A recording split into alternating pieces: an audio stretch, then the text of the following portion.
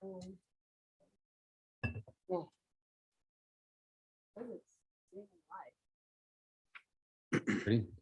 morning. I'd like to call to order the Sweetwater County Board of County Commissioners meeting this Tuesday, December 7th. And we do have a quorum present with Commissioner Shanefield being excused. I would like everyone to please stand and join me with Pledge of Allegiance in a moment of silence. But keep in mind also that today is the 80th anniversary of Pearl Harbor. And as we know, through that hard time, there were many, many lives that were lost ensuing that event, as well as through the number of years since then, as our service people have been involved in many wars overseas, as well as any war conflicts within the United States through terrorism. So in our moment of silence today, remembrance of those from Pearl Harbor, as well as the number of conflicts that have taken place prior and after that, the lives that are lost, those that are presently serving, and don't forget also about our local people, those that are experiencing difficulty in their families. I'd like to mention a co-worker in particular who's experienced a severe accident in the family, to a sibling or not sibling, but to a child and family. And I think our prayers are with that co-worker and her family, hopefully for not only a speedy recovery, but a positive recovery and that type of thing. So if you would, please stand, join me in the Pledge of Allegiance, and then a moment of silence. I pledge allegiance to the flag of the United States of America and to the republic for which it stands, one nation under God, indivisible, with liberty for all.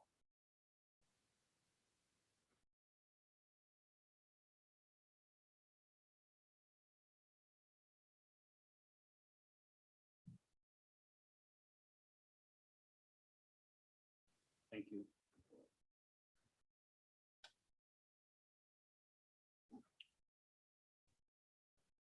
First order of business, commissioners, will be to approve our agenda. And I believe we have a couple requests to amend the agenda. So let's first of all, I'll call for a motion to approve the agenda. And if we get a motion in a second, then after that, through discussion, we can do the amendments. So at this time, commissioners, I'll entertain a motion to approve the agenda. Mr. Chairman, Commissioner Lloyd. I'd so move. We have a motion to approve the agenda. Is there a second? Second. Second by Commissioner Smith. Now, anybody to amend the agenda? Mr. Chairman, Commissioner Smith. I'd like to propose that we swap tab Q and tab P, making tab Q before tab P, please. Okay, we have is that a motion? It is. Have a motion to amend the agenda by flip-flopping tab P and tab Q. Tab P being Sweetwater Medics ambulance contract.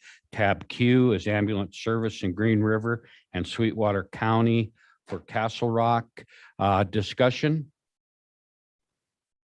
I'm sorry, is there a second first? Mr. Chairman, I will second. Thank you, Commissioner Tolman. We have a second. Now discussion.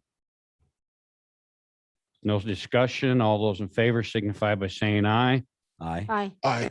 Opposed, same sign. Motion carries. Any other amended motions to the agenda? Commissioners, I do have one. I would request that I'd entertain a motion that we add tab R under Q, which is Wildland Urban Fire Truck Award by Marty Dernovich and Miss Christina Marshall, our grants manager. I'd entertain that motion, please. So moved. So moved by Commissioner Smith. Is there a second? I'll second. Second by Commissioner Lloyd. Discussion? All those in favor signify by saying aye. Aye. Aye. Opposed, same sign. Motion carries. Going back to our original agenda, we had a motion and a second to approve our agenda. Now with the amendments, any further discussion? All those in favor signify by saying aye. Aye. Aye. Opposed, same sign. Motion carries. Under that, next order of business is approval of the minutes. First up will be the November 9th, 2021 special meeting minutes, which was the health insurance premiums. Commissioners, your pleasure regarding those minutes. Mr. Chairman, Commissioner Smith, I move that we approve the minutes as presented. we have a motion by Commissioner Smith. Is there a second? Second. Second by Commissioner Lloyd. Any further discussion? All those in favor signify by saying aye. Aye. Opposed, same sign. Motion carries. Next order of business is the November 9th, 2021 intergovernmental joint leadership meeting minutes. Commissioners, your pleasure. Mr. Chairman, Commissioner Lloyd, I'd move that we accept the 11/9/21 Intergovernmental Joint Leadership Group minutes as presented. okay, we have a motion to approve the 11/9/2021 intergovernmental joint leadership. Is there a second? Second. Second by Commissioner Smith. Any further discussion? All those in favor signify by saying aye. Aye. Aye. Opposed, same sign. Motion carries. Next up is the November 16th, 2021 regular meeting minutes. Commissioners, your pleasure. Mr. Chairman, I would make the motion to approve. Commissioner Toman makes a motion to approve. Is there a second? Second. Second by Commissioner Smith. Any further discussion? All those in favor signify by saying aye. Aye. Aye. Opposed, same sign. Motion carries. Next up are the 11/22/21 intergovernmental joint leadership meeting. Commissioners, your pleasure.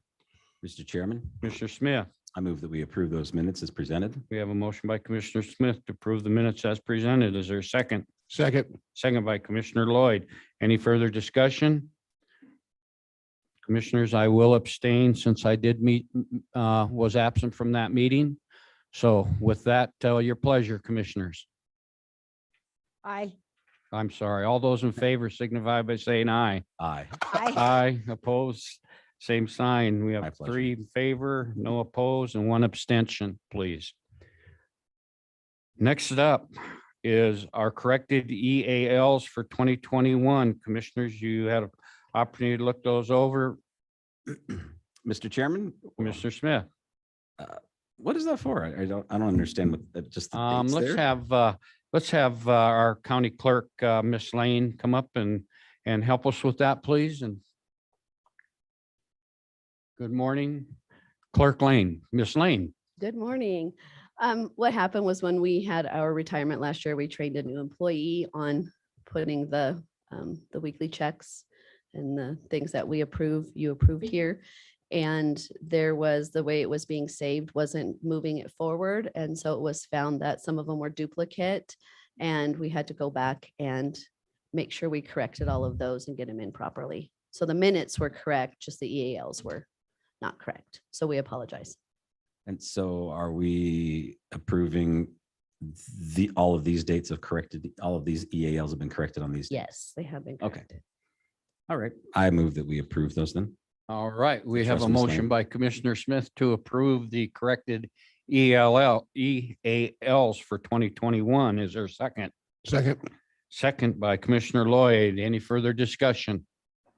All those in favor signify by saying aye. Aye. Aye. Opposed, same sign, motion carries. Next up is the acceptance of the bills, which is approval of the county vouchers and warrants, approval of the bonds. Commissioners, your pleasure. Mr. Chairman, Mr. Lloyd, I would move that we accept the approval of the EALs and the approval of the bonds as presented. okay, we have a motion to approve the ELs and bonds as presented. Is there a second? Second. Second by Commissioner Smith. Further discussion, Commissioners? Are these correct? Good. Just checking. All righty, we know they're correct. All right. Any further discussion? All those in favor signify by saying aye. Aye. Aye. Opposed, same sign. Motion carries. Our next agenda is tab C, a public hearing budget amendment. And to present that is Miss Bonnie Berry. Miss Berry, Good morning. Good morning, And Chairman and welcome. Commissioners. Thank you. Floor is yours. We have one budget amendment this morning. It is Resolution 21-12-CL-01. This is a budget amendment to increase the payroll and the operating expenditures within the elections budget. The expenditure increase is general fund elections payroll in the amount of $92,693. Elections operating $17,318. And this will come out of the general reserve. So it'll decrease the general county reserves by $110,011. Just a reminder, we will have to have a public hearing on this before it can be voted on. Okay, commissioners, any questions for Ms. Berry regarding this resolution or budget amendment? Before we open it for public hearing? With Yes, that, Mr. Chairman. Commissioner Lloyd. Yeah, I just have a couple of questions regarding payroll. Is one of them the addition of the position? Would that be the majority of that, or would that also be overtime incurred due to the special election? That is going to be all of the above. It will be all of the payroll for the election specifically. It'll be for the additional employee and for all of the overtime, because there was only one full-time position budgeted for the year in payroll. So it is for all of that. Other Would- questions? Yeah, would you know the percentage of what it went for that position and what it is for what it was for the general election? And it looks like Ms. Lane's going to come up and help us out with that question. I So, think we were going to put some numbers together once everything came in, but I will let Ms. Lane answer. Thank you, Ms. Berry. Clerk Lane, floor is yours. Good morning, Chairman, Commissioners. Approximately, I don't have the exact number right off the top of my head, a little bit over 35,000 was for election judges for the day of election. And the other part would be for the new position we had to have to help run Okay. that. And then the rest of that is for operating the election. And we did get another bill that came in after we did this. I thought I gave it enough time to pay for everything. So maybe towards the end of the year, I might be back for a little bit more, but Let's hope. thank not. you. Thank you very much. Thank you, Clerk Lane. Okay, Ms. Berry, any other questions for Ms. Berry? With that, at this point in time, I will open up this floor for a public hearing regarding resolution 21 -12 CL -01. And it's a payroll budget amendment for elections, which will decrease our revenues by $110,011. Is that correct, Ms. Berry? Reserves. Or It'll decrease reserves, thank you. reserves by that amount, Not yes. revenues, reserves. Thank you. With that, floor is open for public comment regarding this resolution.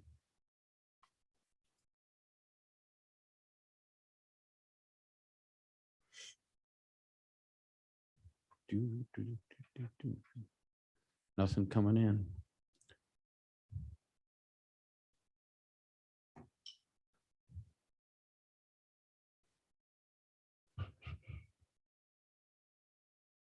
Any comment, anything?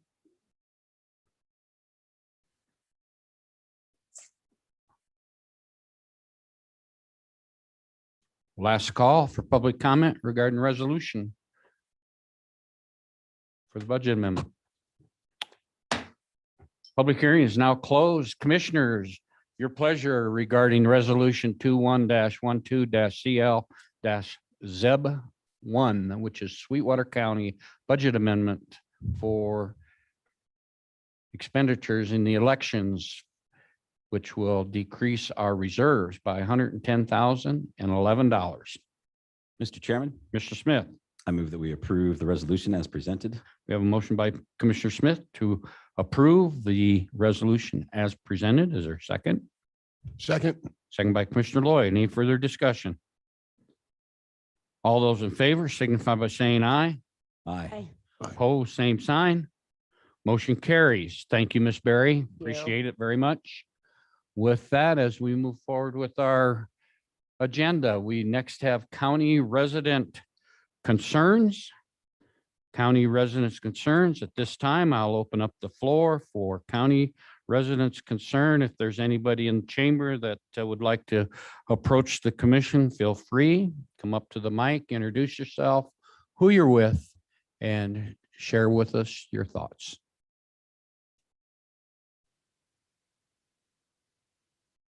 Floor is open for public comments.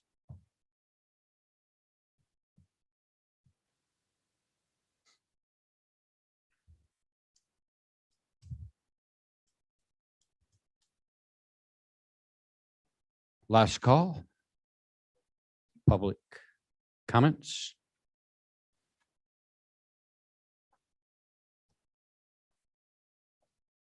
Anything, Ms. Lane?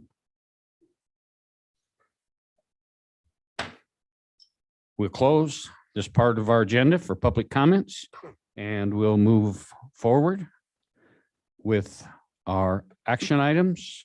First up, tab D, a report of outstanding county warrants. And to present those today, we have our treasurer, Mr. Barbudo here. Mr. Barbudo, good morning and welcome. Mr. Chairman, Commissioners, good morning. It's a pleasure to be with you today for what I think is a pretty simple, straightforward matter. In your packet, you should have a list of the outstanding warrants that have yet to be cashed by the recipients. And so per the statutes, we cancel those. They'll next go into a unclaimed funds account here at the county. And in October, then we'll move those to the unclaimed property division of the Wyoming State Treasurer's office. The only action really needed on this today is to make sure that the information is entered into the public record for today's proceedings, unless Mr. De Leon, I think, is on the Zoom, if he has any other advice for you too. But my understanding is that just to make sure this is a part of the minutes. Thank you. Thank you, Treasurer. Mr. De Leon, anything to add regarding this? Nothing to add, Mr. Chairman. Thank you, Mr. De Leon. Thanks for joining us. Any questions for Mr. Barbudo, commissioners?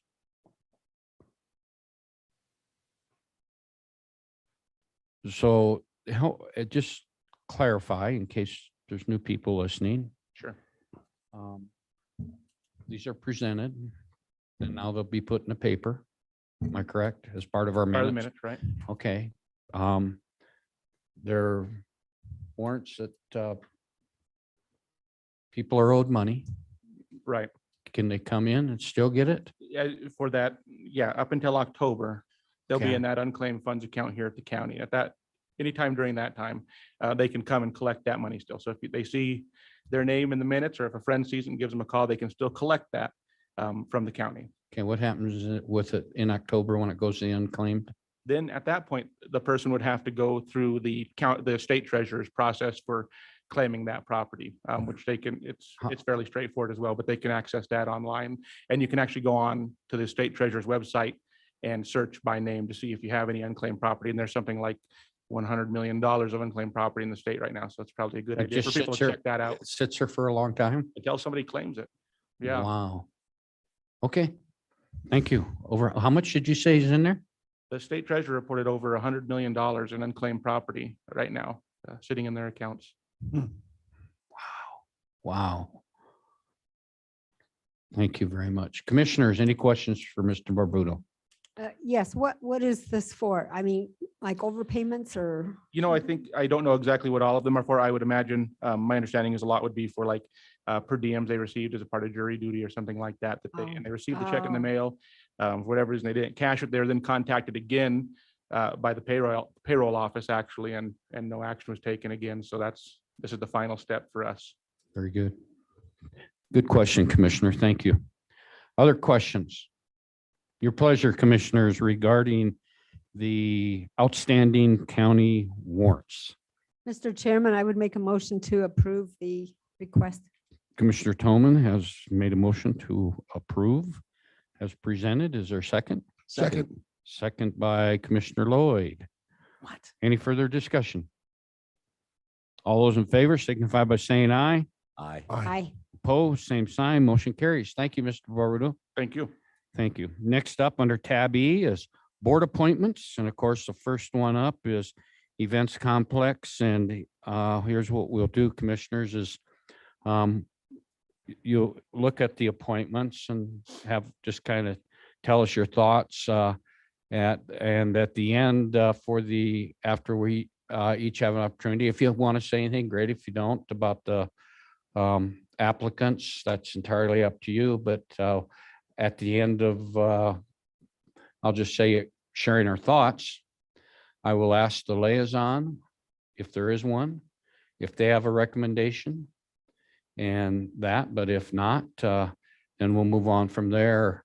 I just want to make sure we give the liaison the opportunity to present their recommendation. And I did get an email from Commissioner Shanefield, who is absent today, and she has made a recommendation, but I'll leave that till last, and I'll read that to all of us.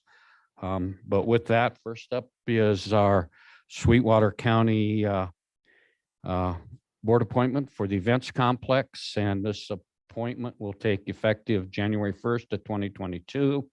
It's a 5-year term due to the expiring term of Kay Gokalia, and Kay has not submitted and is not interested in another term. So with that, this appointment will come from one of these names: Mark Lyon, Jay Matthews, Sheldon Bird, Susan Gerheim, and Coral Hewler. So any thoughts about the applicants? I'll start down at the other end with Commissioner Lloyd. Thank you, Mr. Chairman. Just looking at our names presented, I always want to just thank anyone that puts their name into being on the county board. Some of the boards are much easier than others, but the events complex is actually one that does a lot of work. And just kind of reviewing applications, the two that stuck out to me in reviewing applications were Coral Hewler and Mark Lyon were the two that stuck out to me. And I also I did liaison to that board for 2 years, and really appreciated the work Kay put into the board. So I would be remiss if I didn't thank her for her time. But if I was to look at the applicants, the two that stuck out to me were Mark Lyon and Coral Hewler. Thank you. Commissioner Toman. I wish to extend my thanks to Kay Goy-Kalea for her serving the 5-year term. And I guess I would, I'm not really familiar with any of them except Mark Lyon, but I think he would be a good candidate. Very good. Thank you, Commissioner. Commissioner Smith. Thank you, Mr. Chairman. I also am not personally familiar with any of these folks, just, reviewing their qualifications and hearing their names and the work they've done in other sectors or aspects with us. So while there's, some excellent choices there, I would defer to the liaison for the recommendation. Thank you. I as well would like to thank Kay for her service and at the same time, the remaining board, it's not easy.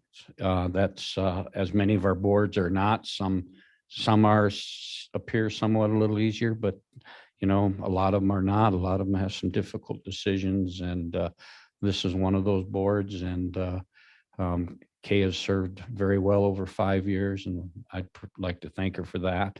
And as well as I know the members that have put in their names, applicants, they're all really good applicants, and I'm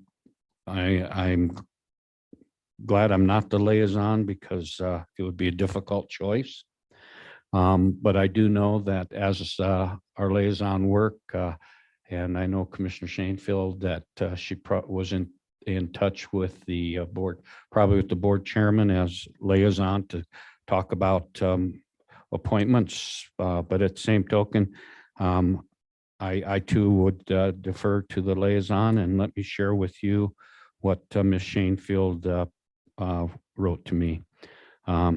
She first of all would like to thank Kay for her dedication and commitment to the Events Complex Board of Directors. Although she will not be able to continue on the board, she has dedicated years of service, and we appreciate her so much.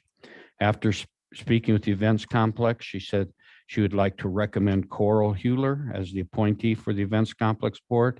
She also thinks Mark Lyon would be a great addition to the board. Coral has a background to add some perspective to the board with her background in education and working with youth. And she also spent time living in Farson, so she can also add to that rural perspective. So with that, Commissioner Shanefield is recommending Cora Hewler. So commissioners, I would entertain a motion that we appoint Coral Hewler to the board position for the events complex. Are you looking for a motion, Mr. Yes, Chairman? I am. I move that we approve the recommendation then as well. Okay, we have a motion from Commissioner Smith to approve Kay Hewler to the position. Coral, I'm sorry, Coral Hewler. We appreciated Kay's service. Yes, we do. Thank you. We didn't want to lose her. That's why I threw it in there. That's right. Anyhow, with that, there's a motion by Commissioner Smith. Is there a second? Second. Second by Commissioner Lloyd. Any further discussion? All those in favor, signify by saying aye. Aye. Aye. Opposed, same sign. Motion carries. With that, thank you, commissioners. We'll move on to Travel and Tourism Board. And again, this is a 3-year term, and it's due to a resignation of Linda McGovern, which is effective 11/16/21. This will fill an unexpired term through 11/1/23. So new applicants are Lance Barrett, Kyle Bernice, Christopher Costigan, I'm sorry about how I pronounce that, Tony Sanchez, Jennifer Jennings, Joanne Savage, and Randall Dale. Commissioners, your thoughts. Commissioner Smith, we'll start with you. Mr. Chairman, apparently I don't know many people. I thought I knew more, but again, I appreciate the willingness to serve. It's not easy to serve on these boards and to take the time out of your day and to be invested in what's going on with a community organization. So I do thank all of them, and would also again defer to the liaison. I hate to say this, but there's no liaison. Well, then I'll listen to what my other fellow commissioners have There to you go. say. Thank you. Commissioner Toman. Thoughts? I'd recommend Randall Dale. Okay. Out of the applicants, Commissioner Toman would say Randall Dale would be her choice for this appointment. Commissioner Lloyd. I too don't know many of these individuals, but just reviewing applications and qualifications, I would recommend either Joanne Savage or Randall Dell based upon what I've reviewed in the packet. Thank you. Again, too, they're all great applicants, and that I think we have good choices with anybody we pick. So I would, at this point in time, open the floor up for a nomination for appointment. Mr. Chairman, Commissioner Toman. I would recommend Randall Dale for appointment to the Joint Travel and Tourism Board. Okay, we have a motion to appoint Randall Dale to the Travel and Tourism Board by Commissioner Toman. Is there a second? Second. Second by Commissioner Smith. Any further discussion? All those in favor signify by saying aye. Aye. Aye. Opposed, same sign. Motion carries. Thank you, commissioners. With that, we have one more board appointment. It's a solid waste disposal board. And this is a 3-year term. It's due to the resignation of Steve O'Brien, which was effective 11/8/21. This appointment will fill an unexpired term through 3/1/2024. Applicants are Charlotte Doak, Crystal Holler, Celeste Black, J. Andrew Hall, Sheldon Beard, and Lars Nandrup. I hope I pronounced that right. So thoughts on applicants first. Commissioner Toman, we'll start with you. I have no opinions. I don't know any of those residents. No, that's fine. You know, again, it's a board that has no liaison, so we have to depend on what we see in the applications unless we've talked with their chair. So anyhow, okay, so with that, Commissioner Lloyd? Yeah, don't know a ton of people on this list, but the two that stuck out to me were Lars Nandrup with his application. But the other one that sticks out to me that I would probably recommend is Crystal Holler. And the reason I would is her application looked like she'd be a good fit. But she's actually applied to be on a couple of boards over the last year or two when we look at applications. Someone we usually discuss, but we don't appoint. And the fact that she keeps asking for a volunteer appointment and knowing she is a solid citizen and knowing a little bit about her, I think she could be a good fit. And I think we should, when you have someone that keeps applying to be on different boards, I think it stands up that they really want to be involved. And that's something we should recognize. Thank you, Commissioner Lloyd. Commissioner Smith? I also do not know any of these people personally, but was impressed with Crystal's application and would like to move. That would be my choice to move forward with.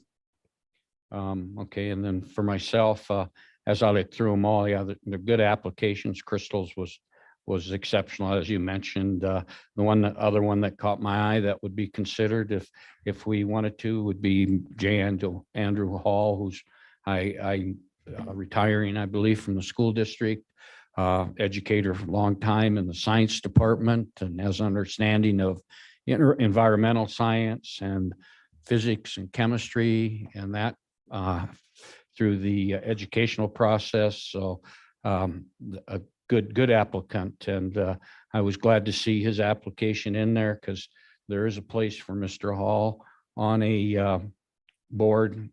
So if he's not selected for this one, I hope that there's other opportunities for him. So I think we have some good choices. So at this point in time, I'll leave the floor open for a nomination for appointment to the Solid Waste District 1 Rock Springs Board. Mr. Chairman, Commissioner Lloyd. I'd like to move to appoint Crystal Holler to the Solid Waste #1 District Board. Here we have a nomination by Commissioner Lloyd of Crystal Holler for appointment. Is there a second? Second by Commissioner Smith. Any further discussion? All those in favor signify by saying aye. Aye. Opposed, same sign. Motion carries. With that, we'll continue moving on to tab F, which is a request approval of resolution 21-12-CC-01, which is authorization of a special prosecutor. And to present that on Zoom will be our deputy attorney, John De Leon. Mr. De Leon, are you there?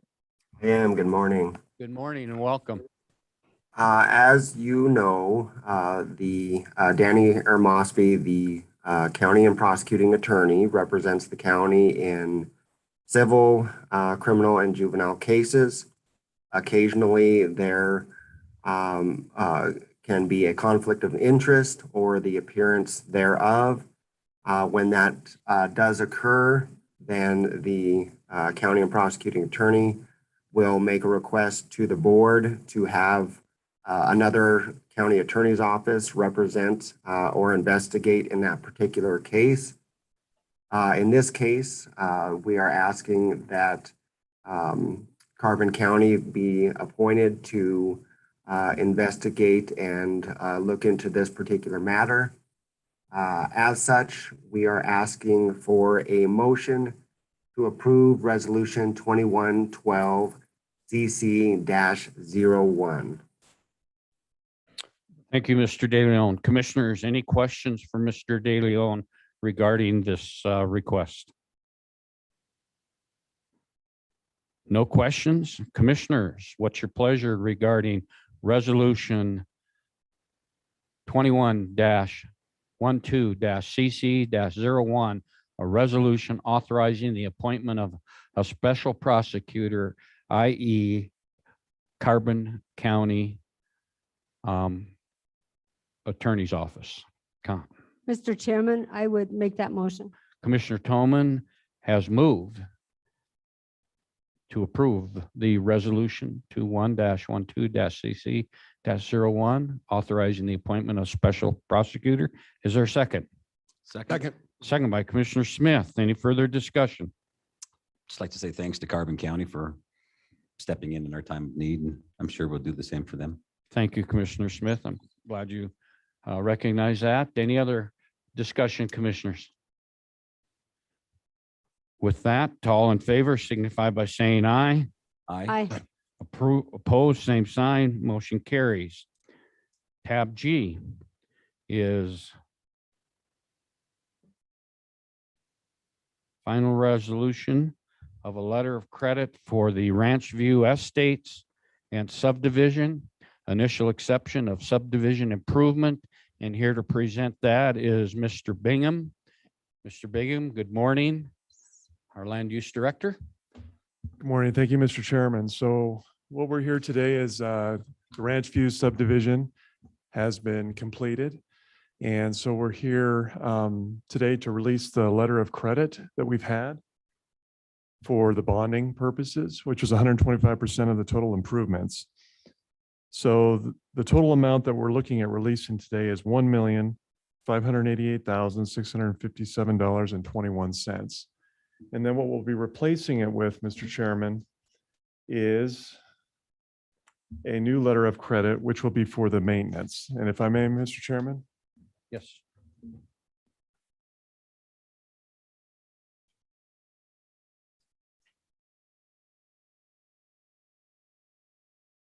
Thanks. Thank you.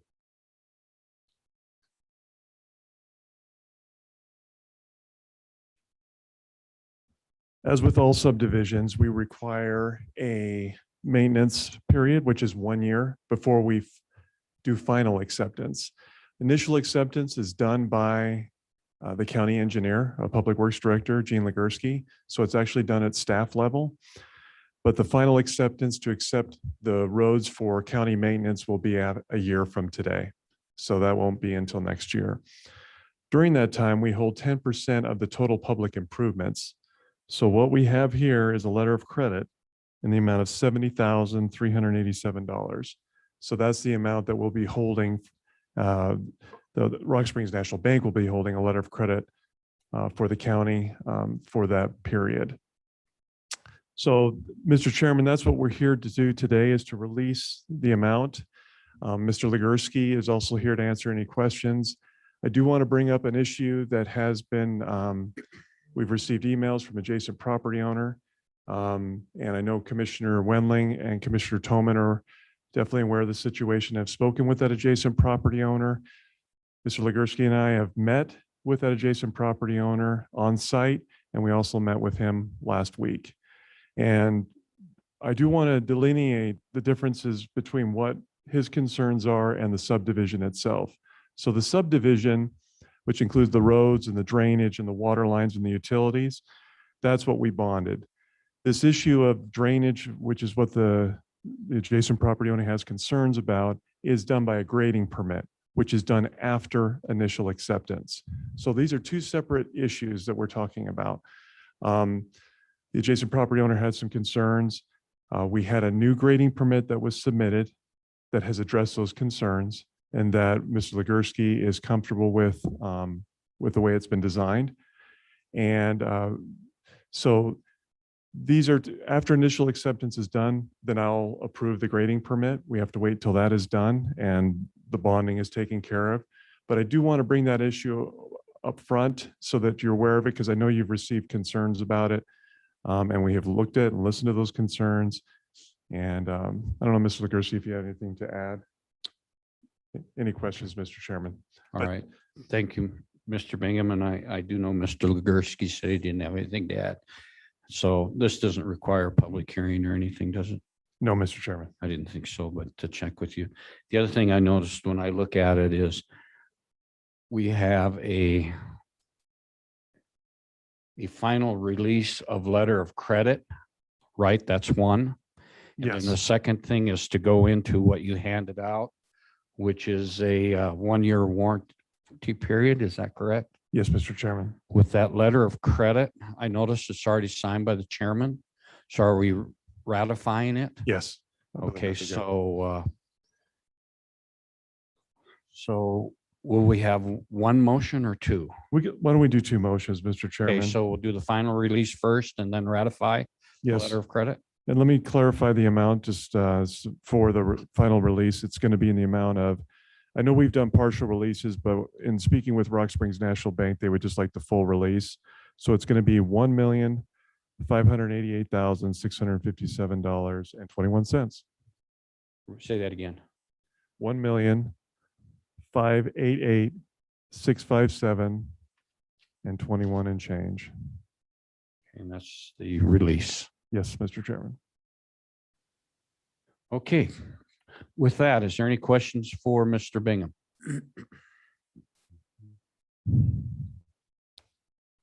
Okay, so we'll look at this in two motions. The first one is to entertain a motion to approve the final release of letter of credit. Is that correct? Yes, Mr. Chairman. All right. Commissioners, your pleasure. I so move. We have a motion by Commissioner Smith. Is there a second? Second. Second by Commissioner Lloyd. Discussion. All those in favor signify by saying aye. Aye. Opposed in the same sign. Motion carries, and that letter of final release is for $1,588,657.21, correct? Yes, Mr. Chairman. All right. Next motion will be to ratify the standby letter of credit for the amount of $70,387. Is that correct? Yes, Mr. Chairman. All right. I'll entertain a motion to ratify that letter that's already been signed by the chairman. Mr. Chairman, Commissioner Smith, I move that we ratify the letter of credit. we have a motion to ratify the letter of credit, in the amount of $70,387 to, is there a second? I will, Mr. Chairman, I will second that. We have a second by Commissioner Toman. Any further discussion? All those in favor signify by saying aye. Aye. Aye. Opposed, same sign, motion carries. So then we go back to now the next thing that will come before us regarding the estate will be the drainage plan to approve it through Mr. Gene's office. Mr. Chairman, that's done at the staff level. That's not done Okay. at county commissioner. The only next step that will happen for the Board of County Commissioners is final acceptance. So it'll be in December of 2022. Will come, so if there's any, so in this 1-year warranty, if there's any deficiencies or any things that issues with the design or the construction of the subdivision, the developer will have to address those issues before we do final acceptance and recommend that.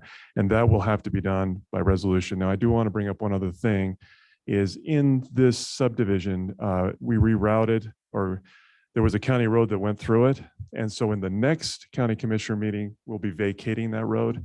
Ms. Ligursky has done a resolution for that because that does need to be vacated now that the roads have been put in and installed through initial acceptance. So that's what, so we will have the vacation, the next county commissioner meeting, December, and then next year we'll have the final acceptance. The grading plan is done at just staff level. Staff level, and that'll be part of the final acceptance. No, mean, Ms. no, It's Ms. just totally done at different levels. So if there's issues, it'll go before the P and Z. If I denied the permit, that person could appeal it and that would come to Okay. the county commissioner. So that would be the issue. So now that initial acceptance is done, we can accept construction permits for houses. Now you have seen some houses going up out there, which are done through provisional permits. Now they'll become actual construction permits. We couldn't allow the grading that we're talking about is on lots 7, 8, 9. That's where it's occurring, where they proposed. And so with that, now we can issue the grading permit just at staff level. Okay, very good. Yeah, as long as it meets our criteria. And we have reviewed what has been submitted. Mr. Legursky has reviewed that, and we feel that it does meet the criteria. Okay, So- very good. Thank you. I just would. Yeah, needed to know no, that. that's Crazy. Yep. It's crazy. Yep. All righty. Well, hopefully people can actively get started. That'll be a great development for Green River and for the county as well. And great addition. And there will be some beautiful homes built along that area near the golf course. You know, Mr. Chairman, and I understand the concerns have been brought up because this is down by the river and that adjacent property owner is concerned with flooding his property is the issue. And if pretty much the engineer that does stamp and design that is responsible for that design. So something happens, that's what the 1-year warranty part of it is for. If something needs to be addressed with the subdivision design, it can be addressed. So I don't know Okay. if that answers your question, Mr. It Chairman. does. It does. Very much so. I just want to make sure we leave open avenues for anybody who wishes to approach the commission and talk about any of those developments, whether it's that one or future ones. Yeah. And the best time to do that is during public comment or if there's a public hearing on Yeah. something, right? Right, that's right, Mr. Chairman. We've told the adjacent property owner just to notify us if there's some issues. And we are, Mr. Legursky, when this grading plan is implemented, we'll go down and check that and inspect it too. Okay. Do you Just- believe the issues have all been pretty well taken care of? I believe so. Thank you. Mr. Chairman, Commissioner Tolman. I do have one concern after visiting the property is what the county vacated the road, but when the subdivider put in the subdivision, it creates like at least 2 90-degree turns in that adjacent property owner with semi trailers and that kind of equipment. It's going to be very difficult to access his property without running over curbs and things. Yeah. Mr. Legursky's here, so Mr. Legursky, good morning. Thank you for joining us, our Public Works Director. Good morning, Mr. Chairman. Commissioner Tolman, in order to answer that, there will be no curb and gutter out there. There's nothing to run over. The road is actually 38-foot wide and the 90-degree corners were designed. They have standards by AASHTO, which is the American Association of State Highway and Transportation Officials. And all of those have been designed by that, and they cover wide range of turning radiuses and clearances and stuff like that. He will have no problem bringing semis in there. The contractor, that is how he put in all the road base and everything like that is with semis, and they didn't have a problem doing it either. So the only thing that we had to do was build the cul-de-sac because of the road getting blocked off again. So we did that as part of the subdivision at the end of Gansel Ranch Road. At the entrance to the adjacent property, is that what you're saying the cul-de-sac is? No, the cul-de-sac's at the end of Gansel Ranch Road, right before it goes into Gansel Ranch. That Oh, road, the portion that was always used by all the residents out there, did not have a county easement on there, and the adjacent property owner decided to close it off. So we built a cul-de-sac, so trucks and cars and everything that went down there, they wouldn't run into a dead end wall. They had a place to turn around. Okay, UPS all trucks, right. everything like that, or Okay. plow trucks. So, thank you. Okay. Thank you very much, Mr. Gursky. Thank you, Commissioner Tolman. Anything else, commissioners? All right, thank you. Okay, I think thank you, our Mr. business is done. All right. All right, thank you. Right now, commissioners, the next item is a break. And our next item will be at 9:35, which will be tab H, which is the MOU between YDOT and Sweetwater County. So at this time, we will take a break till 9:25. Thank you.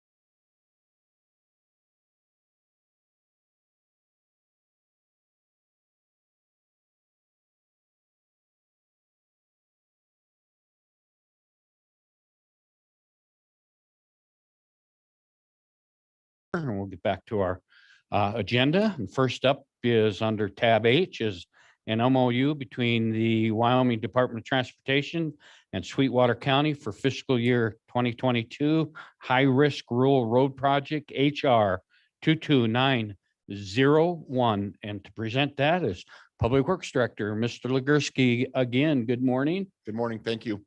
What you have before you is an MOU between YDOT and Sweetwater County. We've discussed this before. It's for the 629 signs and signposts that they're going to make and deliver to us on roads that have had crashes within the last 10 years on them. So we can upgrade all of our signs, make sure they have retroreflectivity and they're the proper size and they're not damaged or anything like that. Unfortunately, on some of the roads, we'll probably have to replace them within a week of installing them because they'll get shot at. But at least we'll have new signs for a couple days. So, Wonderful. Thank you. Questions for Mr. Legursky? Mr. Legursky, maybe you should get signs that are like boomerang effect, you know? if you'll come up with that patent, please, because I know every county in the state of Wyoming would buy those. Oh, funny. Okay, other questions for Mr. Legursky or recommendations? Always looking for positive solutions. Always, yes, exactly. Yeah, always looking for something new. And believe me, I think there's somebody out there working on them. It just hasn't been corrected. Okay, with that, commissioners, your pleasure in regarding to approve an MOU between Wyoming Department of Transportation, Sweetwater County for fiscal year 2022 high-risk rural road project HR 229-1 and allowing the chairman to sign all project documentation. Mr. Chairman, Commissioner Tillman.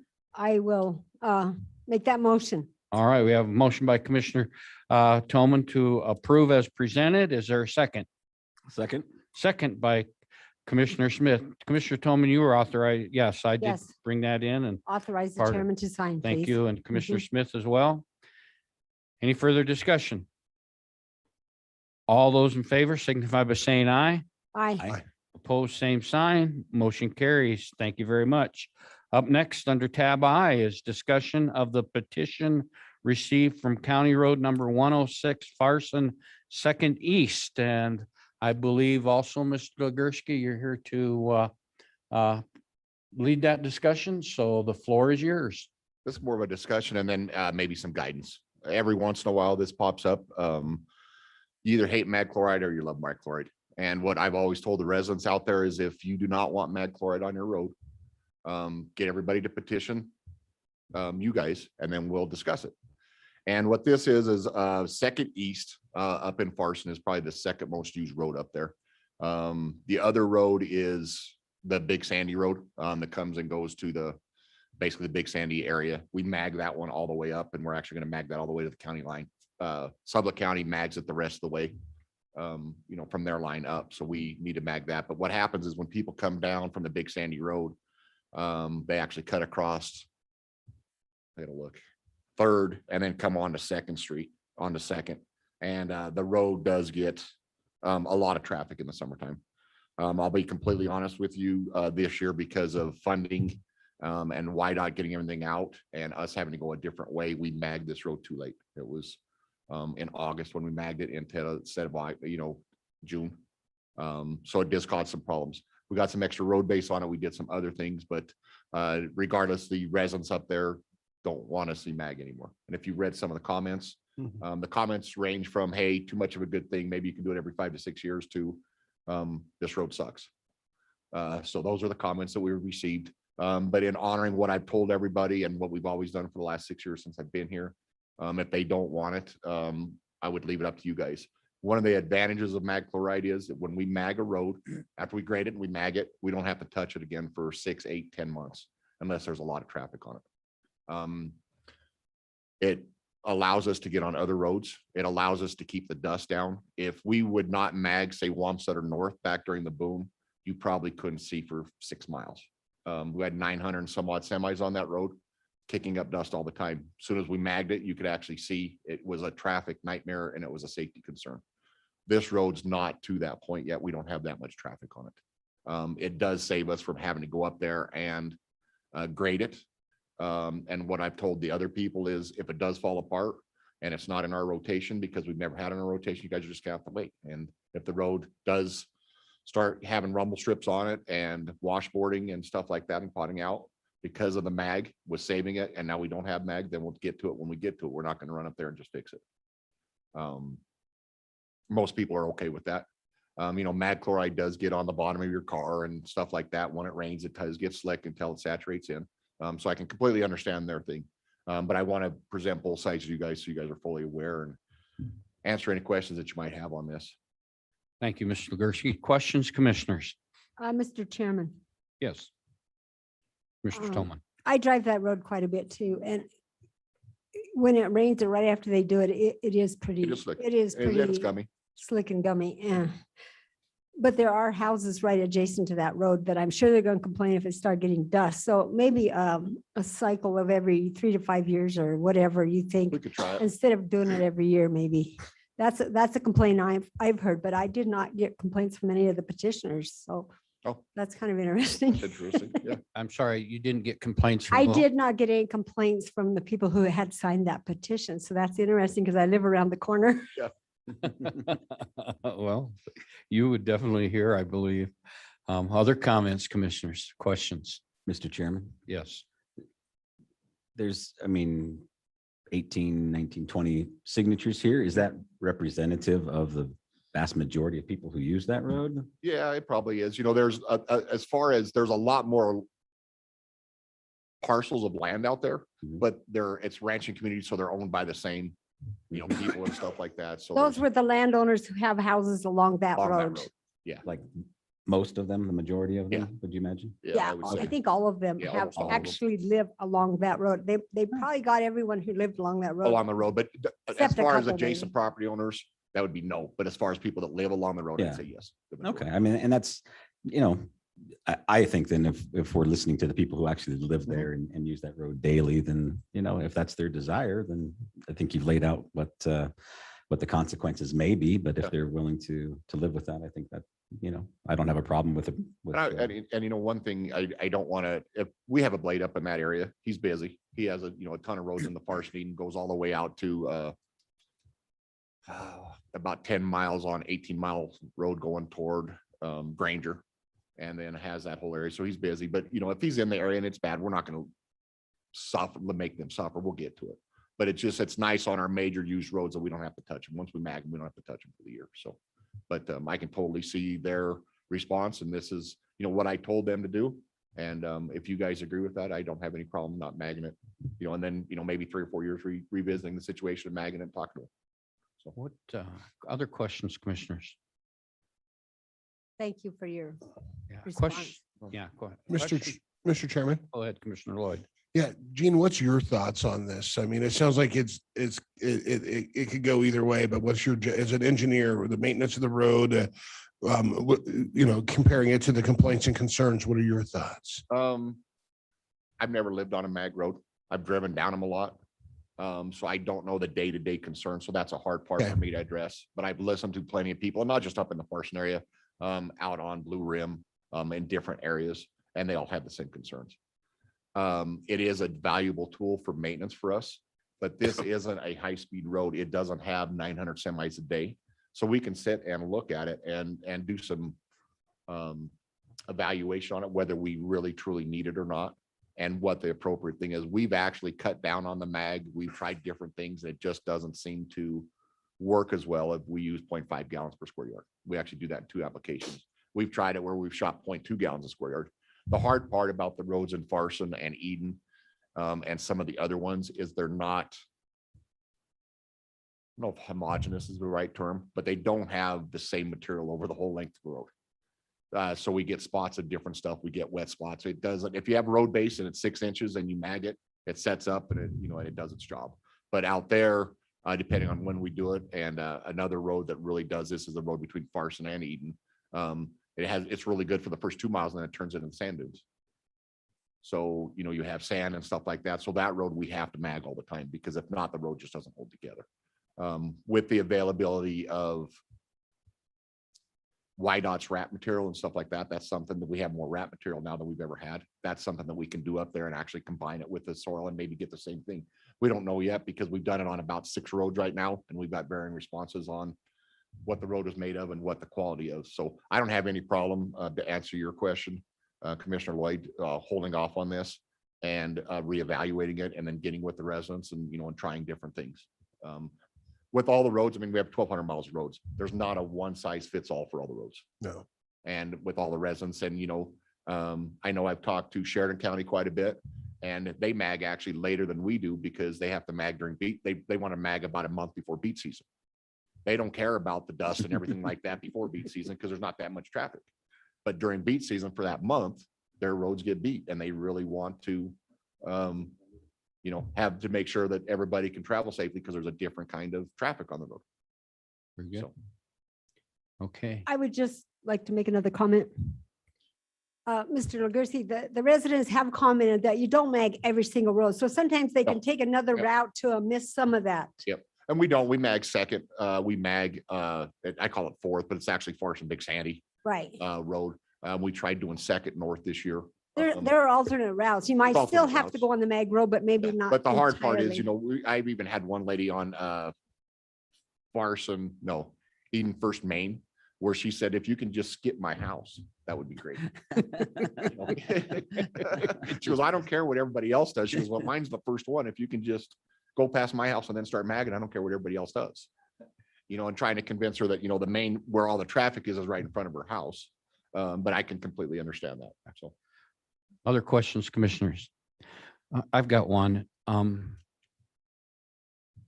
Every year we have to prove a mitigation for dust control. Mhm. How does that impact us? I don't think this impacts us that much Okay. because it is a very low volume road. And if it does and something happens, then we'll go back to magging it. Okay. But we can also look at some alternates up there. And my hope in the next 2 years is that I have traffic control counts on all those roads up there so we can really diagnose what's going on. The hard part about it is because it's set up like a grid and there's alternate roads all over, you have people peeling off all the time. So it's really hard to get accurate traffic counts if you just don't have a straight shot somewhere. Okay, very good. Other questions, commissioners? My personal desire, I'm only one sitting on the board, but I think we need to look at them case by case basis. I don't want to make a motion for one that everybody thinks going to apply to all the others. My understanding is there's over 50% signatures that live on that road. And I say live. Yes. And if that's the case, I think historically, if there was over that 50%, we would have this discussion and then decide. And I think it doesn't have to be an emotion, but I think it has to go on record. I'd like to see us go on record without a motion if everybody's agreeable that we instruct you to in this manner for that road. First of all, recognize the citizens' petition and their signatures and respect those with the understanding that in 2 or 3 years, as Commissioner Tolman has said, and as you have said, it may have to get magged or portions of it. But that'll be your call as Public Works Director. Although I think if you get a petition over 50%, we should have those discussions so we know where they're at. So that's just my thoughts. Mr. Chairman, if I may. Sure. I completely agree with that. The one thing is if there was a safety concern or if there was something else that the residents did, I would tell you guys no, that we have to mag it. But up there, I don't feel there's a safety concern. The road is, the speed on the road isn't such that it isn't like a Wamsutter road. It isn't an industrial road. It's a ranch. It's a farming road. It does have heavier truck traffic on it sometimes, but it just depends on what's going on. So as far as a safety concern or anything like that, I don't think there's a safety concern up there. I don't think the mag helps us. It helps us be able to maintain the road and use less resources. But it's not such a thing that it's not 28 miles long or anything like that. So it's not such a thing that it will cause an undue burden on the person up there. Okay. All righty. Commissioner Smith, your thoughts? I agree. Let's listen to the people, give it a try. Yep. And I'm sure Gene will let us know if it doesn't work. Sure. Well, you guys will hear before I will. Yeah. That's probably true too. Commissioner Lloyd. Well, that's Mary. I would agree with just holding off and evaluating. So Okay, Commissioner Tolman. It's very good business for the car wash. Do you own a car wash? I need to own a car wash because my car does use that road a lot. Thank you. If you said yes, I own a car wash, I'd have to say, I might say, well, we don't want a motion because that'd be a conflict of interest. So anyhow, okay, I think you, Yeah, I have no, my I think direction. it's just what we're doing. Okay, I appreciate it. It's a Thank you. good move. Thank you. Thank you, commissioners. Appreciate that. Also up next under tab J is a request approval to restaff vacant food service worker position in detention center. And I believe Mr. McLean is here as well as Deputy Sheriff Fisher. Very good. So we'll have Mr. McLean present it. And then if you have anything to add, we'll ask you to come up and introduce yourself and go from there. Mr. McLean, the floor is yours. Thank you, Mr. Chairman, County Commissioners. We've got a slew of vacancies to fill, so we'll take it from the top and work through them one at a time. This is a position due to resignation in the food service area to replace a food service worker.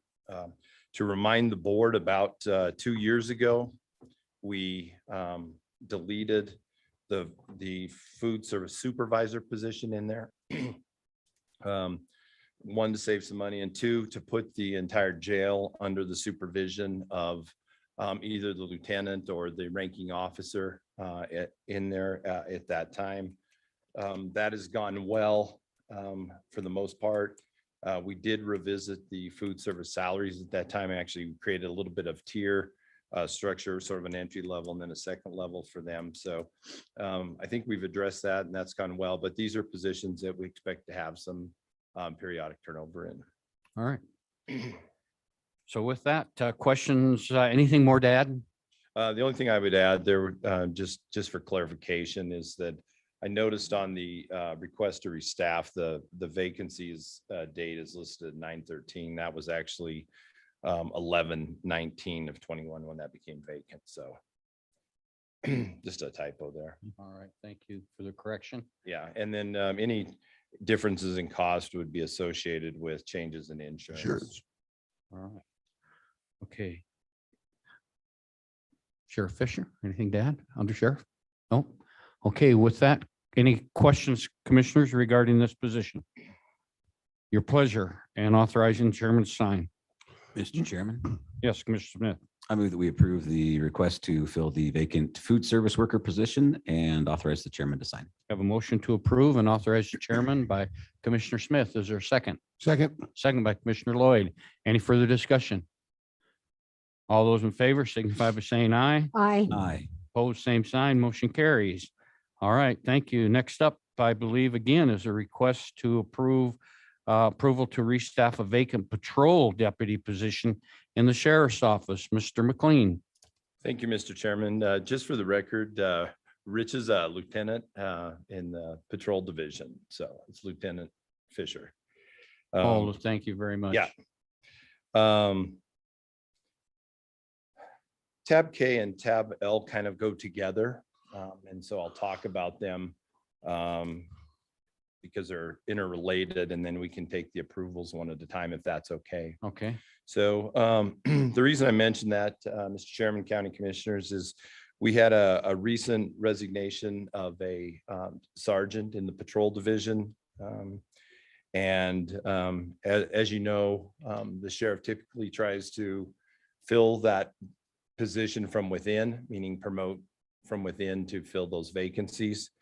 And so as a result of that vacancy in the patrol sergeant position, a patrol officer will be moving up to fill that position, thereby creating the vacancy that we're talking about now, which is the patrol deputy vacancy. Okay. So there's really just one vacancy, but we're moving one up and then backfilling that.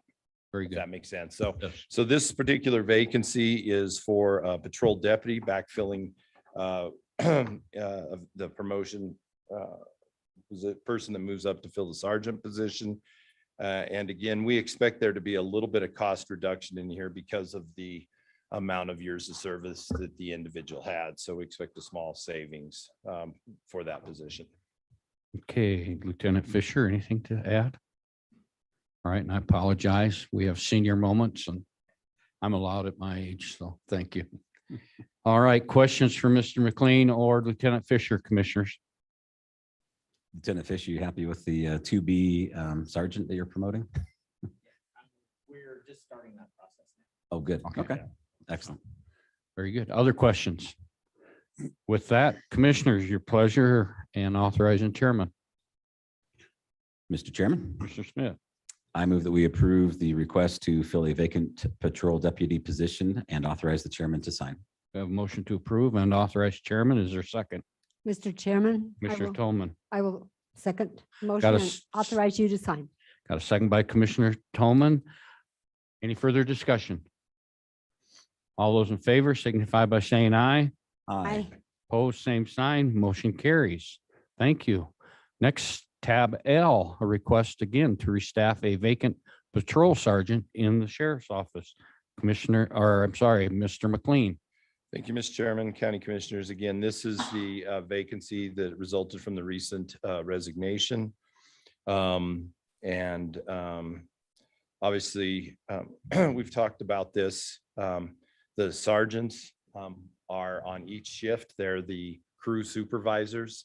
So on each shift, there's a sergeant. Those sergeants report to Lieutenant Fisher. And those are the folks that manage the crews out on the road. There are frontline supervisors. They're extremely important positions within the sheriff's department.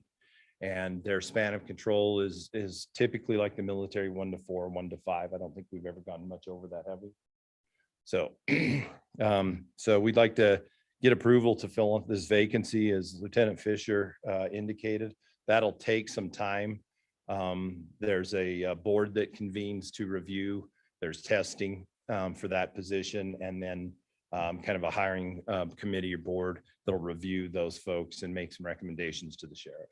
All right, thank you, Mr. McLean. Lieutenant Fisher, anything to add? All right, questions for either Lieutenant Fisher or Mr. McLean, commissioners? I don't see any questions. Commissioners, your pleasure with regarding the request to approve restaffing of the vacant patrol sergeant in the sheriff's Mr. Chair- office and authorizing chairman, Commissioner Lloyd. All right. Hey, I would move to approve the filling the vacant patrol sergeant position in the sheriff's office and allowing the chairman to sign. Okay, we have a motion to approve and allow the chairman to sign. Is there a second? Second. Second by Commissioner Smith. Any further discussion? All those in favor signify by saying aye. Aye. Aye. Opposed, same sign. Motion carries. Next up, tab M, request approval to restaff vacant detention officer position in the detention center, Mr. McLean and Lieutenant Fisher. Thank you, Mr. Chairman, County Commissioners. As you know, we've battled to get full staffing in the detention center, and it seems as though when we get there, we take 2 steps back. We had a recent resignation due to a medical issue in the detention center, and as a result, we're here before you today to request restaffing that vacant position resulting from that medical disability. Just to make sure everybody's on the same page, the sheriff currently staffs the jail with 2 detention officers for the adult prisoners, 1 detention officer for the juvenile prisoners, 1 detention officer that's a floater and moves back and forth in between, and 1 in the booking area, and then 4 detention officers that transport the officers to the prisoners to district and circuit court.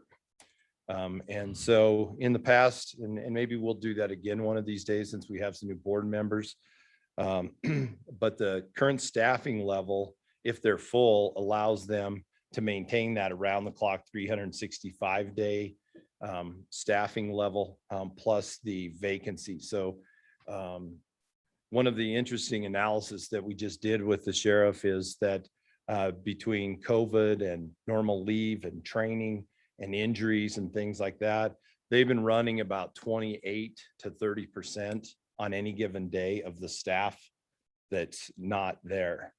And so what that means is that you've got to take someone from another crew or that's off duty and bring them back. And so for short term, that's not a challenge, but obviously for long-term absences, that gets to be very difficult, which has really affected their overtime rates, obviously bringing folks back.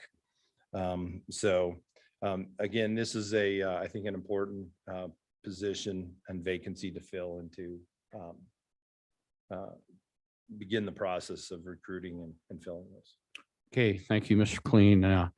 Anything to add, Lieutenant? Nothing to add. Questions for either Mr. McLean or Lieutenant Fisher, commissioners? No questions. Your pleasure regarding approval to restaff a vacant detention officer position in detention center and authorize chairman to sign. I so move, Mr. Chairman. Got a motion by Commissioner Smith to approve. Is there a second? Second. Second by Commissioner Lloyd. Any further discussion? All those in favor signify by saying aye. Aye. Pose same sign, motion carries. Thank you very much. And I think that takes care of our sheriff's office. Thank you, Lieutenant Fisher, for being here. If we don't see you, please pass along to staff that Merry Christmas, Happy New Year. Tell everybody, please be safe out there. And also really be safe. Really be safe. Thank you. All right. Thank you. All right, moving on. Tab N is a request approval to restaff 2 vacant engine boss positions in the fire marshal's department. Here to present that is Mr. McLean. And good morning and welcome, Chief Bornasian. Good morning. Glad you're here. If you have anything to add after McLean presents, I'll ask you. All right, Mr. McLean. Thank you, Mr. Chairman, County Commissioners. Before you is a request to refill 2 vacant engine boss positions. Those 2 positions over the past several months have resigned to move on to other jobs.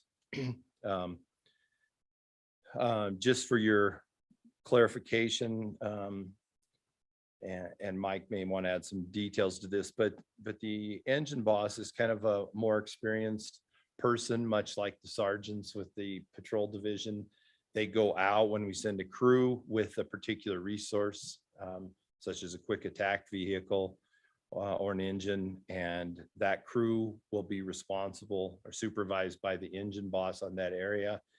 And how many of our engine bosses will eventually report to the assistant fire warden or to Mike or to an incident commander on a fire. So again, they're kind of our frontline supervision for summer crews and less experienced people that provide some immediate direction and supervision to those folks on fires and also assist some with training.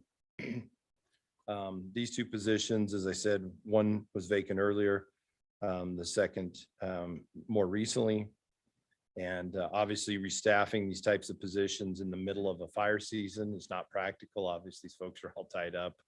And I believe it's kind of Mike's position now. The fire season's over. It's time to look at preparing for the next season. And so that's the purpose of the request at this time.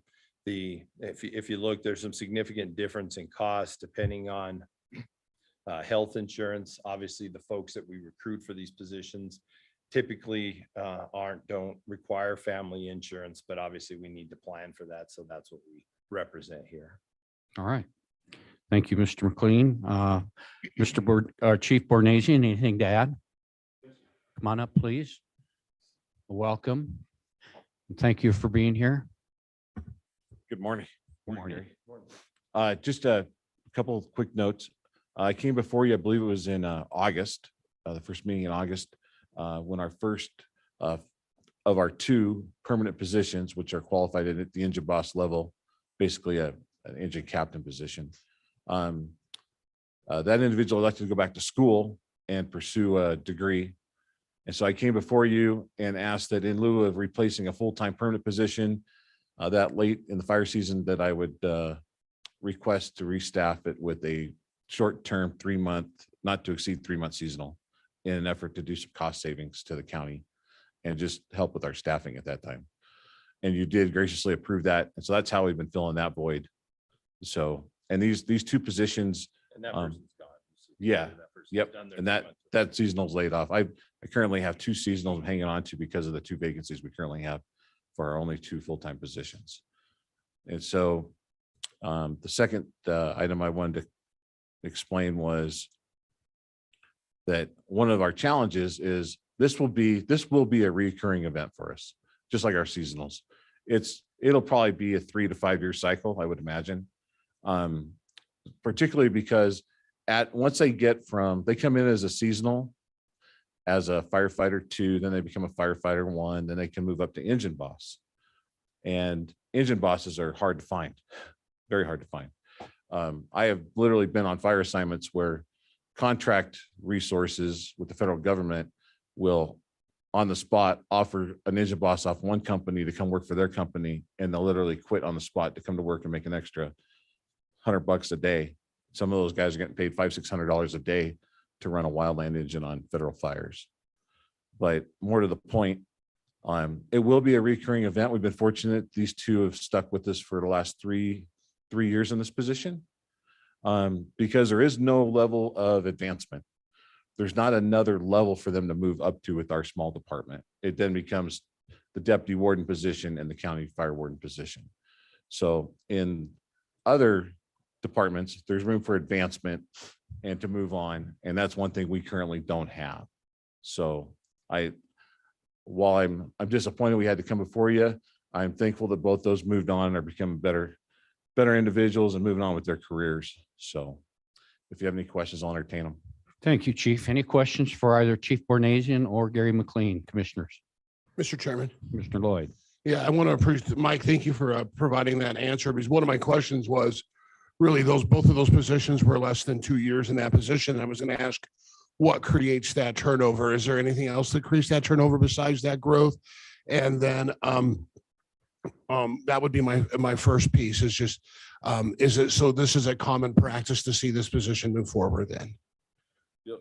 You will with our small department, absolutely. A larger department, no. But one of the individuals took a same equal position with the BLM and is going to make more money than we could afford that individual. And obviously much more room for advancement. Thank you. Second question, Commissioner Lloyd. Yeah, I have a follow-up. I guess last year when we looked at the part-time seasonals, I questioned the need for that size of department.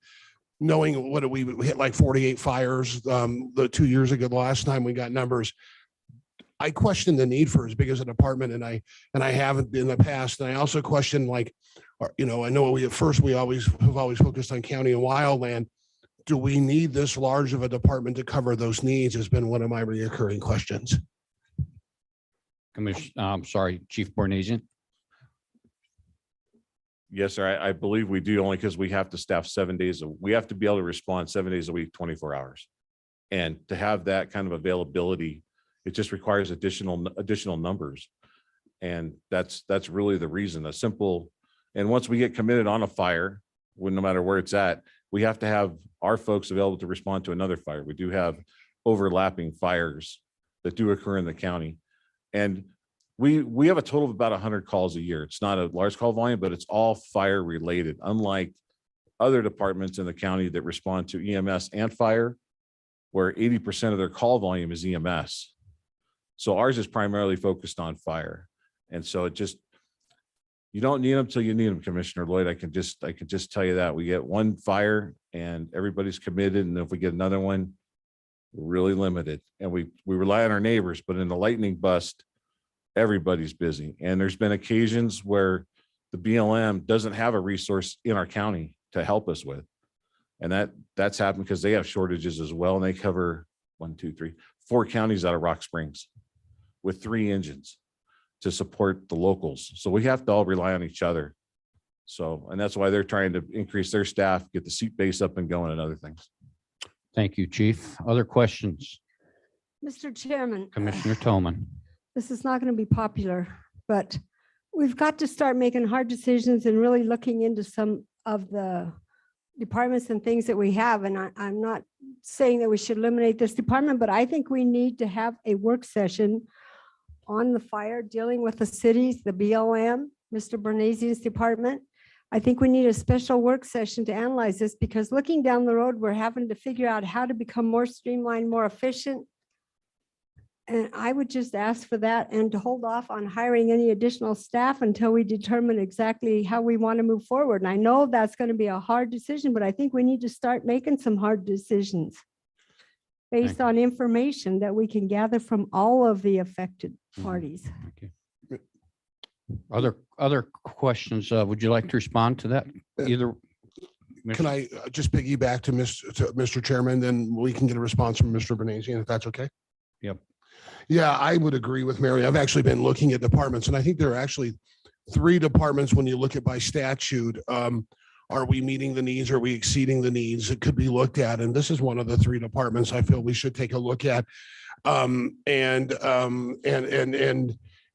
have those discussions. Are we, when we may find this is exactly what we have to do, but there are other options out there to meet the statutes. And so I would agree with Ms. Tomina. This is actually something I've been looking at in research for about a year. And I do believe that I'd like to take some, take like 30 days to maybe have a workshop, have some analysis, talk about some of those departments, and decide if what kind of plan of attack, prioritize, how we're going to look at it and those things. And we find out the majority don't agree with them, Commissioner Toman and myself, but that's just, I would agree with that. Okay. Would you like to respond, please? I don't disagree with the fact we need to have a conversation about the fire service across this county. Because we do. Absolutely, Commissioner Tillman and Commissioner Lloyd. We need to look at opportunities to do that. I will tell you this. We have quarterly chiefs meetings. We have annual state meetings. I have meetings with all the other departments. It takes all of us to respond to a fire. There's really no doubt about that. None of our departments can single-handedly fight a fire and still want to do it by ourselves, depending on the size of the fire, to have the backfill in case there's another call for a fire, let alone EMS. And my concern is, I believe for retention and for sustainability, the 2 full-time positions would need to be the priority. And I would entertain a discussion about the amount of seasonals, which I know was a concern with you, Commissioner Lloyd, last year. I would entertain a discussion about the seasonal staffing, but without offering a permanent position, we're going to be a revolving door. And the federal fire agencies are currently advertising for all their positions. If we wait another 30 days, our candidate pool will greatly diminish. I can assure you that, because that's why we now have to advertise this far out. And then same with the seasonals. We'll be advertising for seasonal positions this month, knowing that I have to come before you and wait till the spring to get those approvals. But I have to advertise right now because there's not enough firefighters in the system to fill all the vacancies with the agencies, let alone the federal agencies. And with competing with the federal government's new $15 minimum wage and the fact they get overtime after 40, they get hazard pay, they also get Sunday differential. All those things add up. We have to compete with them and show them why we need them more and we can offer them more in the future. And for reliability, these 2 full-time positions are extremely important to us. Thank you. Other comments, commissioners? Mr. Chairman, I understand your concern, Chief Bernazian, and I did support the temporaries because of our dry season, but I think we've got to start as commission looking at the big picture. What does this county really need? What can we really afford? And I know it feels like a threat to what you're trying to do, but we have got to start being able to see the big picture down the road, long range. And to piece it all together, we have a county that's 70% federal. We're spending a lot of county money to fund a department that, and I know they try to reimburse you, but I just think we need to know all of the issues that you and the chiefs discuss. And I think the commission needs to be involved in that discussion. to be able to analyze what is best for this county looking long-term down the road. I'm not saying we don't need fire. I'm just saying we need to be better informed to make the right decisions. Thank you. So I would move to table it for at least a month. I haven't called for motion yet. Okay. Thank you. Other comments?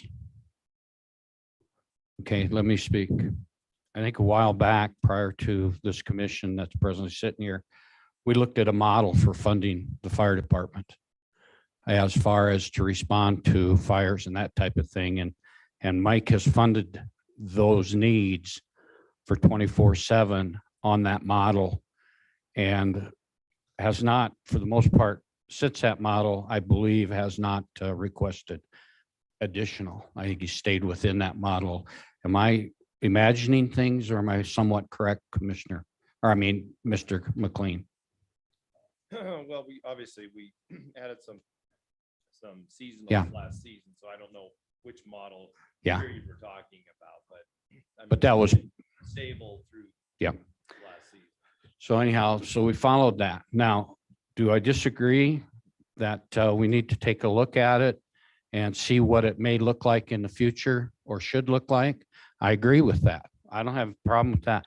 But that's not going to happen in 30 days. That model will not be implemented in 30 days because if it turns out to be something other than it is, it still involves those other entities and negotiations to make that work and make those things, have those things covered. So there's going to be a transition period in which we're still going to have to fight fires. Typically, until this year, if you take a look outside right now, there's no snow, there's no moisture. We're still in a possibility of a severe wildland fire or a forest fire at low levels that we have to respond to.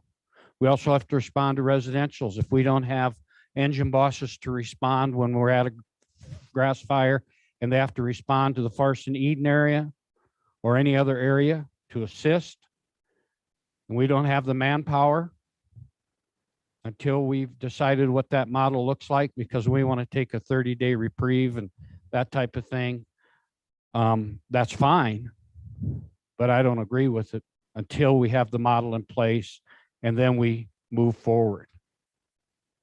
But just to stop right now because we don't know what it's going to look forward is no different than we decided to move forward without ambulance and not have a plan B. We have no plan B at this point in time. Would I like to have a plan B? The answer is yes. And I think it's a good idea. And we need to involve all the people that Mary and Lloyd are talking about. In fact, if we move forward to do that, as chairman, I would recommend that Commissioner Tolman and Commissioner Lloyd facilitate that and come back with a plan that could be implemented. But we haven't reached that point yet. We Mr. want to. So now, well- just a minute, let me finish. Mhm. Then I will grant the floor. But until we get there, commissioners, short staffing, public safety, fire primarily that supports residential, McKinnon, Farson Eden,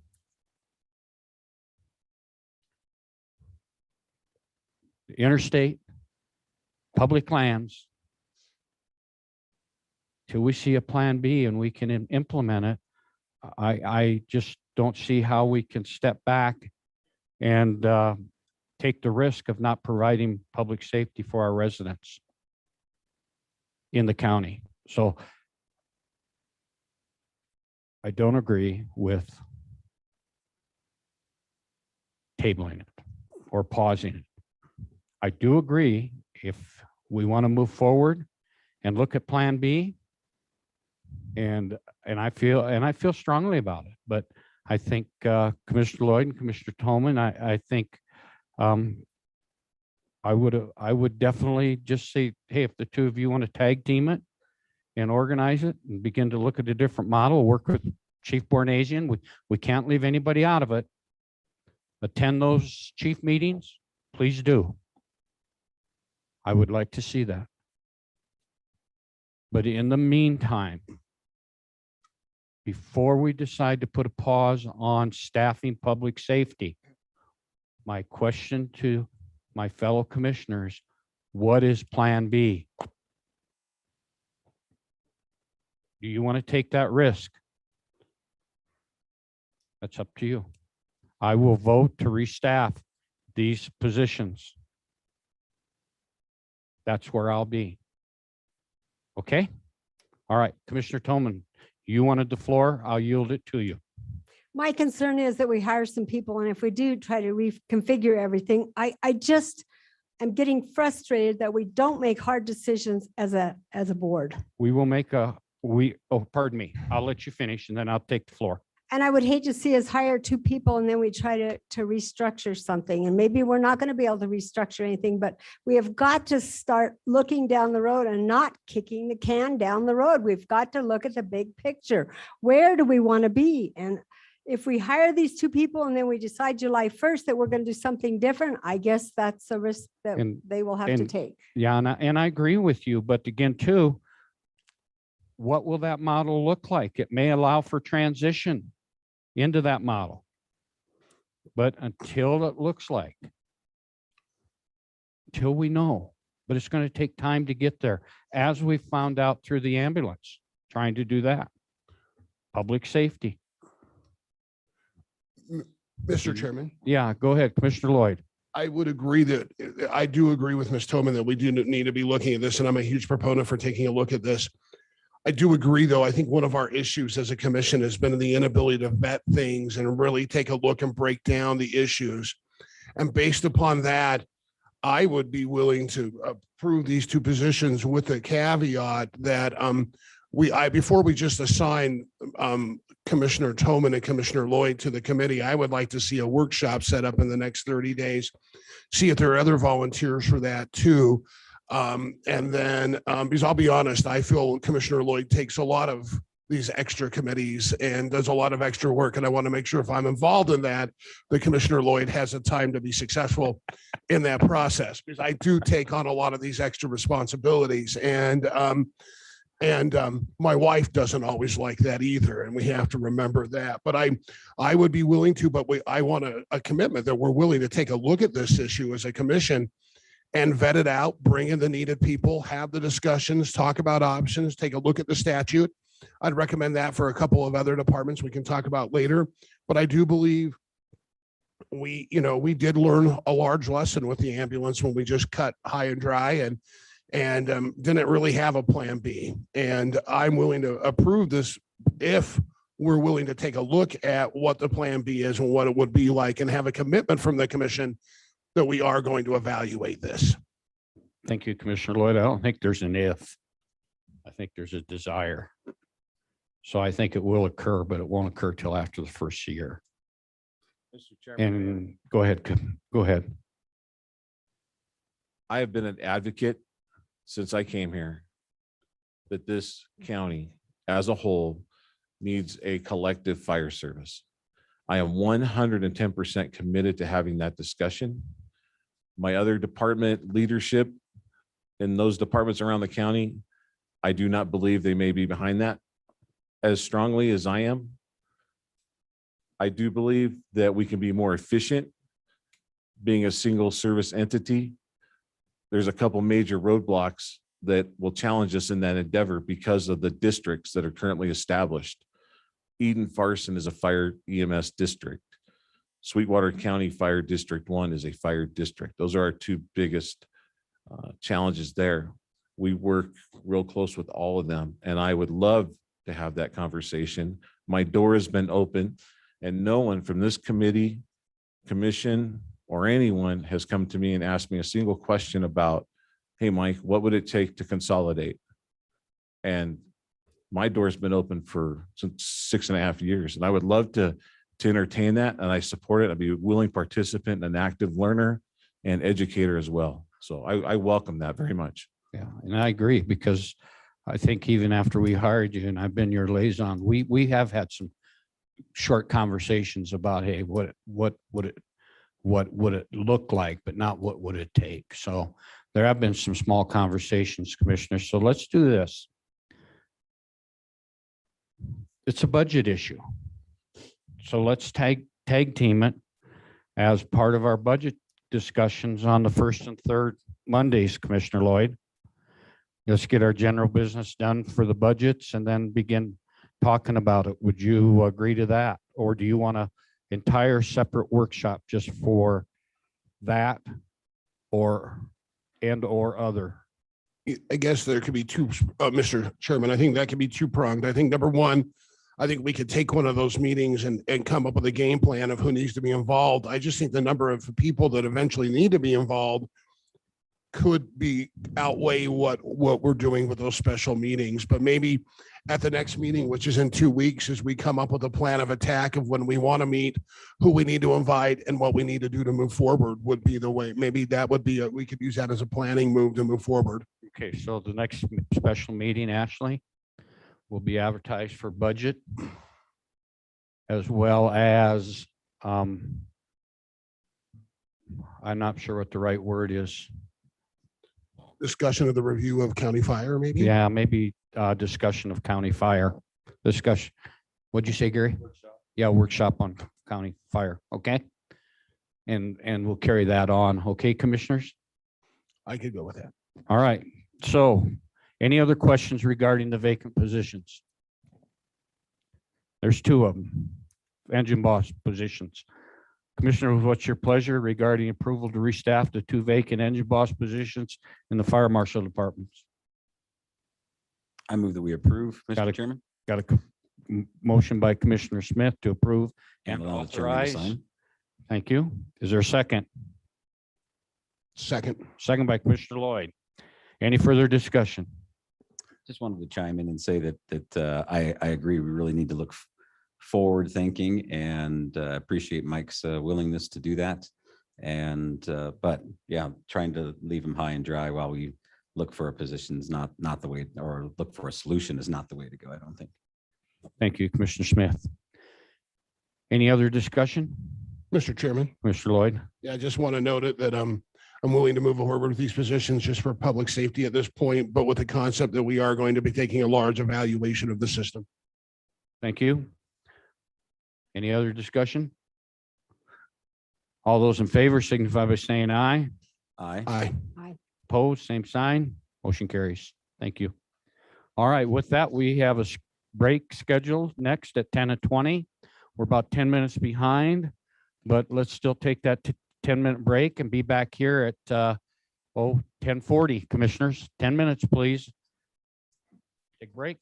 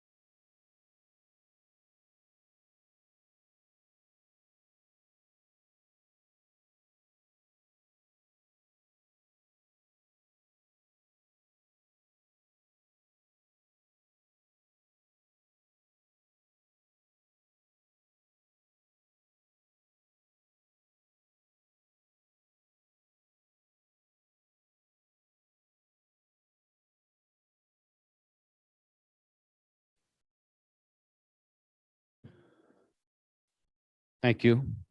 We'll call this meeting back to order.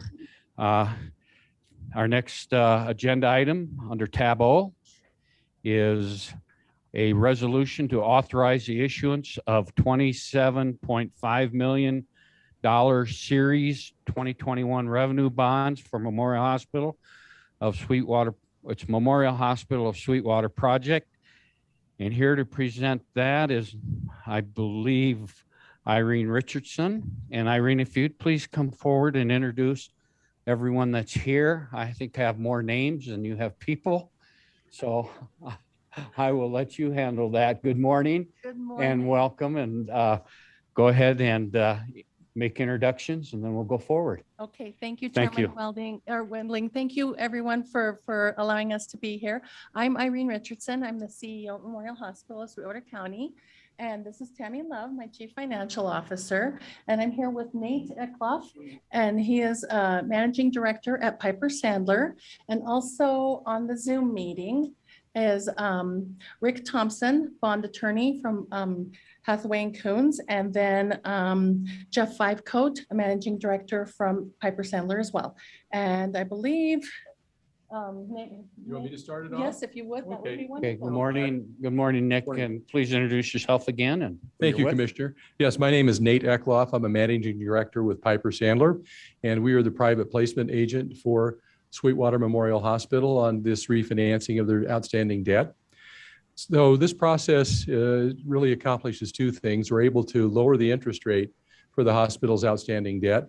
It's currently at 5%, and we'll be lowering it to something slightly less than 3% when the financing is complete. And obviously, there are other reasons as well, which includes improving the covenants that the hospital has to offer to the financing institution who holds their bonds. So it accomplishes two things. We get a good cash flow savings for the hospital, as well as an improved covenant package. We started this process in early September.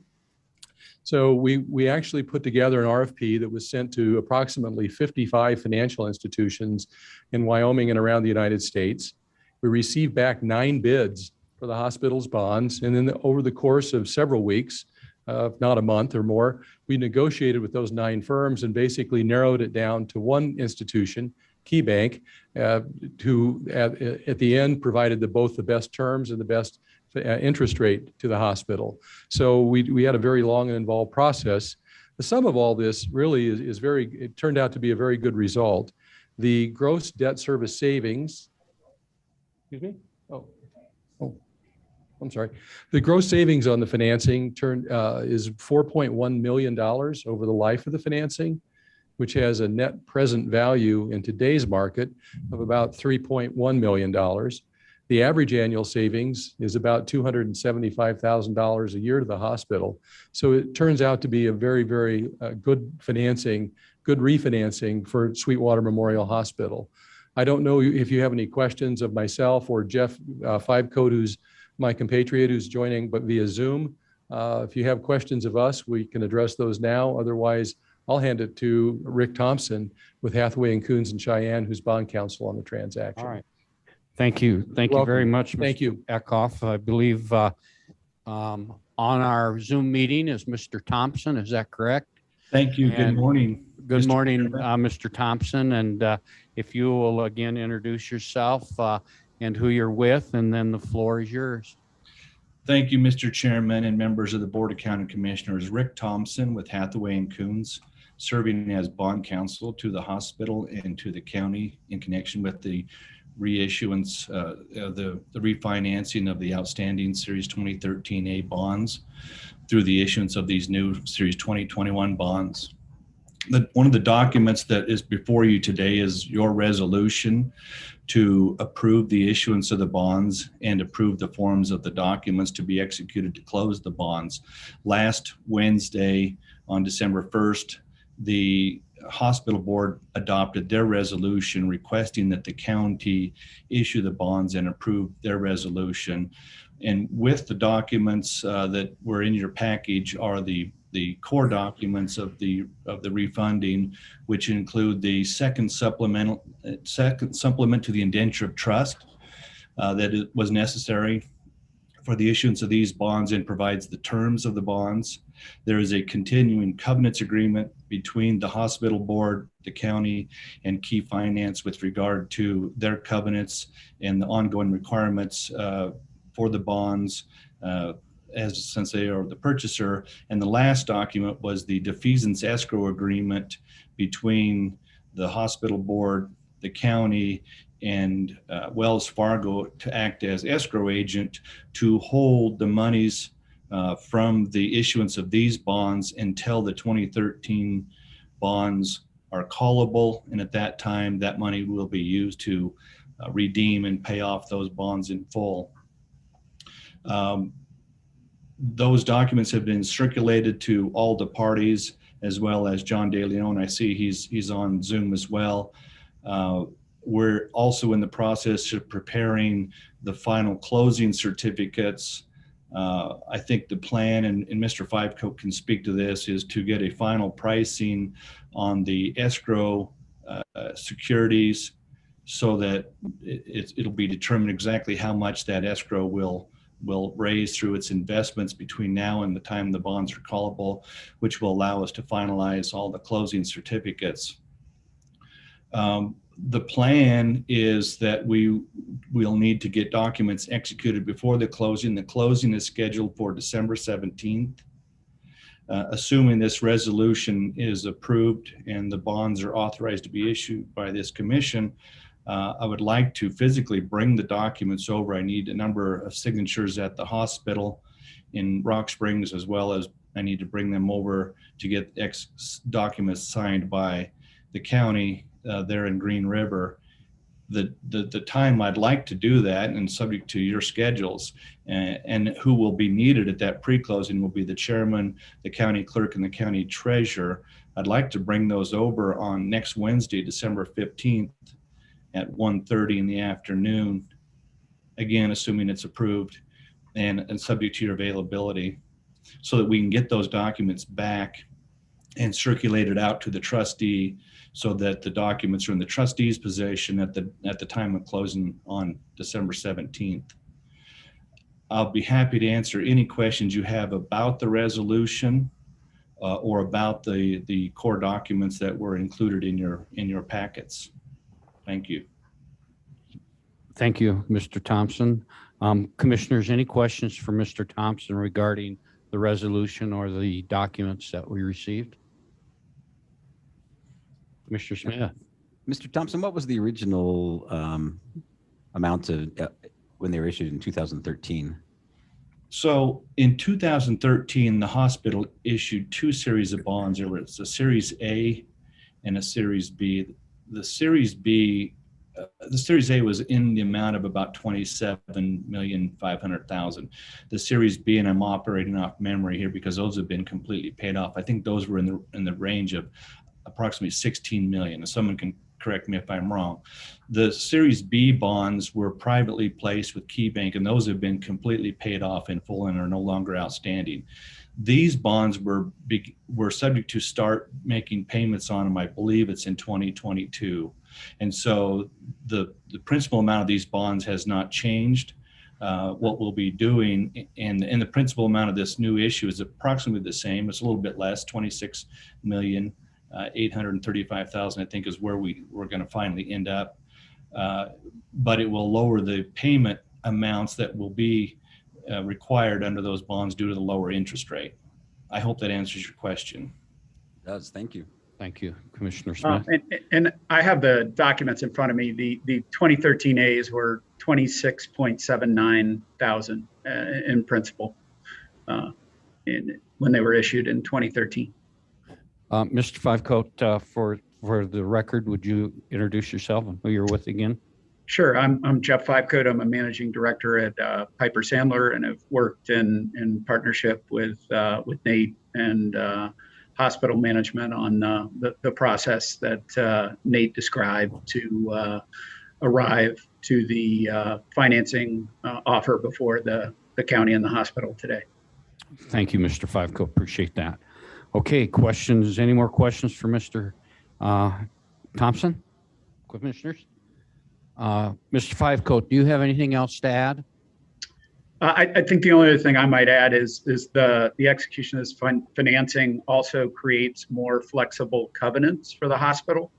Whereas prior, they had a 1.25x debt service coverage and 75 days cash on hand covenant. The hospital will now have a 1.1x coverage and 75 days cash, or a 120x and 65 days cash. So I think with some of the uncertainty around COVID and hospital operations and so forth, that this provides the hospital with more headroom with their creditors. So I think that's a positive as well. Very good. Thank you. Appreciate that. Other questions for Mr. Five Coat, Mr. Thompson or Mr. Eckloff? I have one for Yeah, Ms. Richardson. sure. Or Ms. Richardson, come on to the microphone, please. Mr. Smith? What will this allow you to do? Do you have plans for the savings? Is this just like, oh, great, we're going to have less debt, or are we planning on something else with the savings? You know, we don't have any plans, Commissioner Smith, yet. You know, it will definitely help us with cash flow and definitely help us with managing our expenses, but we don't have any plans specifically for that. We're just, you know, like we said, just grateful that we're going to be able to realize a little bit of savings and give us a little bit of room on the bottom line. So, but no plans as of yet. Great. Thank you. Thank you. Thank you. Anything else? Yes, Commissioner Toman. Yes, Ms. Richardson. Was this for the payment for the additional building that was built next to the hospital? Is that what the money was issued for? That was the 2013 Series B bonds. So those have been all paid off. Those are finished. This is for the debt from the remodel back in 2008. And so we refinanced those in 2013, and that's the 2013 A bonds that we're refinancing right now. So, so yeah, we again, as Mr. Five Coat stated, that the principal payment wasn't due until I think 2023. And so now we were able to renegotiate that and have a lower payment. And so this is to the benefit. Nate and I spoke back in April of 2020 about you know, what we were going to do with COVID and seeing that you know, we were having to cancel surgeries back then when COVID first happened. And, you know, we just got to talking, and Nate offered us to look into refinancing bonds, and it looked like it would be a beneficial offer. And so we decided to move forward with it. So Piper Sandler has been wonderful to work with. Also Hathaway and Coons, Rick has been wonderful, and we're very grateful for all of their help. And this is going to be really beneficial to the county and to the hospital. We're excited about it. Thank you, Ms. Richardson. Other questions for Ms. Richardson? Okay, with that, thank you, Irene. And Mr. Eckhoff, please take Just real the floor. briefly, one thing we didn't mention is the nature of the fixed rate on the bonds. It pays a taxable rate until 2023, when the old bonds then can be called, and then it converts to a tax exempt rate. And I think Rick Thompson will probably appreciate me bringing this up as well. In 2023, on the call date, we will have to have a second action by the district, by the commission, to affirm that fixed tax exempt rate at that time. It's fixed now, but we'll just have to have some, like, I guess it would be a brief resolution or some such thing, just acknowledging it that in 2023. Okay. But the rates are fixed. They're fixed. Thank Yep. you. Okay. Commissioners, other questions? Okay. I've got one or two regarding the resolution and documents. I noticed one document it reads, let me find it right here. Let's go the other way. I want to read it. I don't want to just think that's what it says. It says that the, no, that's not it. It says the meeting was called to order. Of course, I did, and upon roll call, and the following members were present. And it's already listing Commissioner Shanefield on there who's not present. Is that going to be an issue within the documents, Mr. De Leon?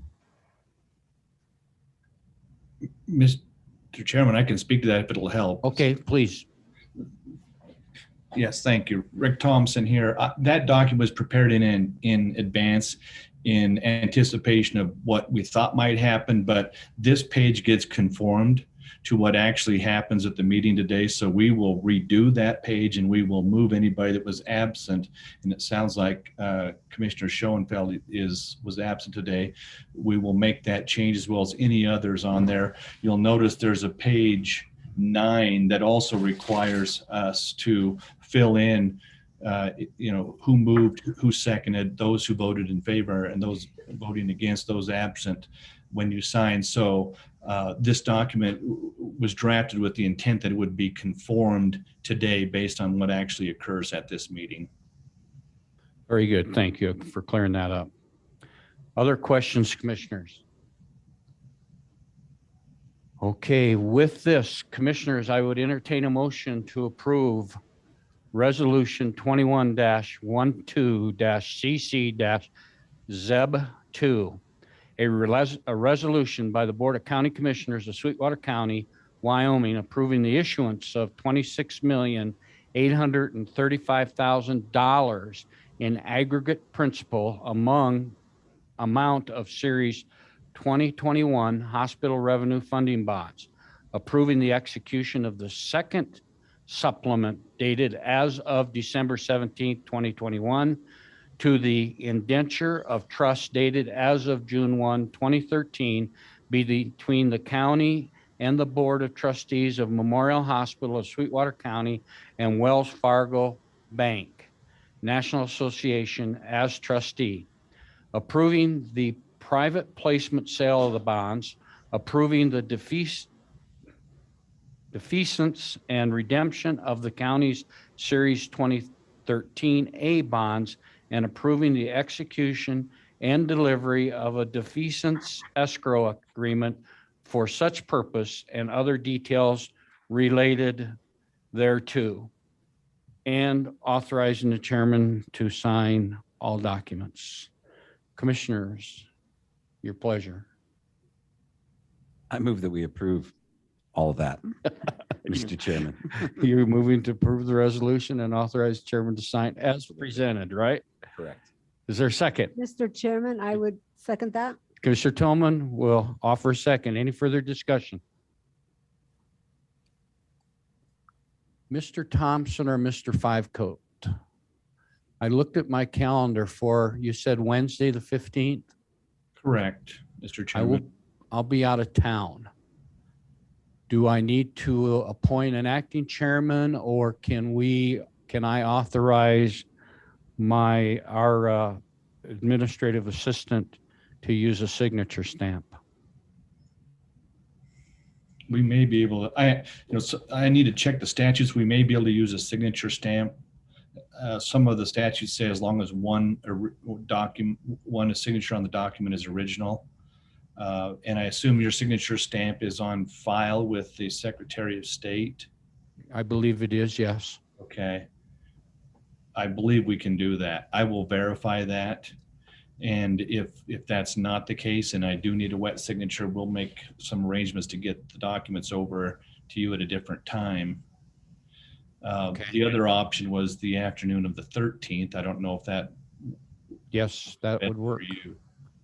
The afternoon of 13th would work.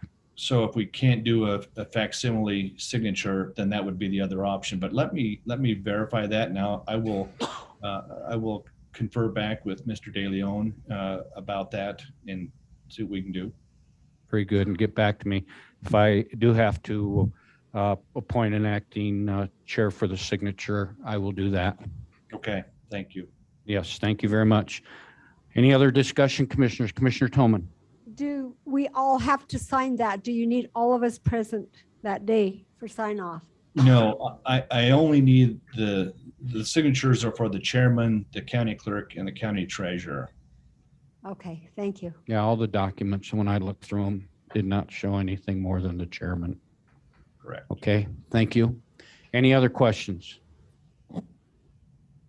Discussion?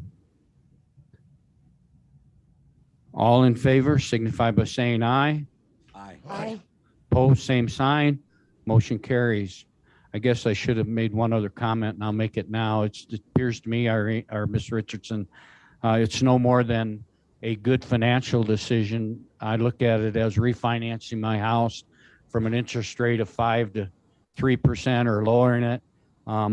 It just, to me, makes really good sense of what the hospital's doing, and whoever brought it to your attention, your financial advisors or whomever, or you or your cabinet, i.e. the board, I just want to tell them thank you, because it does benefit the county, benefits you guys, and I'm happy for you. This board is very supportive, but thank you very much, Mr. Eckhart. Thank you, Mr. Thompson and Mr. Fivecoat, Irene and Miss Love. Thank you very much. Merry Christmas to all of you. Please be safe and just enjoy the holidays. Happy New Year. Thank you. Thank you. Thanks. Happy holidays. Thank you.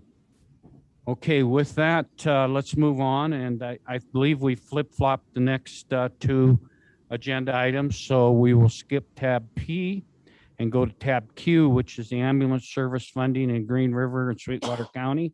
And I believe Miss Bailey Doctor, the director for Castle Rock Hospital District, is here. Miss Doctor, you do have people present with you. Will you please introduce them? Yes, sir. I will. Thank you. Thank you. I have our CFO here, Todd Toolson, our ambulance director, John Taylor, and a member of our board with me is Patsy Sorensen. Thank you and welcome all of you. And the floor is yours, Ms. Thank you. Doctor. Thank you. So I was just here a couple weeks ago, and the purpose of my being here today is to represent the ambulance service in Green River in the community of Castle Rock Hospital District that currently we provide services to. So since the last meeting and after you voted to approve an increased subsidy to Sweetwater Medics, that called to attention for us to be able to make some discussions about the subsidy increase that you proposed last time regarding transports out of Memorial Hospital. So we're here today to present to you a discussion and an alternative to increasing that subsidy.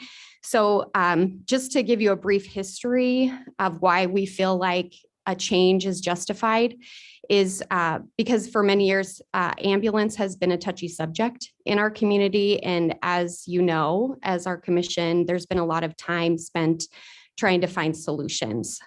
2 weeks ago, when you approved the $235,000 increase for Sweetwater Medics, that was because Green River's ambulance service had recently taken over transports out of Memorial Hospital starting September 1st.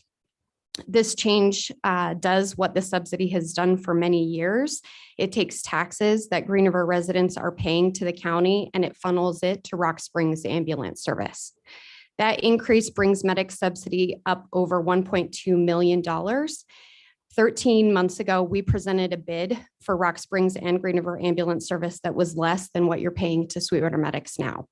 And that money that you're paying to Sweetwater Medics is to give ambulance service exclusively to Rock Springs.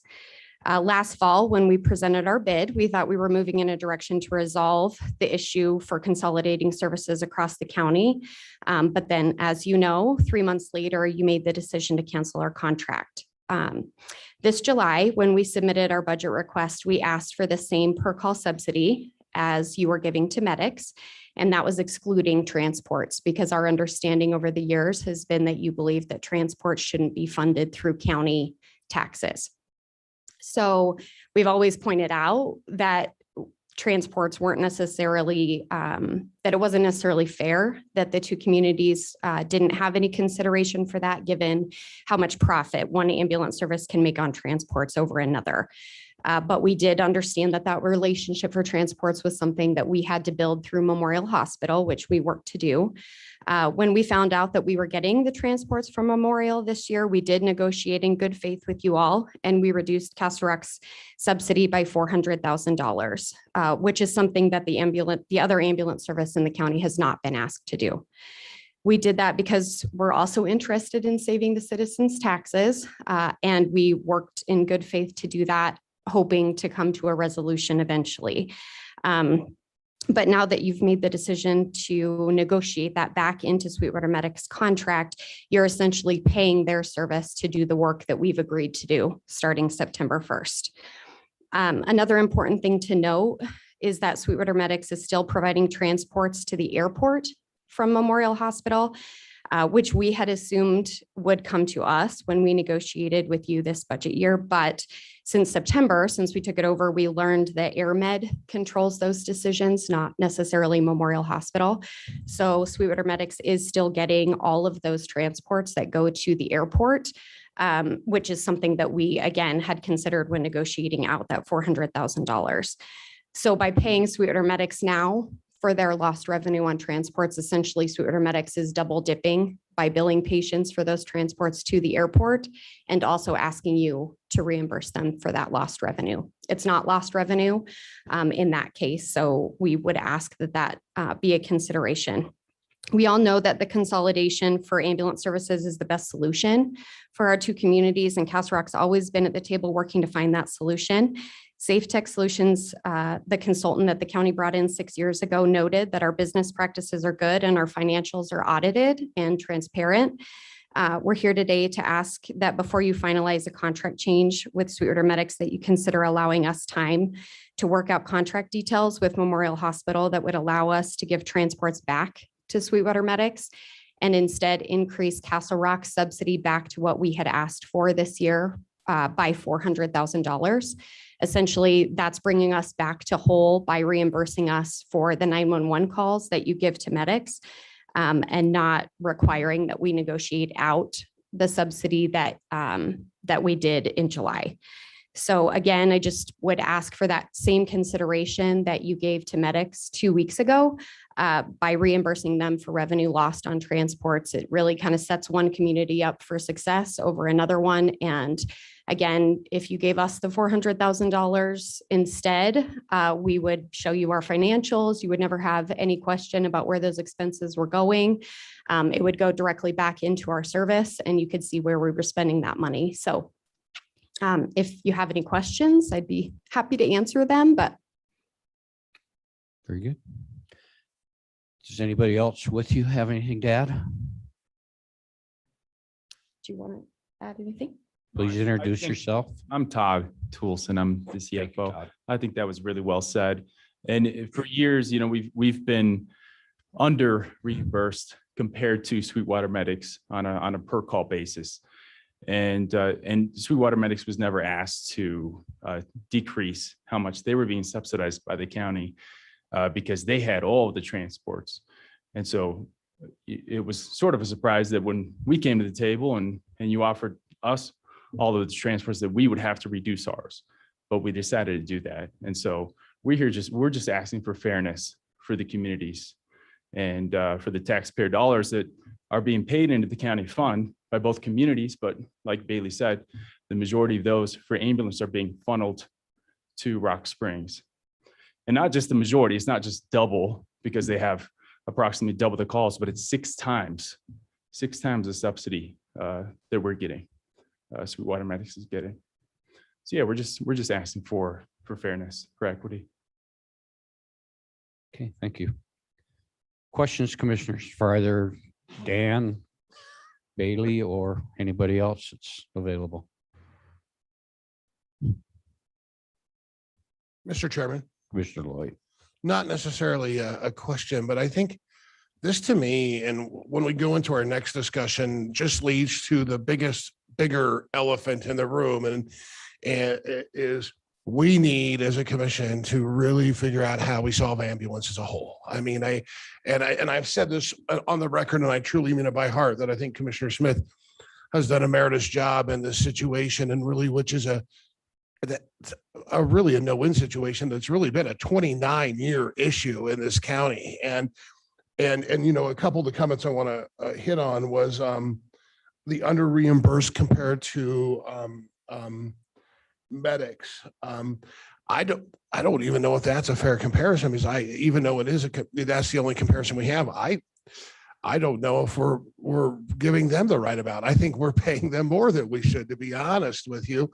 And I made it very clear last week. I approved it to move forward because I just, in good conscience, can't take the chance of not having service in the community. And I just think the biggest piece we have to do is we need to solve ambulance, and we need to make a commitment to that. And I think that I think Jeff's committed to that. I think this commission is committed to this. I know Mary is. We've talked about. I know Doc is. And so I do appreciate you guys coming and sharing that information. But to me, I think we all have to band together and figure out how we solve the biggest issue. But I will also say that I can see where you're coming from. It would be frustration because there was an appreciation for me when I saw your budget. Well, first of all, you guys gave what I felt was the most convoluted budget request that took me longer to figure out than I've ever seen last year, because there was, hey, we'll do A if this happens, and B if this happens, and C if this happens. And I think it took a conversation with Bailey and some discussion to figure it out. But at the end of the day, when your request came down almost $200,000 based upon the fact that you got the transport, that was appreciated on me. That was, you guys being conscientious. So I have to be very honest and say, I do appreciate the conscientious of that. So I just wanted to get those comments out. I don't know if I have any questions at this point, but that's kind of where I'm at. Thank you, Commissioner Lloyd. Other questions, comments, commissioners? Commissioner Tolman, hang on. Your finger went up first. Oh, okay, fine. I just have to tell you and medics both that I'm frustrated that we're caught in this game of bouncing numbers around when we really can't pin down what does ambulance service really cost. And I think all of it needs to just be put on pause till we can sit down with some entities and get the numbers out from Castle Rock and Sweetwater medics. What is the real cost? And that you bill after the fact for what you have provided as a service, instead of us always paying up front and not really having the accountability to the taxpayers. It's getting to be very frustrating. Thank you, Commissioner Tolman. Mr. Smith? Have you visited with medics? Do they want the transports back? I haven't asked medics yet if they would be prepared to take the transport. So that's why I'm asking for a little bit of time to be able, we do have an existing contract with Memorial that would need amended. We could do it quickly, given that medics last time came in, with their request and asked for a month's, out when they said that they'd have to close their doors. I think we could easily within a month figure out, the final details of what this is going to look like. I just want to make sure that our contract is in good standing with Memorial before we make major changes. But I would assume that medics would want that business back because they are losing just as much revenue as we would be. So we essentially have only had the ambulance transports for 2 months now. So there is, I hear what you're saying, there is a little bit of an unknown there. But at the same time, if they're not ready to take the transports back, then we could consider continuing to do that. But then that would mean that the transport reimbursement should change so that it's essentially fair between the two communities, instead of that being approved through First Sweetwater Medics for the rest of the year. So do you see what I'm saying? Just kind of figuring out if there's a way that we can make it fair between the two communities instead of taxing Great River residents for something that's not being provided here.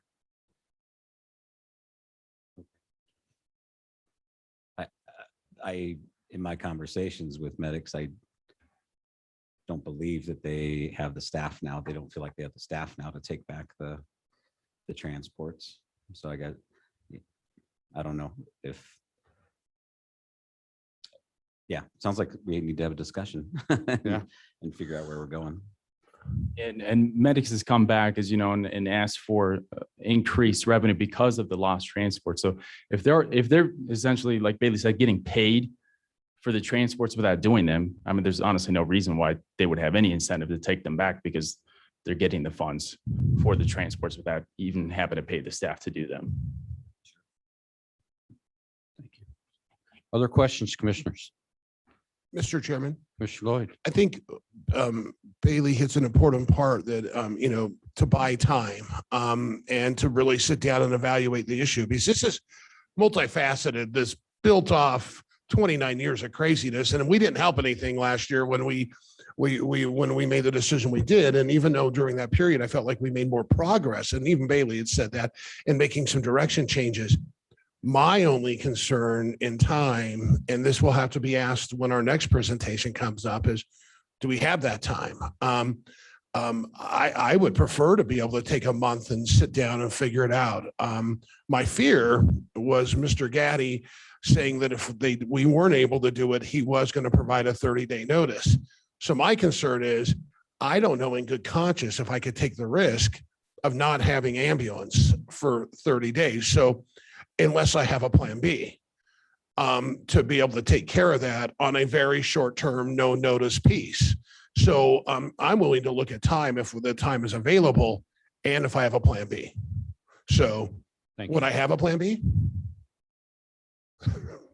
Can we just step back, and because we've never received a clear answer to when we submitted the proposal to provide countywide ambulance services, and we bid that at around $1 million.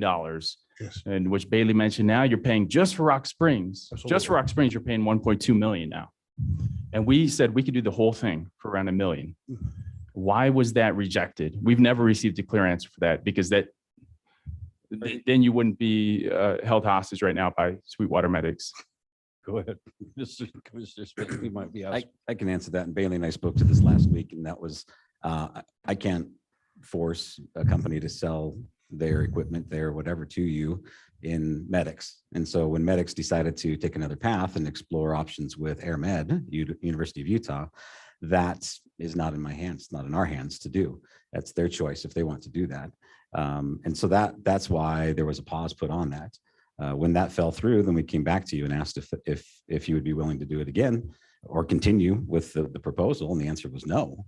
And so to say that you've been at the table the entire time trying to solve this problem, I would say that's not true, because just a matter of months ago, the answer was no.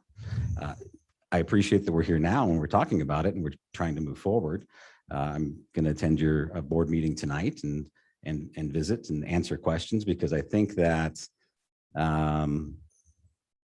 Castle Rock felt and the board felt slighted, in how things were going and kind of left in the dark. And I understand that. And that's why I'm willing to go tonight and answer questions about that, because, it was a business discussion. We were asked to not discuss it, not even mention AirMed or U of U or anything like that. And so during those times, things went very quiet, and that's, disappointing, because now nothing has worked out.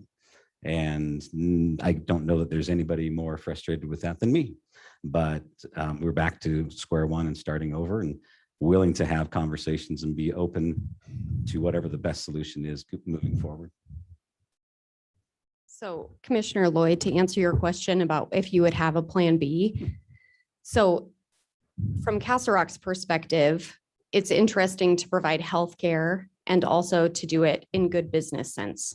So for us, if there was a good relationship between the funding, whoever was funding it, and then in this case, it's the commission. If there's a good relationship with the commissioners, and for us, then absolutely there would be a plan B. But at the same time, we have to make sure that Castle Rock Hospital District is not left exposed with unnecessary risk.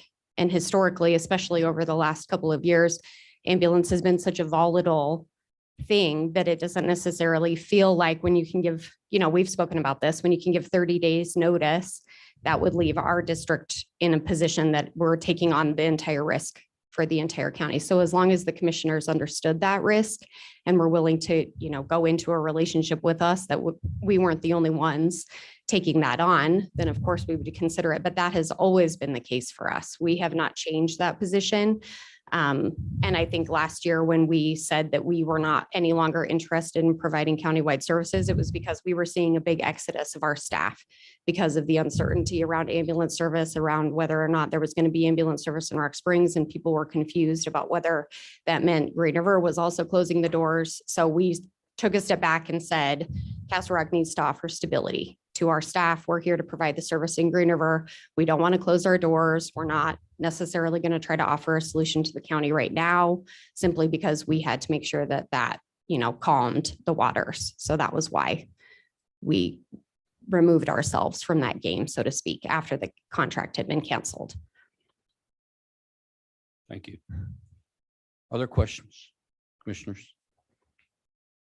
Okay, anything else? I haven't answered Commissioner Tomlin's question just about her frustration about knowing how much it costs. And that when we, years ago, when we submitted bids, we were directed by the commissioners at the time to make it equitable. And so we basically were trying to go off of a per call subsidy and say, let's do this equally. But we can easily tell you exactly what our loss is and exactly how much it costs. And I can't speak for medics, but I know looking at what they call their financial statements or what they provide, that they can't tell you how much it costs, but we can. And I can also tell you that our loss over the last few years has been decreasing. And at the same time, based on medics asking for increased subsidy every year, that their loss has been increasing. And I also know based on the numbers that they provide that our loss is a lot less than the loss that medics has. So we operate much more lean, much more efficiently. Our reimbursement appears to be much better. I don't know why Sweetwater Medic's reimbursement is so poor compared to ours. It doesn't make any sense to me. But we can tell you exactly what the loss is. If that's what you'd like to see, we can give you that. And it shouldn't be really different if we're operating the same ways. If we just look at direct revenue, direct expenses, it should be pretty similar. We're providing similar services across the two businesses. The only difference is the transports. Thank you, Todd. Commissioner Tolan. Well, I have two questions. First of all, you said last spring that you couldn't tell us what your actual costs were. You were just waiting to see what the subsidy was to Sweetwater Medics, and you had to have the same. To me, that is not the answer to what does Sweetwater County expect to pay for ambulance service by anybody, wherever. We can't get a handle on what the real numbers are. So how can we ever figure out how to move forward? Because we don't know what to budget for, because you tell us one thing and they tell us some other thing, and it's beyond frustrating. The second question I have is, you are a special district, but no one in this county is charged with providing ambulance service. So how does this affect your special district if all of a sudden you go countywide using your special district and the commission's funds? That's just another question I have. Okay. Going back to your first question, did you review the bid, our proposal? Because that proposal, we laid out what our costs were. We didn't talk about Sweetwater Medics. We didn't talk about that we wanted to be what their reimbursement is. We just said, these are our costs. So you felt that would be an equitable, your bid would be an equitable return for your entity to do the ambulance service? Huh? Yes, so we're talking about the bid from last October. Right, okay. You reviewed that. It included all of our expenses, the projected revenue, all of the billables. There were a few assumptions in there because we weren't exactly sure if the payer mix was significantly different in Rock Springs, but that included the entirety of everything that we could predict for the next year. Okay. So that was different. I hear what you're saying. That's different than what we asked for in the budget.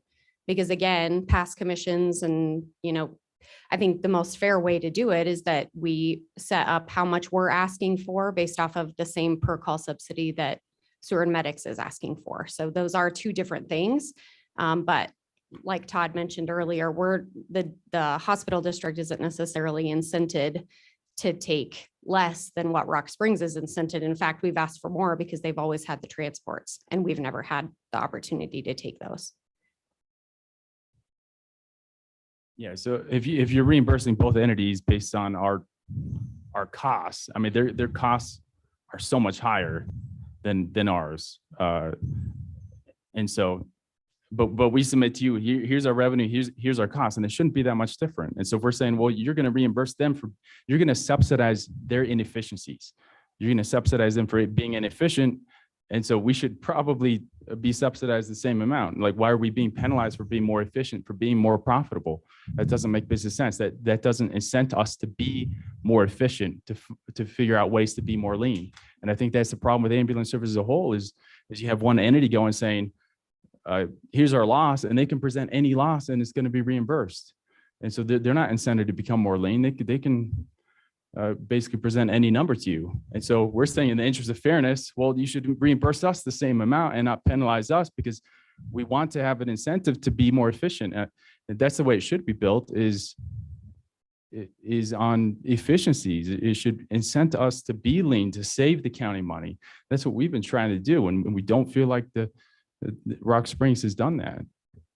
Well, that is still unfair to the taxpayers, because you're asking to be subsidized on somebody else's inefficiency. So that's really not a good. Yeah, good argument. I agree 100%, but it's already unfair if you're awarding them based on their inefficiency. And in our proposal, like we said, we laid everything out on the table. Here's our revenue, here's our costs, here's how much we've improved over the last few years, to show that we're not going to come back like Sweetwater Medics every year and ask for more and more and more and more. In fact, we may be saving money every year. That's how our financials have gone over the last few years. We've become much more, well, our loss has been a lot less every year. To answer your other question about the tax. So we assess the tax here within the hospital district. And if there was a change in where we were providing service, the tax would not necessarily be affected. We already assess the maximum amount of tax that we can. We assess the full 3 mills, and the majority of that goes to operate the medical center in Green River. So what we've asked is that if Castle Rock is going to take on an additional risk in Rock Springs, that be the county's risk and not our taxpayers' risk. So essentially, what we believe would be fair is if the county were reimbursing ambulance, no matter who the provider is, and the hospital district tax would go to the services that are provided at the medical center in Green River. So hopefully, we could come to an agreement that would allow for us to not bear an ambulance burden. But if we operated an ambulance for Rock Springs, that burden would be carried by the county. And to speak to your question about whether what's fair as far as what we're asking for, I do hear what you're saying, but again, over the years and historically, when we haven't asked for the same per call subsidy, we present our financials and present what our loss is, and we get reimbursed the bare minimum, but there's no justification necessarily for why the other community is getting more of Green River's taxes. So we feel like it's our responsibility to ask for that so that we can put it back into our services and make sure that that's paying for the ambulance services in Green River. We were able to increase the service that we were offering by allowing full-time ambulance in Green River. So we have 1 full-time ambulance that responds. We also have a backup crew and 2 people on our management team. So that money all goes right back into the ambulance service. It's not something that we, just keep and save or spend in other ways. So. Thank you, Bailey. Thank you, Todd. Commissioners, other questions? Yeah, one other question, Mr. Lloyd. Mr. Chairman. Thank you for answering my Plan B question. I guess and it sounds like we'd have to be able to sit and have conversations, but is there could you give me an approximate timeline of how long it would take to get to Plan B? Last fall, when we talked about it, we had said a few months at the minimum to be able to, it's not as easy as we just send an ambulance to Rock Springs. So we can work more quickly now than what we would have been able to last summer, simply because of things have kind of slowed down for us as far as budgets and that kind of thing. But I think, again, that kind of goes back to you and how, quickly you're wanting a solution and how easily we can come to an agreement. Thank you, Bailey. Mm-hmm. Thank you. Any other questions, commissioners? Am I to presume that if it were necessary for countywide, not countywide, but both Rock Springs and Green River coverage, with proper notice, you'd be willing to take it over? That's really a question for our board. And I think Commissioner Smith and Commissioner Lloyd are coming tonight. I know there are several members of our board that are open to that possibility. I think the only concern that we've usually ever had is simply that it doesn't feel like the county is willing to take on that risk with us. A 30-day out in a contract is difficult. So there's terms of a contract, but absolutely, if it was a fair agreement, we would be willing to talk about that for sure. Well, let's back up for a second. I think there was a time we were until you said stop. For the right reasons. Right. Sure. Yeah. So, but I think those conversations would have probably continued if you haven't shared with Commissioner Sniff and myself, because I called you specifically and asked what happened, and Mhm, you were honest enough to say, hey, here's the reasons, and it's just what you've said today. mhm. And so there was no more conversations out of respect of Mhm, your organization. mhm. But it sounds to me like that might be a possibility now with, to pick up those conversations again. Mhm. Sure. Okay. All right. Very good. Thank you. Any other questions, commissioners? Well, I thank you for coming forward. I mean, it's always interesting when ambulance is having a conversation, and when you take action with one, you might as well know there's going to be reaction with another. And sometimes not being fair is fair. That's what I used to tell kids and parents when I was a principal, and they say, you got to be fair. And I says, yeah, sometimes, not being fair is fair, because you just can't be. It's apples and oranges. But again, too, I do appreciate you coming and talking with us, because it's always good how willing you are to be transparent, how willing you are to step out and be honest about things. And appreciate that about you and your organization, Bailey. Thank you. And that's so. Any other questions for Bailey, Todd, or anybody else with Castle Rock? If there's not, I will thank you, and then we will go to our next agenda item that we flipped. And I believe that's with Sweetwater Medics. And Mr. Chairman, yes, I know we don't have a break schedule, but could I have just 5 quick minutes and be right back at 11:37? well, let's make it easy and make it 11:40. Thank you. 11:40, we'll take a break till 11:40. Thank you. And then we'll come back.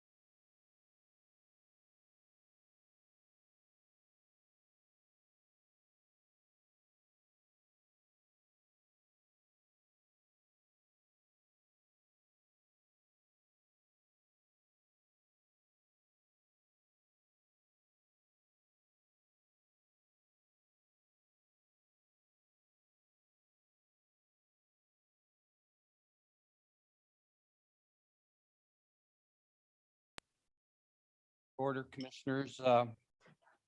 You know, up next, of course, is the ambulance service funding in or Sweetwater Medics ambulance contract. And I sense there might be some good conversation.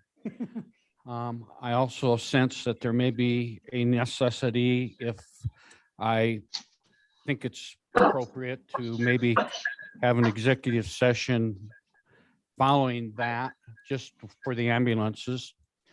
So commissioners, with respect to you and both ambulances, as well as to respect the presenters that are here for the Wildland Urban Fire Truck Award, I would like to move tab R to now, because I think that may be less time. And then when we move to Sweetwater Medics ambulance contract, we'll do that afterwards. Let me look. Mr. Gaddy, are you're online? Are you there? Zoom? Yes, sir. Would you be offended if we held on your agenda item and did something else first? No, that's fine. Thank you. Appreciate it.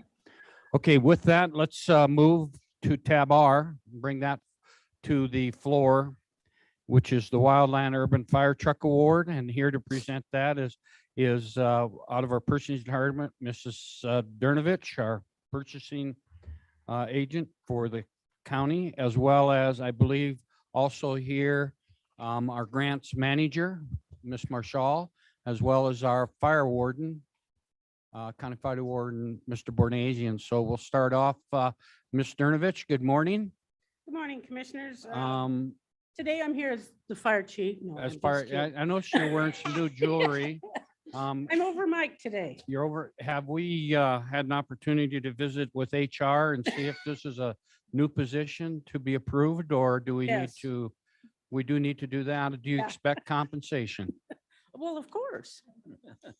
Okay, then we'll table it until we have appropriate agenda item. How's that sound? But you Sounds can good. still wear your symbol of authority. Okay. I'm not sure we're all going to bow to it, but Mike might, but you, not us. Anyways. All right, go ahead. The floor is yours. So commissioners, as you know, before you in your packet, and I do want to thank you for allowing this to be added to the agenda. I had some computer technical difficulties this week, and so you graciously added this to the agenda, so I do appreciate that. As you know, Mike was awarded the FEMA Assistance to Firefighters grant for this fire truck. Just to kind of give you a little history, and Christina is here to discuss all the details of the grant, but with FEMA, which is considered federal, there's some language that we have to follow when bidding, and that is you cannot be brand specific. You have to have your specs so that it is considered competitive. And so through this process of writing the spec, Mike has provided me with specs. We had to make some adjustments. We had to put, anytime we used a brand name, we put equivalent to throughout the spec book. So what that means when you look at the award is if I'm bidding a blue truck versus a red truck, is all the mechanics equivalent to? And if it is, you can't say, well, it's blue over red. So with that said, we sent the bid out to nine vendors. I'd advertised it in our legal newspaper. I also put it on yobids.com, which is a bid letting service. I also, there's a engineering, and I don't know the name of it off the top of my head, that anytime a government agency sets a bid, they'll request bid documents, and they put that out on their website as well. So that all went out. Out of the 9 bids that were sent out, we received 2 official bids, and I received 3 responses. And I want to talk about the responses first before I go into the actual bids we received. We received 3 responses, one being from Boise Mobile, one from SVI, and one from Graham Fire Apparatus.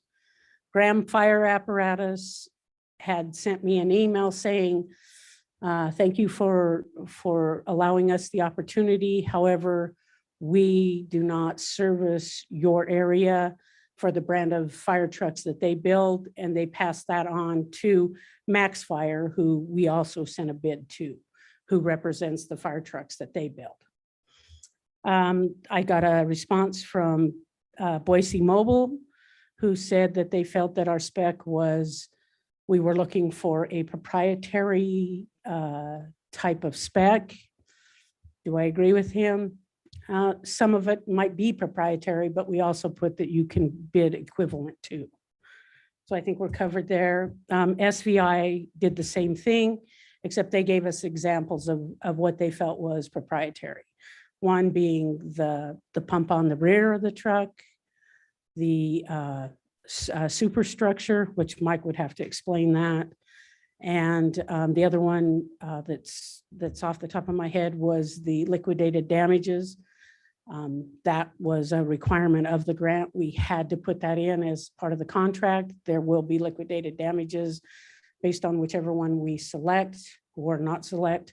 They have to give us a date of when the truck will be delivered. Anything after that, they will pay the county $100 a day until the truck is delivered and accepted. So with that, we received 2 bids, one from Max Fire. They build Rosenbauer fire trucks. And the other one was Front Range Fire Apparatuses, which build Pierce. Just to let you know, I've learned a lot about fire trucks in the last couple of weeks, but both of those 2 manufacturers are like the top manufacturers of fire truck in the country. So I appreciate them both taking the time. The first bid was from Max Fire. They bid $465,813. They also gave us an option of a deduct of $4,680 if we were to pay for the truck, the cabin chassis, if we were to pay for that at the time it delivered to the factory. I caution the board on doing that. One, I don't believe the grant will allow for that amount of money to be spent. We also have to hold 10% based on our contract. So I'm not sure that's even a possibility for us. The other thing I would caution is if we pay for that cabin chassis as it is at the builders, I believe the warranty starts on the cabin chassis at that time. It is titled under our name, and we will cover the insurance on that truck when we might not have it for over 1.5 years. So for me, I don't like to tell the commission to spend more money, but I would recommend that we didn't even entertain that option. The second one was from Front Range. They bid $442,683. Just to let you know, on these trucks, when you go through the bids, and I brought them if the board would like to see the bid documents that they submitted, they're in binders. It's not just a 1-sheet page. There's quite a bit of data in there. There was exceptions. And in my line of work, when I open bids and in a bid document this thick, you're going to have exceptions. There's no doubt that there's going to be exceptions. But when we opened the bids and we looked at them, the one company, Max Fire, had 4 exceptions. Front Range Fire Apparatus had 4 pages of exemption. That throws a big red flag to me. I'm like, did we write the specs too tight to one end? After meeting with Mike on Friday, we spent from 1 o'clock till after 5, going through the exceptions. When you look at Front Range Fire, the 2 main exceptions that they took, one was we had requested a 70-gallon fuel tank. They took exception to that. They bid a 50-gallon fuel tank. The other thing is on the pump location. So with Max Fire bidding the pump at the rear of the truck as requested in our bid spec, Front Range bid their pump at midship, which is in the middle of the truck on the driver's side. And so once they move the pump, there's several exceptions that relate right to the pump itself. So with that, I'd let Mike explain all those from a safety standpoint. I'm not a firefighter. I like to joke around with my badge, but I burn myself with my curling iron. I don't play with fire. So if Mike wanted to come up and address any of those issues with the board. Could I see the bid documents? Well, Yes, would that be fine? yes.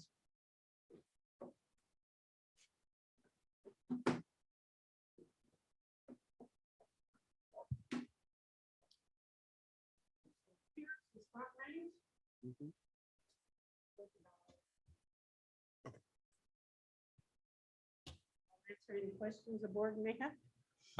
With regard to the bid, you can ask questions, commissioners, if you wish, or you can wait until you hear and have any questions for Mr. Bornasian. Questions for Bonnie or for Marty right now? How much is FEMA paying and how much is the county going to be asked to pay? I will turn that over to Christina. Christina, please come forward and introduce yourself as our grants manager. Mr. Chairman, Commissioners, my name is Christina Marshall. I'm the County Grants Manager, and I respectfully request to be called Engine Boss today. There's a couple openings. That's what I hear. So Commissioner Tolman, to answer your question, the total budget is $518,000 for this project. The grant covers 95% of it. County match is 5%. County's portion is just under 25,000. To be clear, it is $24,666.67. To refresh your memory a little, we applied for this grant on February 12th, 2021. We were awarded the grant August 17th, in which you approved the contract for it. This engine is to replace a 52-year-old non-compliant converted apparatus that has over 123,000 miles. I would like to point out that the bids are good until December 30th of this month. And in the budget itself, actually, we were awarded up to $450,000 for the actual apparatus, and then another $68,000 budgeted for equipment that goes on the apparatus. So if you look at the two bids, Max Fire goes over by $15,813. And these numbers include both the grant and match, whereas Front Range is under. I would like to specify that that is not an issue. We are allowed to go between the two cost categories of the fire truck and the equipment up to 10%. And so that is within the range. So with that, are there other questions for me? Questions, commissioners, for Christina regarding grant? Okay. Thank you very Thank you. much. Okay. Chief Bornasian, any questions for him, commissioners? Mr. Chairman. Yes, Commissioner As Lloyd. I just have a couple questions, more for Marty, I think, and then also, and this may also fall under Mike, but I've never been a bidder. Outside of running a nonprofit and pricing out some toilet paper and buying it for the company in bulk, there's not a lot of experience in it. But there were a couple things that I saw as red flags that I was concerned with that I want to ask questions about. And the first is we received the two bids, but two of the responses came back that basically saying that it seemed, I mean, and this may, if I'm not paraphrasing this right, please correct me, that it was proprietary, the specs were really proprietary to a point, and to a point that it was really manufacturer based. Am I correct, is what those two comments were? Correct. And then my third thing would be the discrepancy in the number of exceptions. And when you have one that only has 4 and one that has multiple pages, I guess it almost makes me feel like we set the bid to a specific piece, which I think is, if I'm not mistaken, I haven't done a lot of bidding, but I've done a lot of grants in my life. So I have more experience on the grant side, that the grants want to, they're not tied to that specific manufacturer type. So my question is, are we setting ourselves up for any audit issues in the future? Because the bids may have been lined up going to end up one direction, and that just from an outside in perspective. And I'll be quite honest with you, Commissioner Lloyd, that was one of my concerns when I received that and when we received the bids based on those exceptions that we received. After we met with Mike, he assured us, and as a matter of fact, he has emailed Christina and myself. He's been working on this particular truck since 2015, 14, is that correct? And the different manufacturers that he has met with and looked at their spec. Looking at it, it does on the surface look like that's exactly what happened. Mike assured us that it's not. He's a department head. I have to trust him. Again, I'm not a firefighter. I'm not sure what needs to go on a fire truck. So I rely heavily on those directors to provide me with those specs. Yeah. And Mike might be able to address that more as well. And maybe that would be good to hear what Mike says on that too. And then, and I guess my worry though is that enough information to hold back an auditor or a federal review that says, hey man, this looks like you didn't go with the contract and you got to pay it back. That's my worry, is that liability there. And that was a concern of mine. I know Christina has reached out to the awarding grantee, if you will, and they're kind of to the cuff. They're not wanting to say, no, your specs look great, you're fine. They won't come right out and tell us that.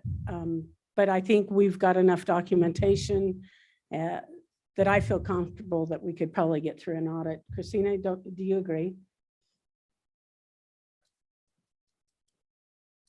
Okay, thank you. Ms. Marshall?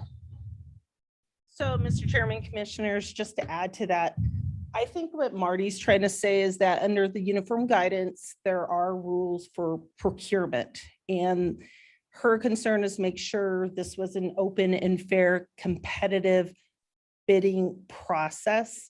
And so with that said, we have procurement policies with the county under the purchasing department. And it's true that it's always a concern. You don't want to make a bid where it's so specific and unique that you're eliminating competition. Now, the facts that are given though is that we did receive 2 bids and they're only within 3.5% of each other. When we met, there was strong argument to have the pump at the rear of the fire truck as opposed to the side. And like Marty said, we both know nothing about fire trucks. And I think Mike's the real one who can justify this. But again, I think we're just doing our due diligence on this. So with all the proper documentation. Okay. Thank you. Other questions, Commissioner Lloyd? Would you like? Yeah, I'd like to hear Mike's answer to that. Our Chief Bornasian, would you come up to the podium, please? Just because I think sometimes, even though we think one thing, perception is a killer of reality, and what the perception looks like is it was skewed from the outside in. So we, when I first got here 6.5 years ago, it was obvious that the one apparatus we don't have, the one apparatus this county does not have, is a true wildland urban interface engine. And so that's when we started looking at this opportunity. In doing so, you can say I've over evaluated it. I've traveled to many different departments and agencies. I don't know, I've probably listed a dozen vendors that have all sent me some type of specification on what they can offer and how they do things and how they build stuff and what's going to last the longest, longevity. It's probably the only fire truck we ever buy as a fire department, if it were to be approved. So the Wildland Urban Interface engine is an all-encompassing engine. Fire trucks can put out a lot of different fires. This particular truck is a shorter truck. And the idea behind it is that primarily we're a wildland fire department, but we have to and have, prior to my being here again, we go to oil and gas well fires, tank fires. We go to fires along the interstate all the time outside of the fire district. So we cover from 30 miles to the west. We cover 60 miles to the east on the interstate. So in going to that, a lot of our fires are on the highway, roadway, or they're fires along the roadway, whether it's the interstate or a 2-lane highway. Or the other thing is we use it off road. So this apparatus to be what works for our department would be a rear mounted pump. Our 3 engines currently are all rear mounted pumps.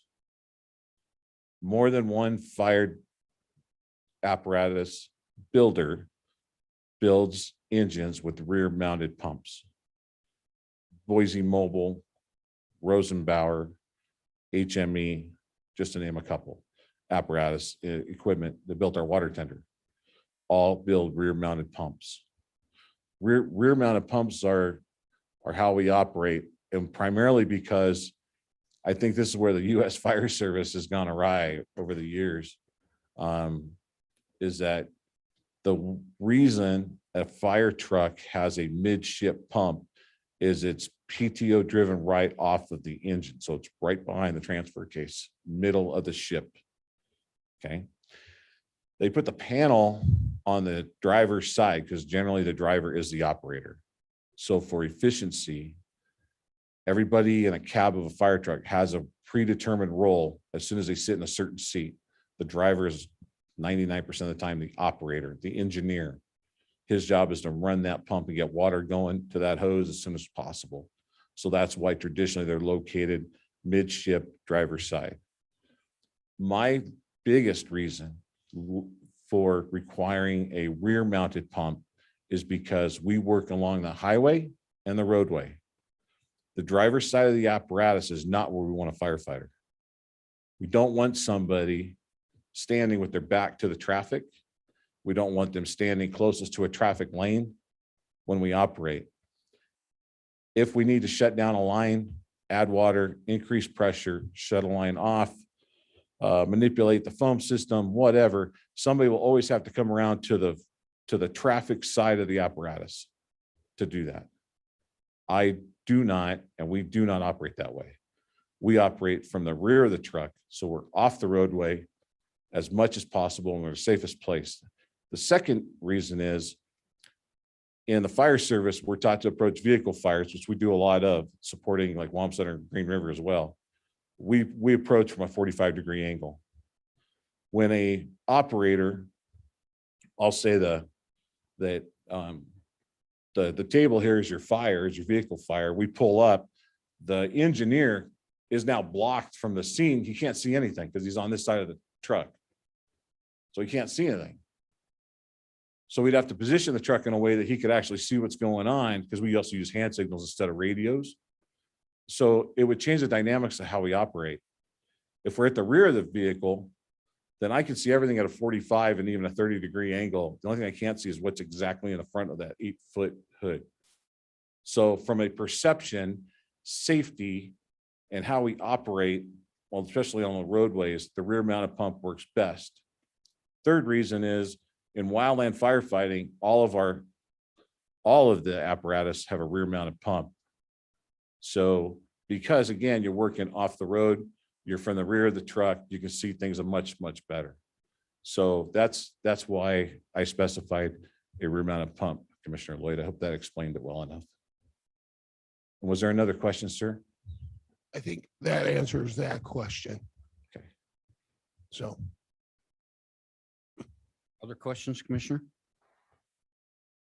Don't leave, Mike. I got a couple. Go ahead, Commissioner Smith. No, I'm enlightened. That's, that was a really good explanation. Well, I appreciate that. I got a couple questions. Yes, sir. You mentioned some companies that did build trucks that have rear mounts pumps. Yes, yes. And I have specs from some of them. as Okay, well. but were some of those companies ones we sent bids to, Marty? Yes, sir. So it's not a question of we got a specific truck. The question is those that should and could have also sent in bids with rear mounts, had they had, this may not be a question. Right? If they had sent in bids, we wouldn't be saying, hey, wait a minute, it looks like it's specific because they had to send in bids with rear mounts. And this whole thing with this other bid with pumps in the middle of the truck, by moving that, caused them issues. In 2016, we went to bid to replace our 1980 water tender. And one thing we learned, I think both Marty and I a little bit, was, especially me, was that we need to write an exemption to what we list so that other manufacturers have an opportunity to provide an alternate option that's equal. And when we got the water tender bids, we had one bid. This spec also had the exemption for everything that was specifically listed, including the cabin chassis. So it's not uncommon to only receive two bids. And I'll give you another example, just more recent. The City of Rock Springs Fire Department 2 years ago got their new truck at $1+ million, and they had two bids. So the specs in the truck that I wrote are what I feel provides the best truck for us. Now, I've taken and I've read through many specifications. And Rosenbauer makes a variety of trucks. Pierce makes a lot of trucks.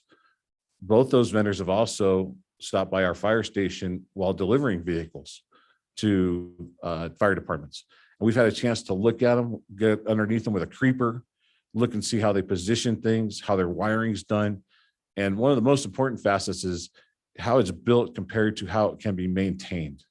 It's not just can it fight fire. Any fire truck can put water out and fight a fire. But also, will it last? What offers us and affords us, in addition to safety, longevity? And so the terminology that's used in there, it is specific to the heaviest construction type, I believe, will provide us the longevity of the truck. So when we ask for specific diameters and thicknesses of aluminum and how that aluminum is welded or fastened together, whether it's a superstructure or it's basically box upon box bolted together, there's pros and cons to those. But knowing that we probably will have to have this truck for a very long time. Longevity played a role, and also what worked best for us from a specification from a vendor. Thank you, Mike. Other questions, commissioners? One last just question statement, Mr. Chairman. I guess the one thing is I just looking at the one quote from I can't read it here. John Glenn. It really stuck out to me when it said, thank you and thanking for BME at this time. We will not be submitting a bid for your WUI engine. It appears the department is looking at one manufacturer for this engine. That's the thing that really sticks out to me is, are we going to get hosed in a, I guess that's not an appropriate term for a commissioner use. Could we be putting ourselves in a bind? So I'll go hosed, but could we in the long run be penalized because it does look like that? I mean, you even have a manufacturer saying that. And I guess the second question I have to ask almost rotates back to an earlier discussion is with us being willing to take a sit and take a look at this, how long, when do we have to accept a bid by? Marty, Christina, and Mike, whoever. Commissioners, the bids are good. From the date we opened them, their bid price is good for 30 days. So that'll be December. And to stay in touch for this grant, when do we have to have a decision made by, just as a question? The grant expires, and Christina, you can correct me if I'm wrong, it's August of 2023. And as Christina stated earlier, I think you did, maybe she didn't, to the board. We have already reached out to them and said both trucks are past that time frame, and we were told, don't get hung up on that. We will be allotted that extension, so. And I guess so with that being said, I guess one of the questions is the fact we're going to take an evaluation of the department is, should we hold on moving forward until we make a formal evaluation, or am I too far ahead of myself, or just the thought process I should put out there?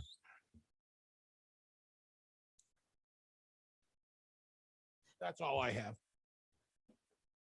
Mr. Chairman and Commissioner Lloyd, I feel as though I agree with your many questions and your concerns about that. I do feel very comfortable that Marty and Christina are both very thorough, and if they don't have concerns about the bid process and the way that the request was written and the responses we've got, then I don't know that that's going to change anything. If they're comfortable, I'm comfortable. I totally trust what they're saying, and I'm not saying you don't, but I'm just pointing that out, that that's what they do, and if they're comfortable with that, then I'm perfectly okay with it. So you guys are comfortable? Well, I can't say I'm 100% comfortable if it was to come to an audit based on what Commissioner Lloyd is bringing up. I do believe, however, though, that we did receive 2 bids. I think from my standpoint, though, how we have to look at that is truck A being max fire a want, or is it a necessity? Is it the parts that are on that truck? Is it a necessity for the operation, or is it just a want? Versus truck B, which is Frontier Fire. They both will put out a fire, as Mike said. They both have those types of capabilities. The differences is where the pump lies and the fuel tank. Those are the 2 big issues. For me, I think you have to look at, did Mike justify the pump placement in the opinion of the board? If he did that, then that's acceptable. Going from a 50-gallon fuel tank to a 70-gallon fuel tank, did Mike justify that? And it's acceptable to the board, then that's acceptable to me.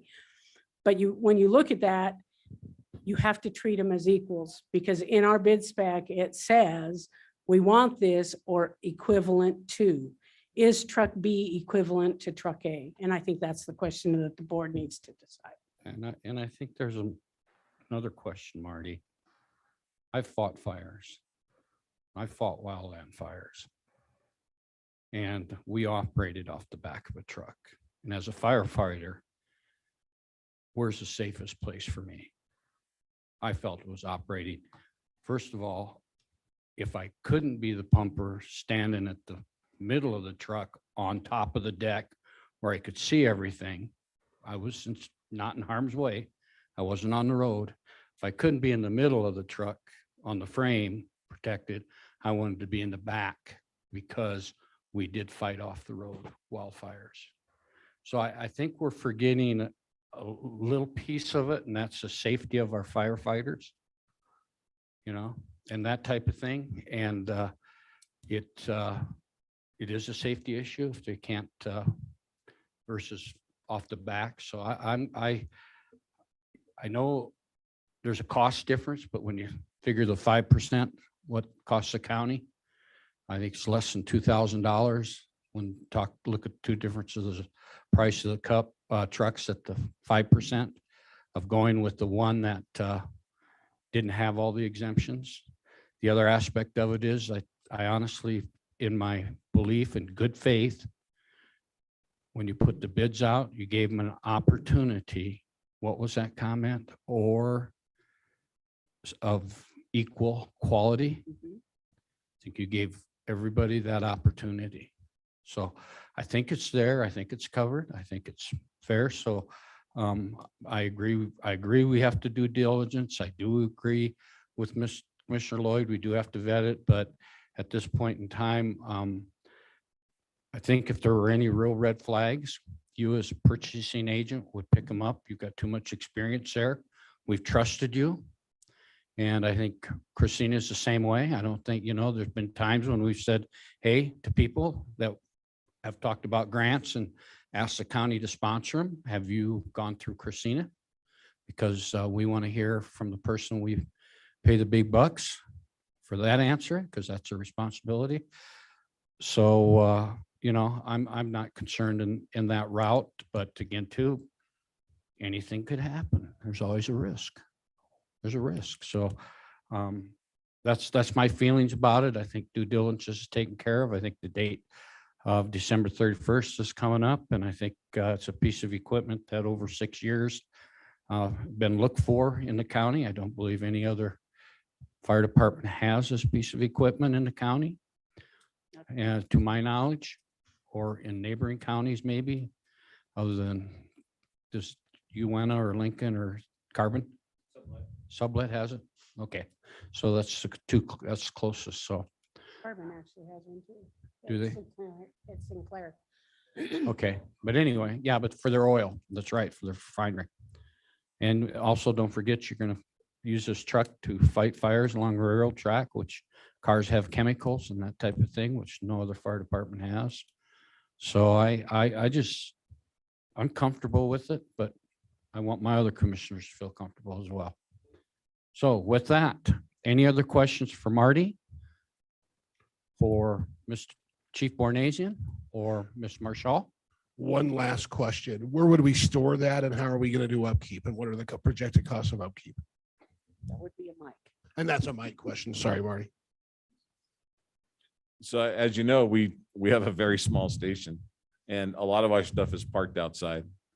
So because one of the requirements of this truck is to keep it on a very tight wheelbase. So a short wheelbase, it also helps us tremendously off-road. But we have the ability to double stack some of our apparatus. We have a covered parking area. We would move one of the military trucks out of that covered area, move one of the brush trucks out in that, put this one in the station. So it has the highest level of maintenance. The other thing is our other trucks that we don't use during the winter, we have them sheltered. They're not in a heated shelter through the winter, but I've also been working on that. And Fire District 1 was gracious enough to allow us to put one of our current trucks that we don't use for the winter in their heated station up north. So I'm constantly looking for ways to store apparatus that we don't use as much, or take one out of service completely from a maintenance standpoint when they're down. So from a maintenance standpoint, it's the warranty. Everything is pretty much under warranty, at least those first years. And then tank has a lifetime. So like our water tender currently has had to have repairs. It's down to Salt Lake now. The only cost of that has been us taking it down there. So I see a reduced costs in maintenance for sure. Yet, because one of the things we're doing, Commissioner Lloyd, is we're trying to do some of the same work. We're doing this work with the wrong type of truck right now. And we're putting a lot more on that truck than what we should. And we're still keeping it underweight. It's still legal. We're still operating as safe as we can. But this truck would afford us to be much more efficient and take some of the mileage down on the trucks that are getting high mileage. Because the next thing that's going to come down the pike is the 2 brush trucks that we replaced by this board, we've had for 5 years now with a 10-year expectancy. I think we can get 12 years out of them though, easy. So we've got to look at a replacement plan. That's something I'm waiting for that time to talk with you when we talk budgets and things like that down the road, so that we have a long range forecast of what that would look like. So, but that's the best I can answer your question at this time. Sir. Thank you. Okay. Thank you, Chief. Any other questions, commissioners?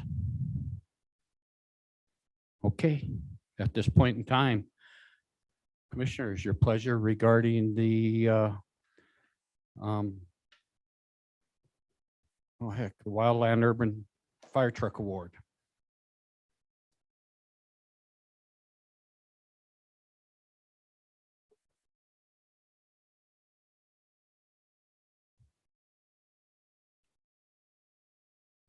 Commissioners, your desire, your pleasure.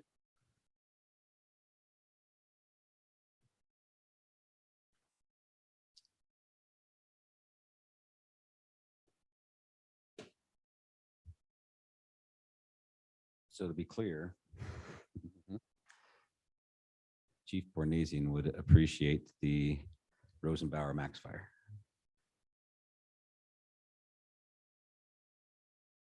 Yes, sir. The two trucks that were bid, I believe that truck best suits our needs and meets the specifications better than the other truck. That would, if you're asking me what my preference would be, it would be the Rosenbauer. Yes, sir. That's what I'm asking. Then with that, and also with the somewhat shorter delivery date, that could be an entire fire season difference in the deliveries. I move that we approve the Rosenbauer Max Fire engine for the Wildland Urban Interface. I'm saying that wrong. I approve the bid, that we approve the bid for the Rosenbauer Max Fire, $465,813. Okay, we have a motion to award the bid to Rosenbauer on the Max Fire for a cost of $465,813. Is there a second?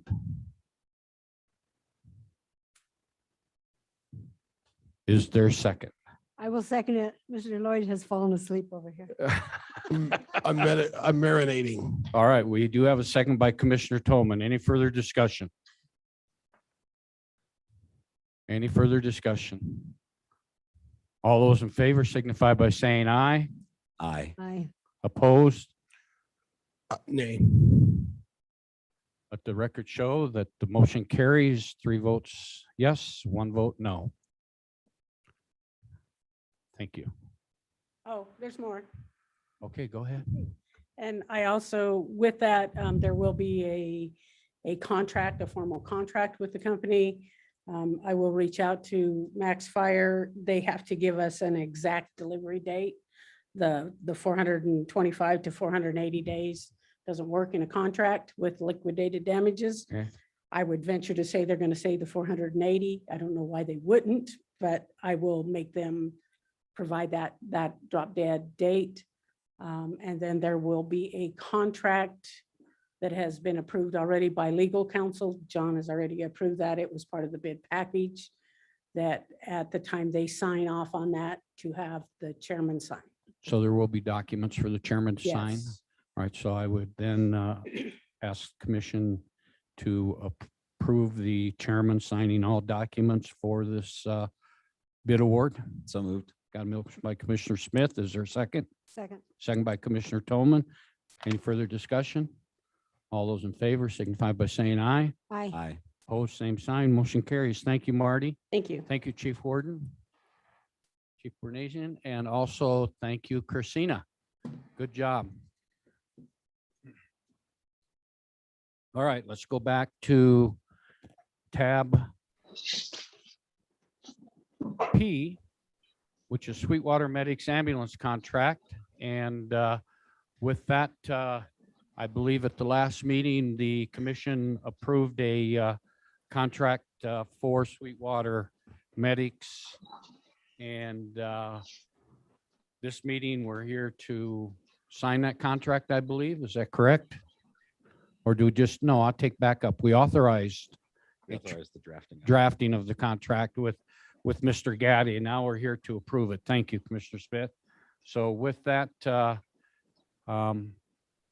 commissioners, there has been some conversation and we're back to that contract. Is there any questions regarding the contract? Yes, Mr. Chairman. Go ahead, Commissioner Smith. Just, I know the answer to some of these questions, but just for public knowledge, I guess.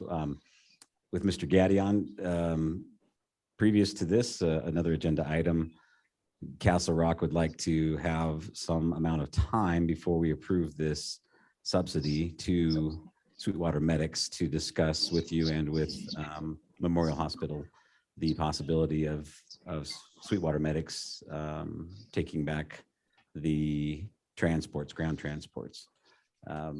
Is that something that would be amenable to you and Sweetwater Medics? Was that question directed to me? Yeah, Mr. Gaddy, go ahead. I'm sorry. please introduce yourself, and then I'll give you the floor. I'm Ron Gaddy with Sweetwater Medics. Thank you, Ron. Okay. Did you hear the question, or do you need Commissioner Smith to repeat it? No, I did hear the question, and thank you for that. Before I answer that question, I want to give a little bit of historical perspective from that. For years, we at Sweetwater Medics have been both publicly and in private meetings with all players involved, been trying to work with everyone involved to form a unified long-term solution that either turns Sweetwater Medics into a nonprofit entity or eliminates Sweetwater Medics altogether, and for us all to form a single unified service that saves money and frustrations and infighting with everyone. We continue to be committed to that. As things have evolved, and there's been specific things that have happened from a political standpoint, and from that really wasn't our involvement, but had great ramifications to our organization. And all of them have been very negative for us to try to manage. One of those things being the way in which the transfers were, and again, Memorial Hospital Sweetwater County had no obligation to us other than what was contractual, and we are a vendor to them as we are to the Sweetwater County Commissioners.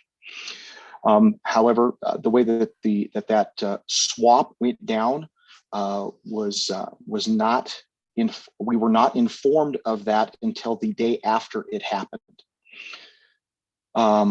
With that, coupled with when the contracts were canceled in an attempt to try and get other entities involved, being able to manage that came with many challenges. One of those challenges was the stability of employment that our employees felt from both of those major involving events. Part of what has happened with that is due to that loss in revenue, like I explained last time, we had to cut positions, and we have lost a major portion of our full-time staff due to the perceived instability of the work environment for our employees. And I can't say that I blame them. So the question is, would we be amenable to taking transports over again?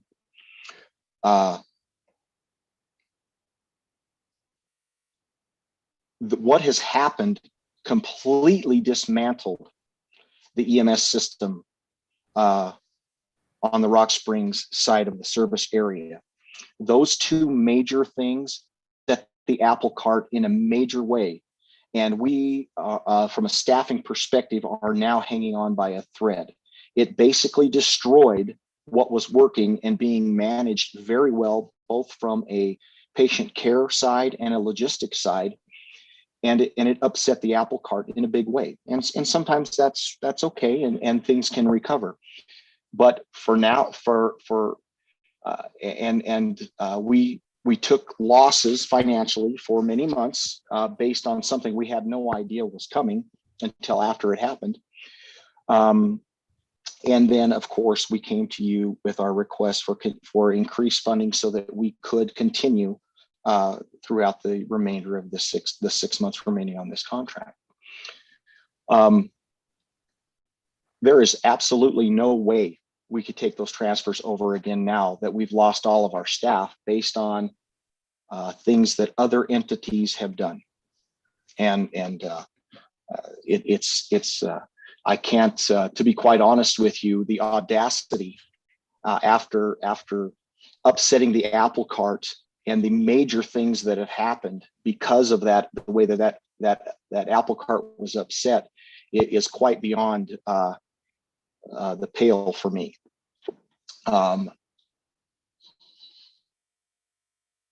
there's another point of discussion that goes along with this. Not only have we said and committed ourselves to the unification efforts that have been going on, but we actively pursued places. And one of the things that hasn't really been talked about is we had the world premier healthcare provider in the Intermountain region, the University of Utah. They approached us, meaning Sweetwater County, Sweetwater Medics, and Castle Rock, to develop a unified ambulance service run and underwritten by the University of Utah. There was countless hours of work put into that project. And the reason that it didn't come to fruition is that one of the participants did not participate in that unification effort. And that's okay. But it wasn't Sweetwater Medics, let me put it, and I'm just calling some things out here. There seems to be some chaos going on that has nothing to do with how I need to manage this side of the county, and the work and the effort that I am trying to do and trying to promote so that we can have a long-term solution. I am I mean, really all I am is a business owner. However, I'm passionate about EMS, and I want us, and I told you last meeting, I would love nothing more than for us not to have a contract and for us to have a unified or a intergovernmental solution to this. And we are still committed to that. I can only respond to things that have been out of my control. And I have lost a significant portion of my full-time staff, and I don't blame them for leaving because of the political things and the jockeying of the EMS environment that took place. And I have managed it, and we have met and continue to meet very well the requirements of our contract. At this time, there is absolutely, to answer the question, at this time, there is no way we would be interested in pursuing that, because I can't meet the commitments now that I've lost the people that we were using to handle that volume. As a vendor, we took it upon ourselves to staff appropriately so that we could handle the volume and meet the requirements of the contract. When that situation was changed, so did our staffing. And I brought you all of those figures, and I showed you how that worked. I gave you a detailed report of what those interfacility transfers meant with regard to revenue, which did not include the airport transfers that we are still doing. That would have been disingenuous, and I did not do that. And you can confirm that by looking at the report. As I reported to Mr. Lloyd, those transports are reported monthly in our EMS board meeting, and they are reported as emergency revenue because that is how they are handled, because they are emergency responses from our crews. With that said, we are continually, and I've reached out numerous times in the last week with ideas and possible solutions and willingness to meet with the intergovernmental committee so that we can have a long-term and an intermediate solution. And I guess that's how I would answer that question. Thank you. Other questions, Mr. Lloyd? Or no, I'm Smith.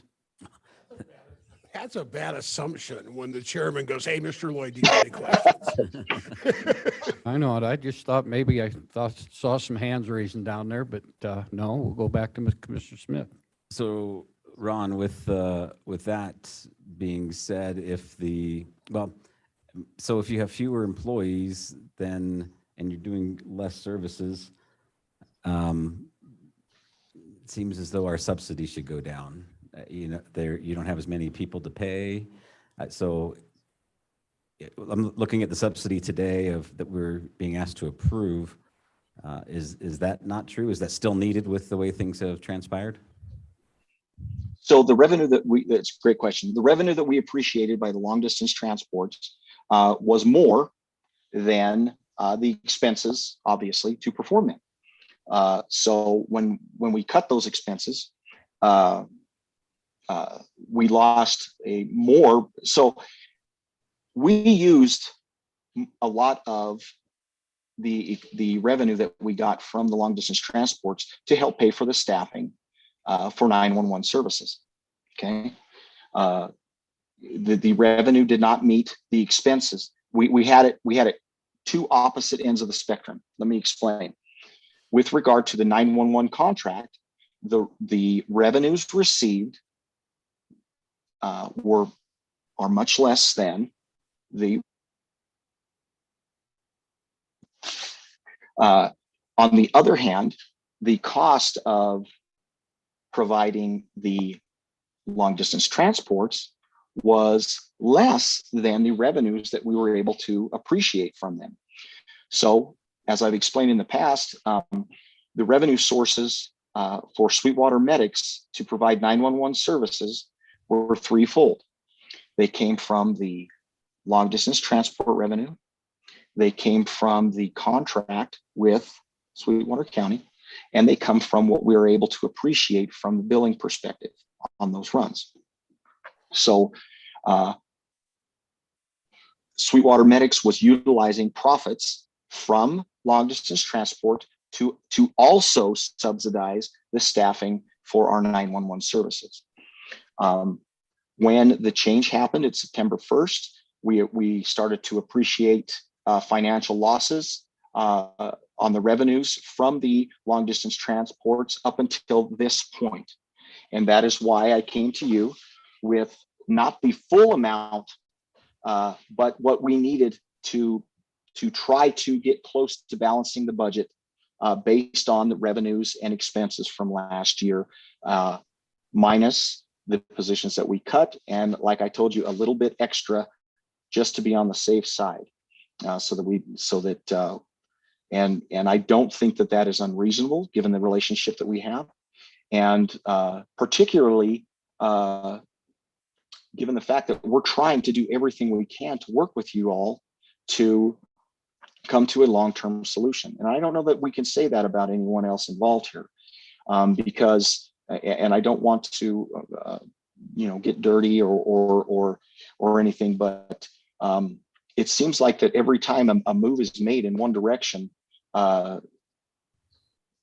there needs to that the other organization wants to have a confrontational or a competitive spirit rather than us coming together. And I've said this in almost every meeting. I said this at the last EMS board meeting. Why can't we just form an organization, put all of our resources in one pile and do this together? Castle Rock said that they are not enthusiastic about giving up the ambulance at this time. So I think that says that they're not, that they think that things are going well for them and that change isn't needed. So I can't speak for them and I won't try to, but what I can do is I can speak for Sweetwater Medics, and we are trying everything we can to work with everyone. I have provided every piece of financial justification and documentation and everything upon request, immediate request that we've tried to skin this cat numerous times. I came to you with a good faith. I provided you with the documentation first so that my request had legitimacy. I requested that $235,000 to get us through the end of this contract. And in that time, I also gave you my full commitment to be willing to work with and to do anything at all that would give us a means by which to have either consolidated a change in structure or something that would assuage all of us who are involved in this process, that we're heading in the right direction for a long-term solution. And we are continued to be committed to that. So Ron, if we were not to approve this today, but were to take some time to look at other options, this 235,000, if we were not to approve that today, what would happen with medics? So if I'm not mistaken, the amount was approved last meeting. Is that correct? Conditionally upon the contract. Yeah, sure. Okay, correct. Okay, I just wanted to be clear. So I think that from our perspective, we can't take the losses, guys. We cannot balance the books without the extra money. And I think that we would immediately issue our 30-day notice that we can't continue, and that would in effect mean that we would never that it would be done, because we would lose our employees, because we have to give them notice. They deserve that, and they would find other employment, and we would be without that service over there. Now, you could probably you may have other plans for that, but I'm just telling you from our perspective, that is what would happen. Mr. Chairman? Yes. Could I ask this doctor a question? Sure. So Bailey, if medics were to give their 30-day notice, what could you do to help the county? Do you think? Do I think? I don't have any board members here with me, so it would take an agreement between our board and the county commission. But we have always been committed to providing service in Green River, and will continue to do so in Rock Springs. If we currently provide standby calls in Rock Springs, and we'll do everything that we can to make sure that the communities don't go without EMS service. If it's unfortunate enough that 30-day notice is what you're left with, we will do everything that we can to make sure that people still have EMS in Rock Springs. How confident are you that your board would agree with that? The sentiment of our board in the past has been, if they were offered a fair contract that they felt comfortable with, and it would mean expediting, obviously, on your part to be able to offer that kind of contract to them. But we have a meeting tonight, so things, could happen pretty quickly as far as the terms, and I'm sure they'll tell you publicly what they would expect tonight. So I feel fairly confident that I feel confident that our board is also committed to making sure that EMS service is not lapsed in Rock Springs.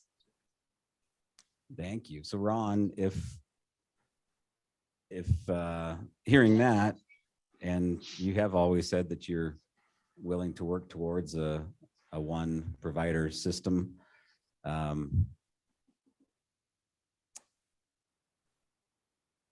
it sounds like Castle Rock may be willing to offer that now. Is that something that you'd be amenable working with them or with us as the county, or to kind of flesh out a contract, put a organized or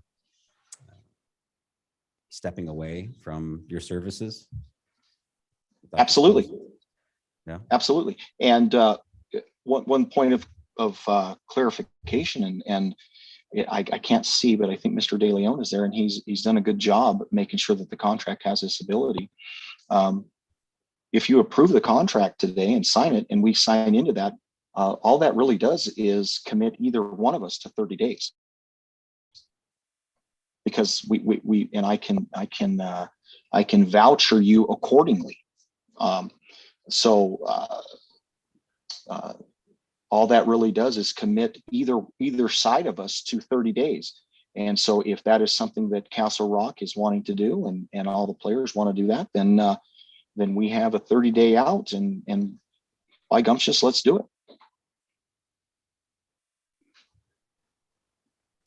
Commissioner Tolman? This is just a point of clarification. Sweetwater makes, you do have one ambulance that belongs to the county, right? That could be given to someone else. That is incorrect. Well, that is something we would have to discuss. That ambulance that was gotten with that grant, the county refused to have it registered in their name, and apparently the board, I can't even remember the board that gave us the grant, the Great West expansion project, their legal they advised that in fact Sweetwater Medics was the recipient of the grant and it was not from the county, but we didn't pay for it. I mean, I'm sure we'd make that available to whoever.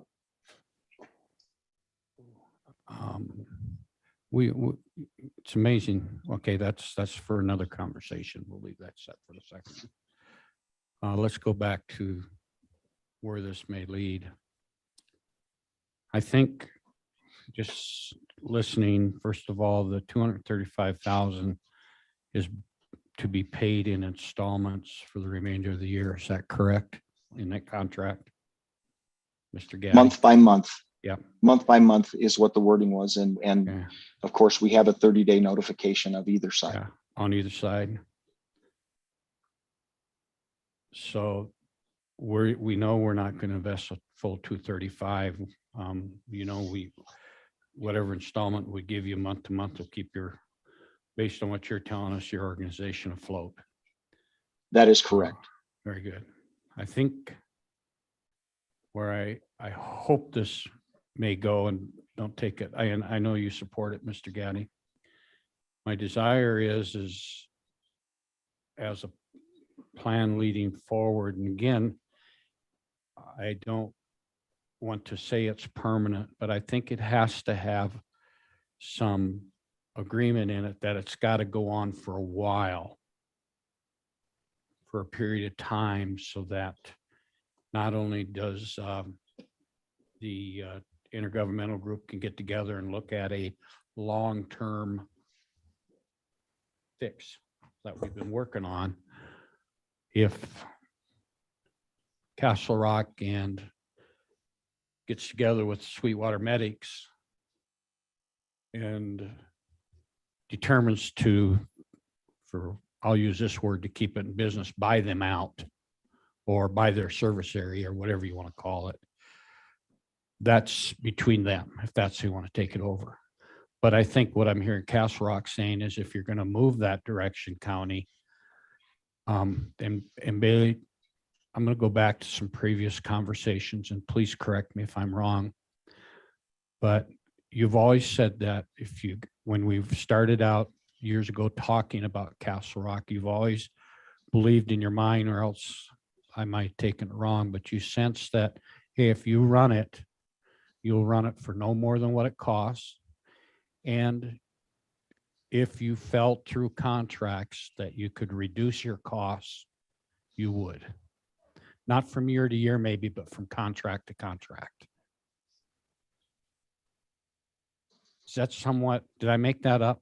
No, not Thank at you. all. No, as long as we had, I think at the beginning of starting any service in an unknown community, it's not overly complicated, but we would need a longer term contract to be able to really tell you where those savings are. And then absolutely, Castle Rock has no profit motive to be able to make money on the ambulance. At the same time, we would hope that in any contract that we also wouldn't be asked to cover expenses that aren't our responsibility. So absolutely, we would be willing to save money over time. Okay, very good. So with that in mind, we've got to talk as commissioners, but I'm just thinking in my mind, here's how I see it. Possibly an option to play out would be a conversation with us to look at a intermediate fix till we can come to a long-term fix for funding, basically. But that intermediate fix could play out and have other variables, but probably a simple way of saying it is over next 30 days. If you and Sweetwater Medics can come to an agreement and that type of thing, what we need to know is how much time you and your board, if they're supportive, Right. and you're meeting with them tonight, it's all depends on what's going on. Right. Anything can throw anything under the bus. We know that. Mhm. But then also,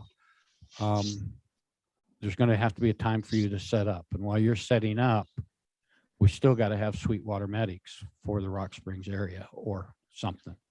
Because you can't set up overnight. We know that. It's I going hope to take so, some, yes. yeah. So we're going to have to keep Sweetwater Medics afloat until that occurs. That's just my thinking. I'm not sure what other commissioners are thinking, or I'm going to throw this out there Mhm. and let them beat it up. And, you know, some of this conversation, you know, it's problem with medics is public. There's no reason, there may be some reasons to go into contract conversations behind closed doors, dollar amounts and that for executive session. But I think these conversations where we're at, throwing these ideas out, have to be public. Because one, by this happening right now and this conversation going on, and we have Mr. Gaddy Zoom, this is the first time in 6 years that I've been a commissioner where we've had the commission, Sweetwater Medics, and Castle Rock all in the same room. Would you agree, Ron?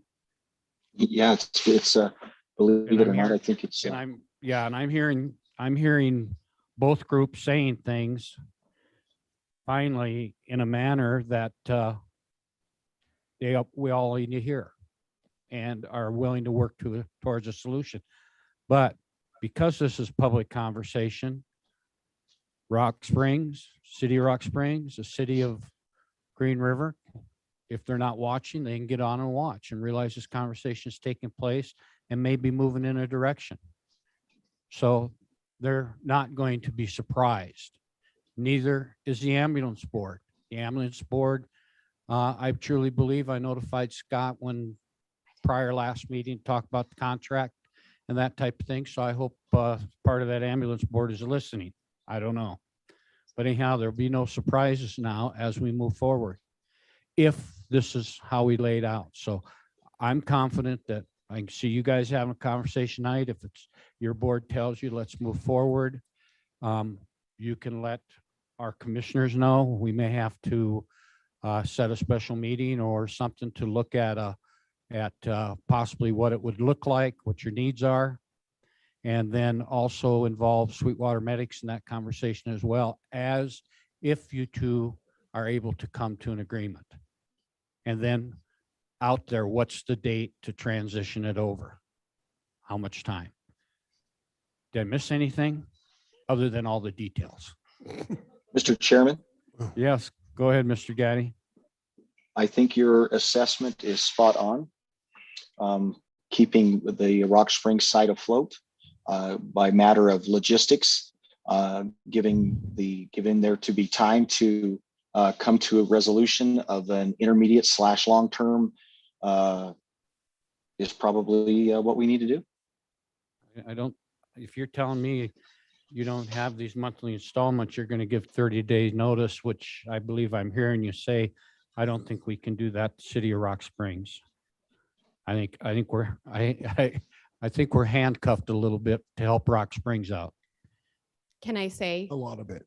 Commission? Yes, go ahead. Can Bailey. I say that just as part of this process, starting now, one thing that I'm thinking in my mind is that there does have to be an end point, because if there's a subsidy that would allow one service to continue functioning as is over another, the timeliness of this is not going to be expedited. So that's obviously up to the commissioners, whether or not you want to approve the monthly subsidy. And I hear what you're saying about leaving Rock Springs uncovered. However, if we are going to come to the table in good faith, we would want the community to know that we're interested in hiring people, and we're going to start that process right away. So if people, need positions, we're going to also need to understand what your timeline is. Okay, then I agree with you.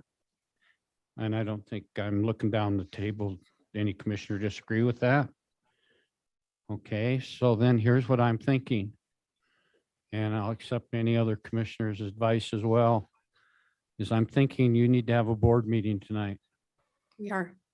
Yes, Mhm. and you need to find out where your board's at, and we'll have 2 commissioners there that plan to attend. Okay. And then, Mr. Gaddy, I think it's none of our business what you do with your business, and I mean that in a business sense, not in a disrespectful sense.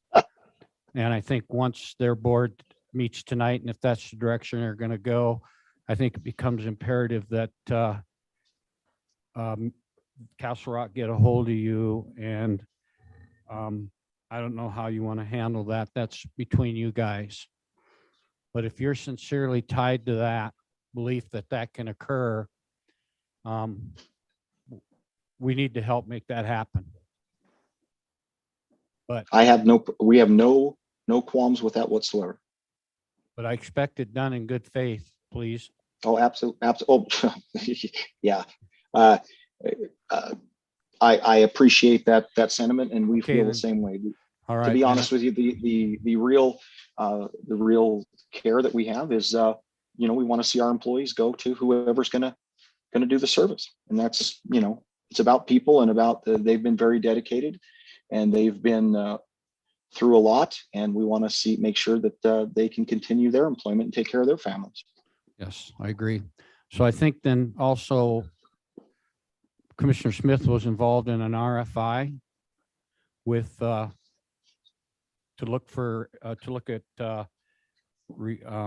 interest for ambulance. I don't think the details of that would change too much in my mind of what we're looking for. And I think Castle Rock, and I also know that Sweetwater Medics, you went through it, so it was the same, but you have a good idea what the expectations are. I think it'd take a moment to pull that out for you if you needed it and look at it.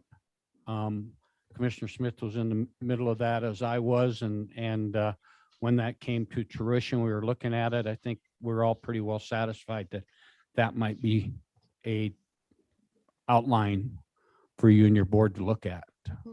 So before I go any further, Commissioner Smith or Commissioner Lloyd, you were all part of that. Do you see that as a possibility as we move forward, or is it moving too fast for anybody? I think the sooner the better, and agree with Bailey in the aspect of, if we have an open-ended approval till next July, that perhaps things don't get done as quickly as we'd like. So I'd look for a shorter subsidy. Okay, well, and I agree with that, and that brings me my next step. You guys have to give us what an end game date would be to be ready. That's on you. I understand. Okay, but we've got to keep working through those things and getting ready. And Mr. Gaddy, you've got to work with Castle Rock. 100% committed to it, sir. And I don't know. I don't know how to. If it was happening within the county, I'd put a commissioner in the middle of it, but I don't think we have any business in the middle of transfer of business or anything like that. So I'm putting a lot of faith in you two as leaders of 2 companies. Okay? Yes, sir. Yes, sir. All right. All right. Mr. Chairman. Commissioner Lloyd. Yeah, I just want to put out a couple of thoughts that as we go through this process, I'll be honest, earlier I said we have to find a solution of ambulance, and I didn't think we'd be talking about this at 1 p.m. today. I'll be honest. And so I think that as we go through this process today, I think it's important, and as we meet with the board tonight and we go through this, that we're just transparent, we're open, we work together, and we vet things out. I think some of the reasons where we're at is we didn't vet things out very well throughout some of these processes. And I want to make sure we take that, even though I believe, to me, the last 6 months to a year, our number one priority as a county has been able to solve the ambulance. I don't want to get such a rush to get to the finish line that we don't vet things out as a whole appropriately. So I just think as I'm excited about right now. Like I said, befuddled that we're here now and now it's 101. That we're at this point, but I want to make sure all sides are going to be transparent, open, and that we also have some other entities. We've had the city of Rock Springs talk about opening their pieces. We got to get all this fuddled together. But I'm excited that we're all anchored together to move this way, but I want to make sure we vet it out right. Well, and exactly. And the other piece of it is, as I've always said, we'll find out how truly committed the other two entities are when it comes down to funding. Find out who wants to help with funding. And that's all I'm going to say about that. But in the meantime, we cannot leave our communities without ambulance. And we also need to start being able to do it effectively and more efficiently. And I think we have a opportunity now to do that and not be surprised by costs from every 6 months and have some stability. Okay. Commissioners, any other questions? Commissioner Tolman. If Castle Rock Convalescent Center does go forward with this, I don't think we're saying that you have to buy out Sweetwater Medics. I think that is a separate. I don't think that it's fair for Yeah. us to say that they have Well, to agree to. That's something. why I said they got to come together and decide the business deal is, but I also think too, the end game is when, and Mr. Gaddy, I'm going to say this, and any commissioner, the end game is when Castle Rock notifies us after tonight when they be ready to take it over. Okay? Yes, sir. That's the end game, and then we'll come together and we'll serve a 30-day notice. Okay? I think that if, And they'll and like I take- said, I think the contract as Mr. De Leon has prepared it allows for that. And that would be just fine with us. All righty, so that you guys can have a conversation, but if it doesn't come together, disagreements, Castle Rock's going to give us an end date, end game, and we will work with them for a contract for that end game. Okay? Okay. 30 days notice, bud. Yes, sir. All right, I think we're on board. I think we can take care of this for Rock Springs and Green River, as well as supporting our outside areas. Okay? Any I'm good with that. questions? So Alrighty. we still need to have the contract signed, right? My belief, if my other commissioners will support me, is we need to approve the contract as written, but before we go forward, I have something else I want to talk to you about. Dealing with that doesn't involve Castle Rock or anybody else. It's just Sweetwater Medic Service, okay? But the way I see this moving forward, that after I bring up what we have to try and get straightened out, I hope my commissioners will support me in the fact that we will approve the contract. Remember, it's installments, and the installments will only go through until we at the end of the 30-day notice, which could be in 3 months, could be in 4 months. Correct. Or whatever Understood. Castle Rock tells us, and they're gonna, but we've got to come to an agreement with Castle Rock on how we want to put things together on MOU for the service of the communities. Okay? Yes, sir. And that type thing. All right? Yes, sir. Okay, commissioners, any issue with that? Commissioner Tolman? Commissioner Lloyd? All right, very good. Okay, thank you very much. Thank you, Bailey, for being here. Here's where I have, Ron, I need some help from you. And it's, we struggle a little bit. The sheriff shared with us a bill that they had for transportation of patient of dollars that were billed to them. Yes, sir. And we need a little bit of help with this. I mean, you're duly owed for your transportation, and we truly believe that in some way that's could and should be covered within that contract and should have been, but at the same token, we can't expect you to do things for nothing without us talking about them and that type of thing. But my question to you, is there anything you can do to help us out to take care of this charge that went to the sheriff's office? Are you Yes, sir. familiar with what I'm talking about? Yes, sir. And that was, we followed the, like I said, we have to follow certain rules and laws when it comes to that. And we, which required us to, by statute, to do certain things. Mhm. And the way that billing works is very, very difficult.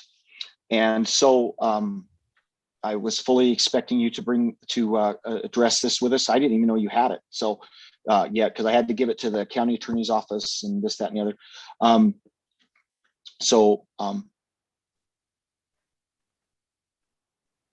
We routinely take and do this for Medicare reimbursement rates, which are significantly less. Like I said, the only people who pay retail for medicine are people without insurance.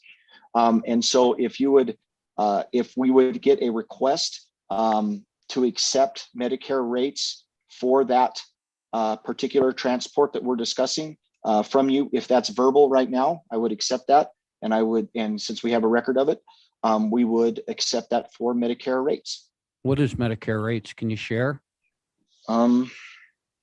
It's way less, like less than half. Okay. I don't have them right in front of me. Mhm. Bailey, do you have them? Bailey, do you know what Medicare rates are for transports? Come on up to the podium and stay there. Thank you. Thank you. Sorry. No, We're you're just- good. We're just starting to get reimbursed for those now, but they're reimbursing us about $1,800. Okay, for a she said transfer. about 1,800. Okay. Yeah, if that's the Medicare rates, we're fine.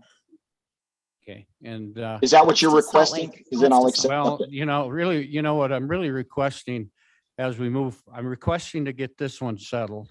So it doesn't have to go in the direction where most collections would go.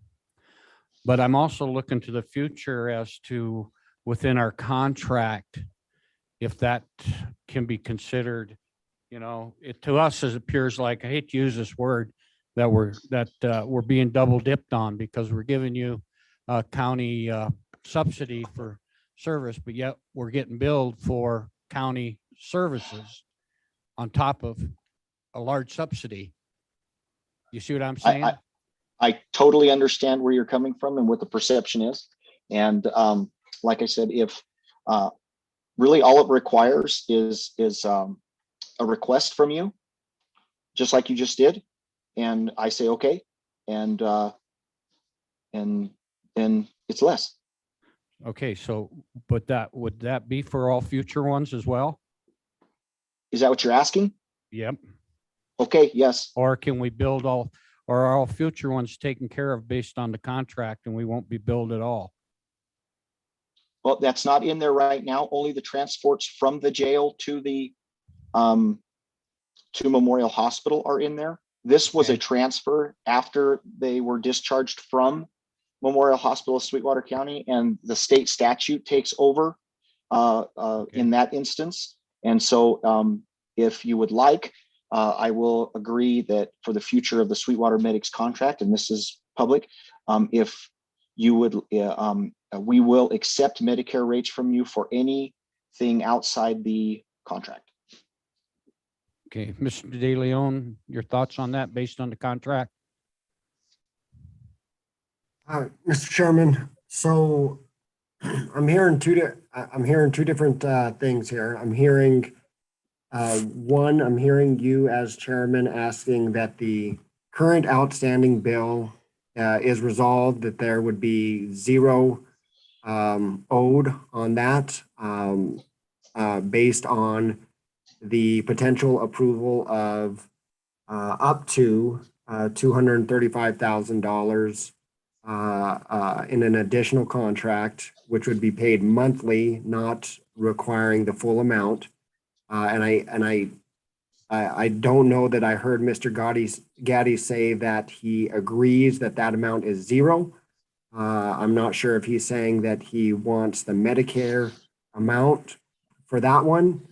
And so I'm not sure how to best document that piece of it. So I'm hearing the request is that that current outstanding bill is zero if the contract is approved for 235,000.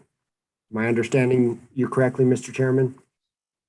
That was originally the question, yes, and I believe Mr. Gaddy, did you counter that?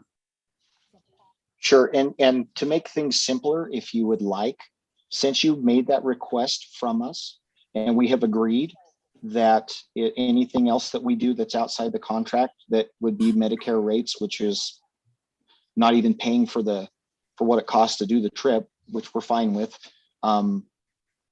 If you want, you can disregard that invoice and I'll send you a new one.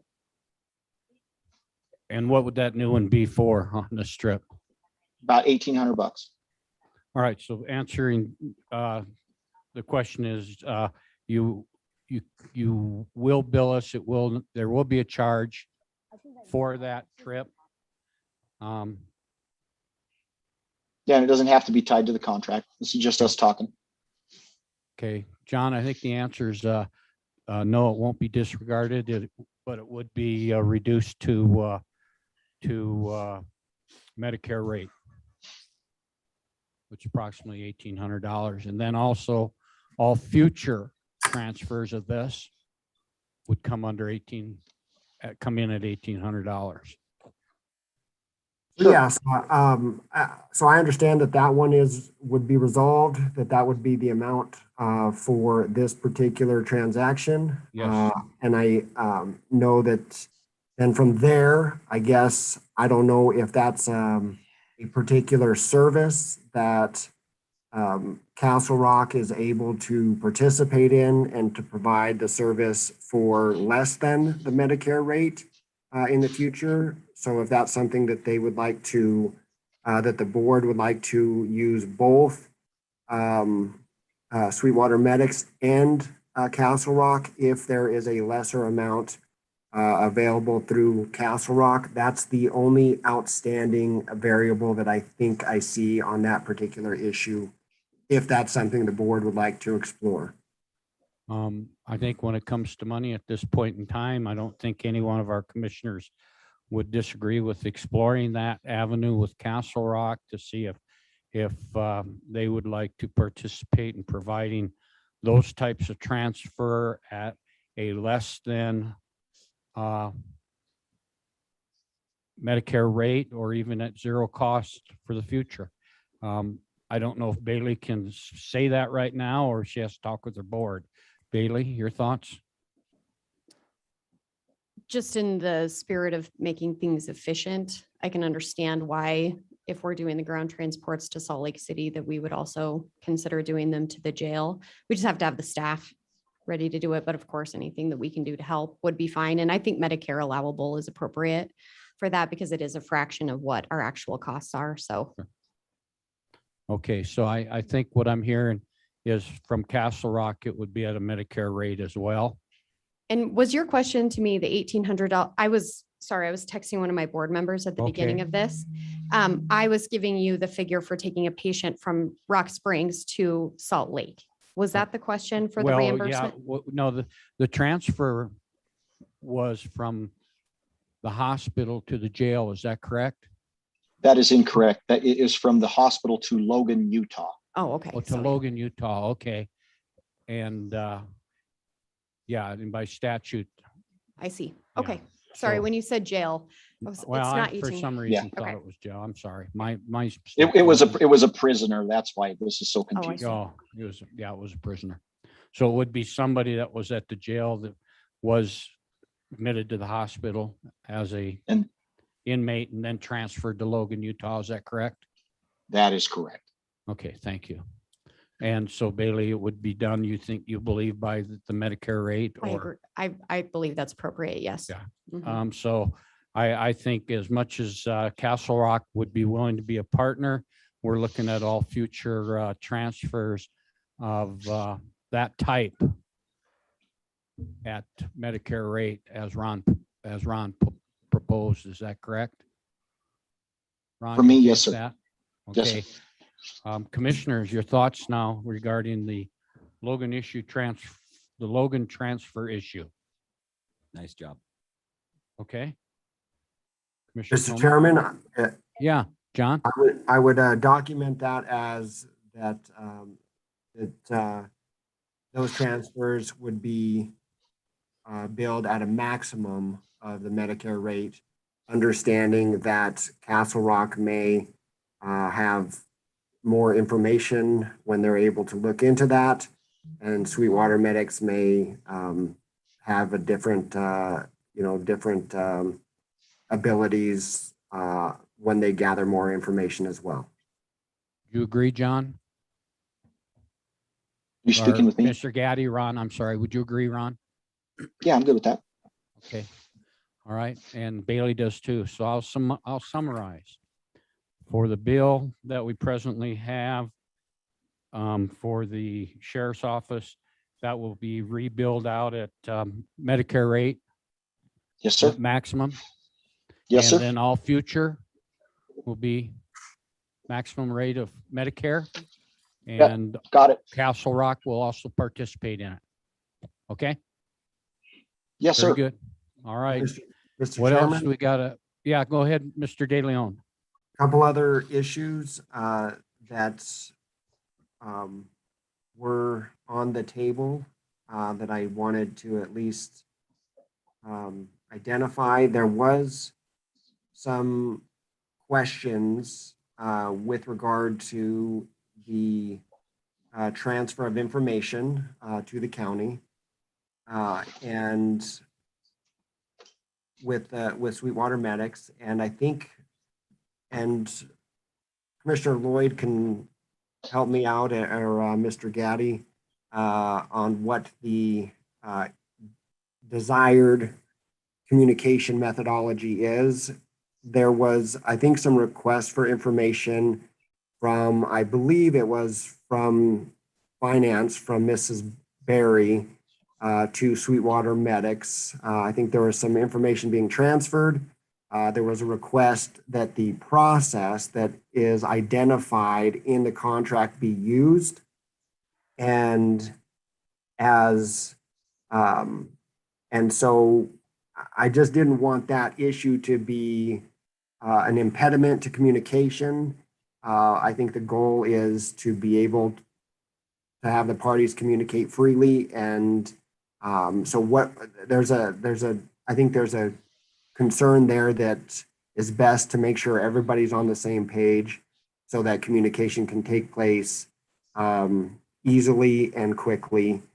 So there was a concern there identified. Mr. Chairman, may I answer? Sure, Mr. Gaddy. Okay, so I'll provide some clarification for that. All of the financials were submitted immediately on request. A follow-up request was made. They received financials of payroll summaries and things of that, and the ledger, everything that they requested or that was requested through the email, I provided. One of the things that I did was redact my employees' names from the reports so that they could maintain anonymity. A follow-up request was made that I resubmit that report from Miss Berry, apparently, with my employees' names and their financial information from payroll. I did not feel that that was appropriate. However, I did say that I can personally say that I don't have a problem with it. So I provided mine, my as an employee, my information. And the reason that I followed up with that I said, okay, well, maybe these requests, because I didn't feel that was appropriate to ask for my employees' names as they aligned with their payroll summaries. I think that's probably private information. And so I redacted those and provided the financials, but you just don't know whose paycheck belongs to who. And so my thought process was, well, they probably want to see mine. And so I did go ahead and give permission or consent, and I put my name in the report and resubmitted it. And I thought, well, you know what, the commissioners, everybody probably should vet the requests so that I don't get 17 different requests from each commissioner. And so that's why I said, please follow that process so everybody knows what information is flowing and who got what. And because there's been a couple things that I've submitted a couple times. And so, and I thought that, that the commissioners would probably want to vet things that are being requested as a group rather than nothing against Mr. Lloyd or anything, but I just thought that the requesting the names of my employees as they reflect their paychecks and their personal information may be inappropriate. Thank you. Other questions, Mr. DeLeo? Well, I guess just trying to provide options. Again, it's just so that there isn't difficulty with communication. I think the goal, what I heard that the board wanted was and if I'm understanding incorrectly, please correct me. But my understanding is that the board wanted Miss Berry to be able to communicate directly with Mr. Gaddy, to be able to make whatever requests she wanted in order to better understand the circumstances. And so I think it could slow down that communication process to have every request that Miss Berry makes go through each commissioner. So if that's how you'd like to do it, you can do it that way. Otherwise, the way the contract is written, it simply says that there would be a county representative who's been designated by the county. So you could make a motion if you wanted to have Miss Berry as the county representative so that she can make the request that she thought was appropriate. If that sounds acceptable to both the commission, Mr. Gaddy, again, the goal is to try to create a seamless, efficient, quick method of communication and understanding. Thank you. Commissioners, your thoughts? I think that that's probably appropriate on a case-by-case basis. I don't know that we want that in the contract to like designate that position to say that's communicating for us. But if we had, in this case where Commissioner Lloyd's looking for some information and Ms. Berry's helping to facilitate that, I don't think that she needs to come and ask us for permission every time that she wants to send an email to Mr. Gaddy. So, but I don't think that we should probably blanket that and just say that's our, if there's any financial questions, they can ask you anything. That position can. I don't think that's appropriate. Okay. Mary? I think I would agree with Commissioner Smith, but I would ask that Accountant Berry please give us a report as to what you find. What are your findings when you review the financials? Okay, very good. Commissioner Lloyd? No, I guess I appreciate the clarification because one of my concerns was when I got the information back, the ledger wasn't from December on. We wanted the whole year.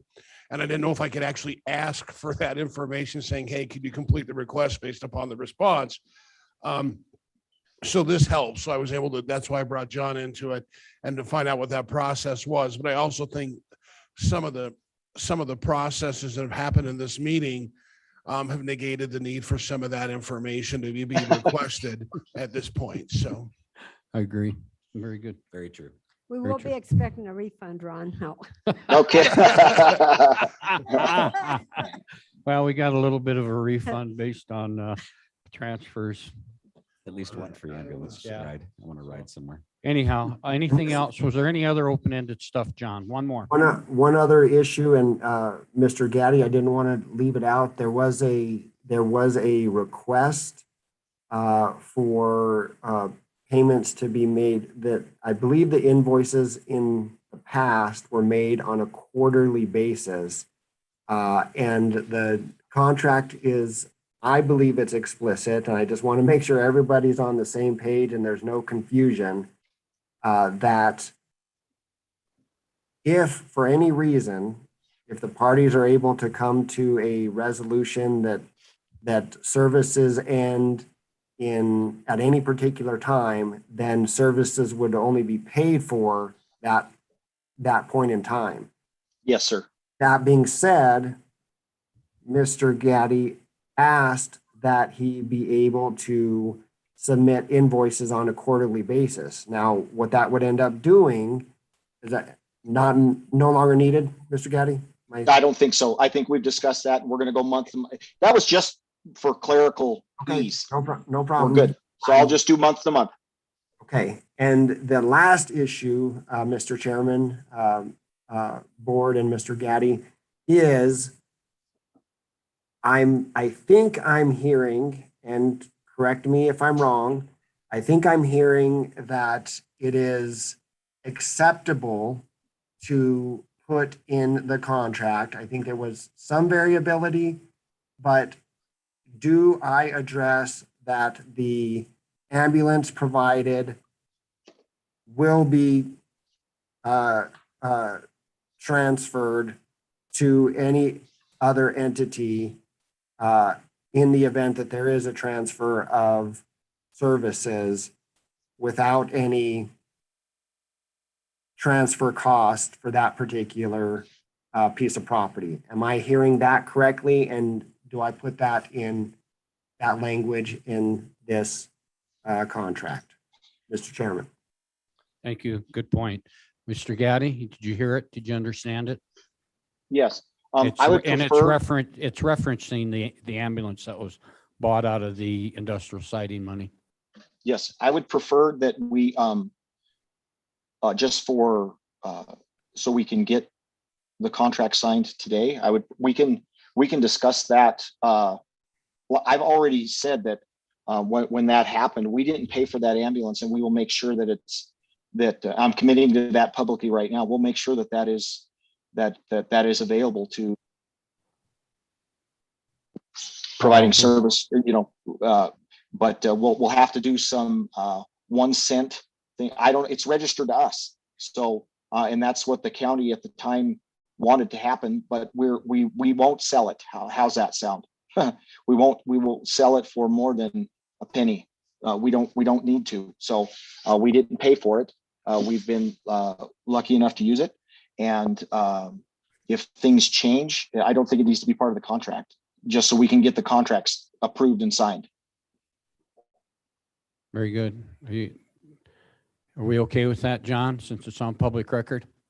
Yes, Mr. Chairman, that's consistent, I think, with what both Sweetwater Medics and this board has stated in the past. I believe that's also been documented in the past. So, I just didn't want that. What's been consistently understood, I believe, between the parties.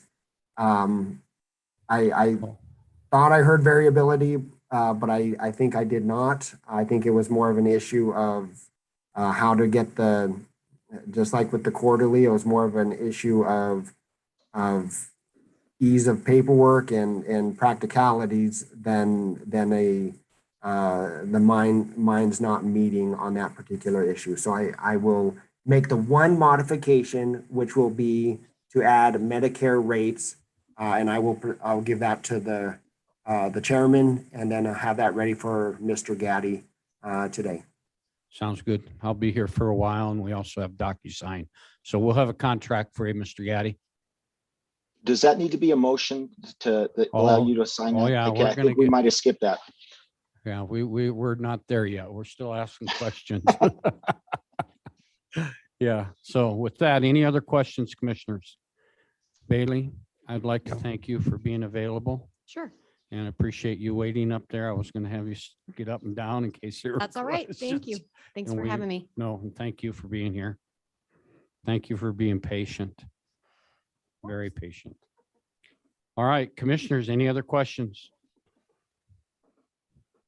Commissioners, with regard to Sweetwater Medics contract, and we heard our attorney that there'll be a amended clause in there dealing with the transfers of the type that we talked about at Medicare cost. What's your pleasure with regarding the contract for Sweetwater Medics at $235,000 to pay out quarterly? Monthly. Or not, monthly. Thank Monthly. you. I move that we approve that. We have a motion by Commissioner Smith to approve. Do we have a second? I'll go second. Second by Commissioner Lloyd. Any further discussion? One comment.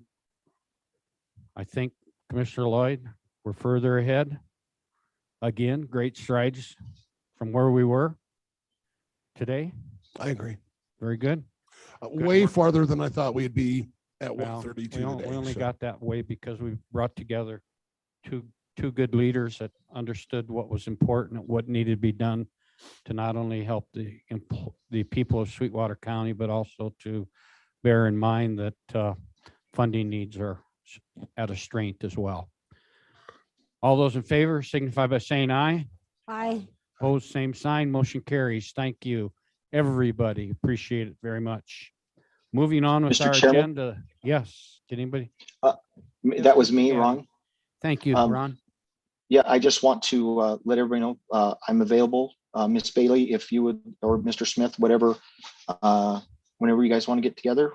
Again, I'm available. Thanks, Ron. I know you had family things to do today, so thanks for taking your time and hopping on here and helping us resolve this. Good job. Yeah. Yes, sir. Thank you. Bailey. Bailey and Ron, both good partnerships. Thank you.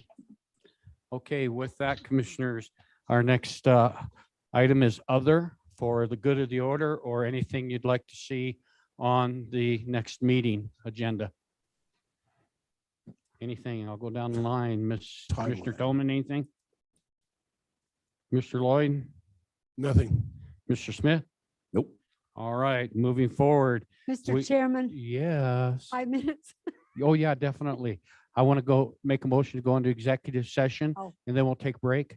Okay. Okay, very good. But let me ask you a question. Do you have any pre-decisional? No. All right, so I'll entertain a motion to go into executive session for personnel. So moved. Second, Second. Mr. Lloyd. All those in favor? Aye. Aye. We'll go into executive session. Donut time. 10-minute break. Commissioners be here back at 1:45. Thank you.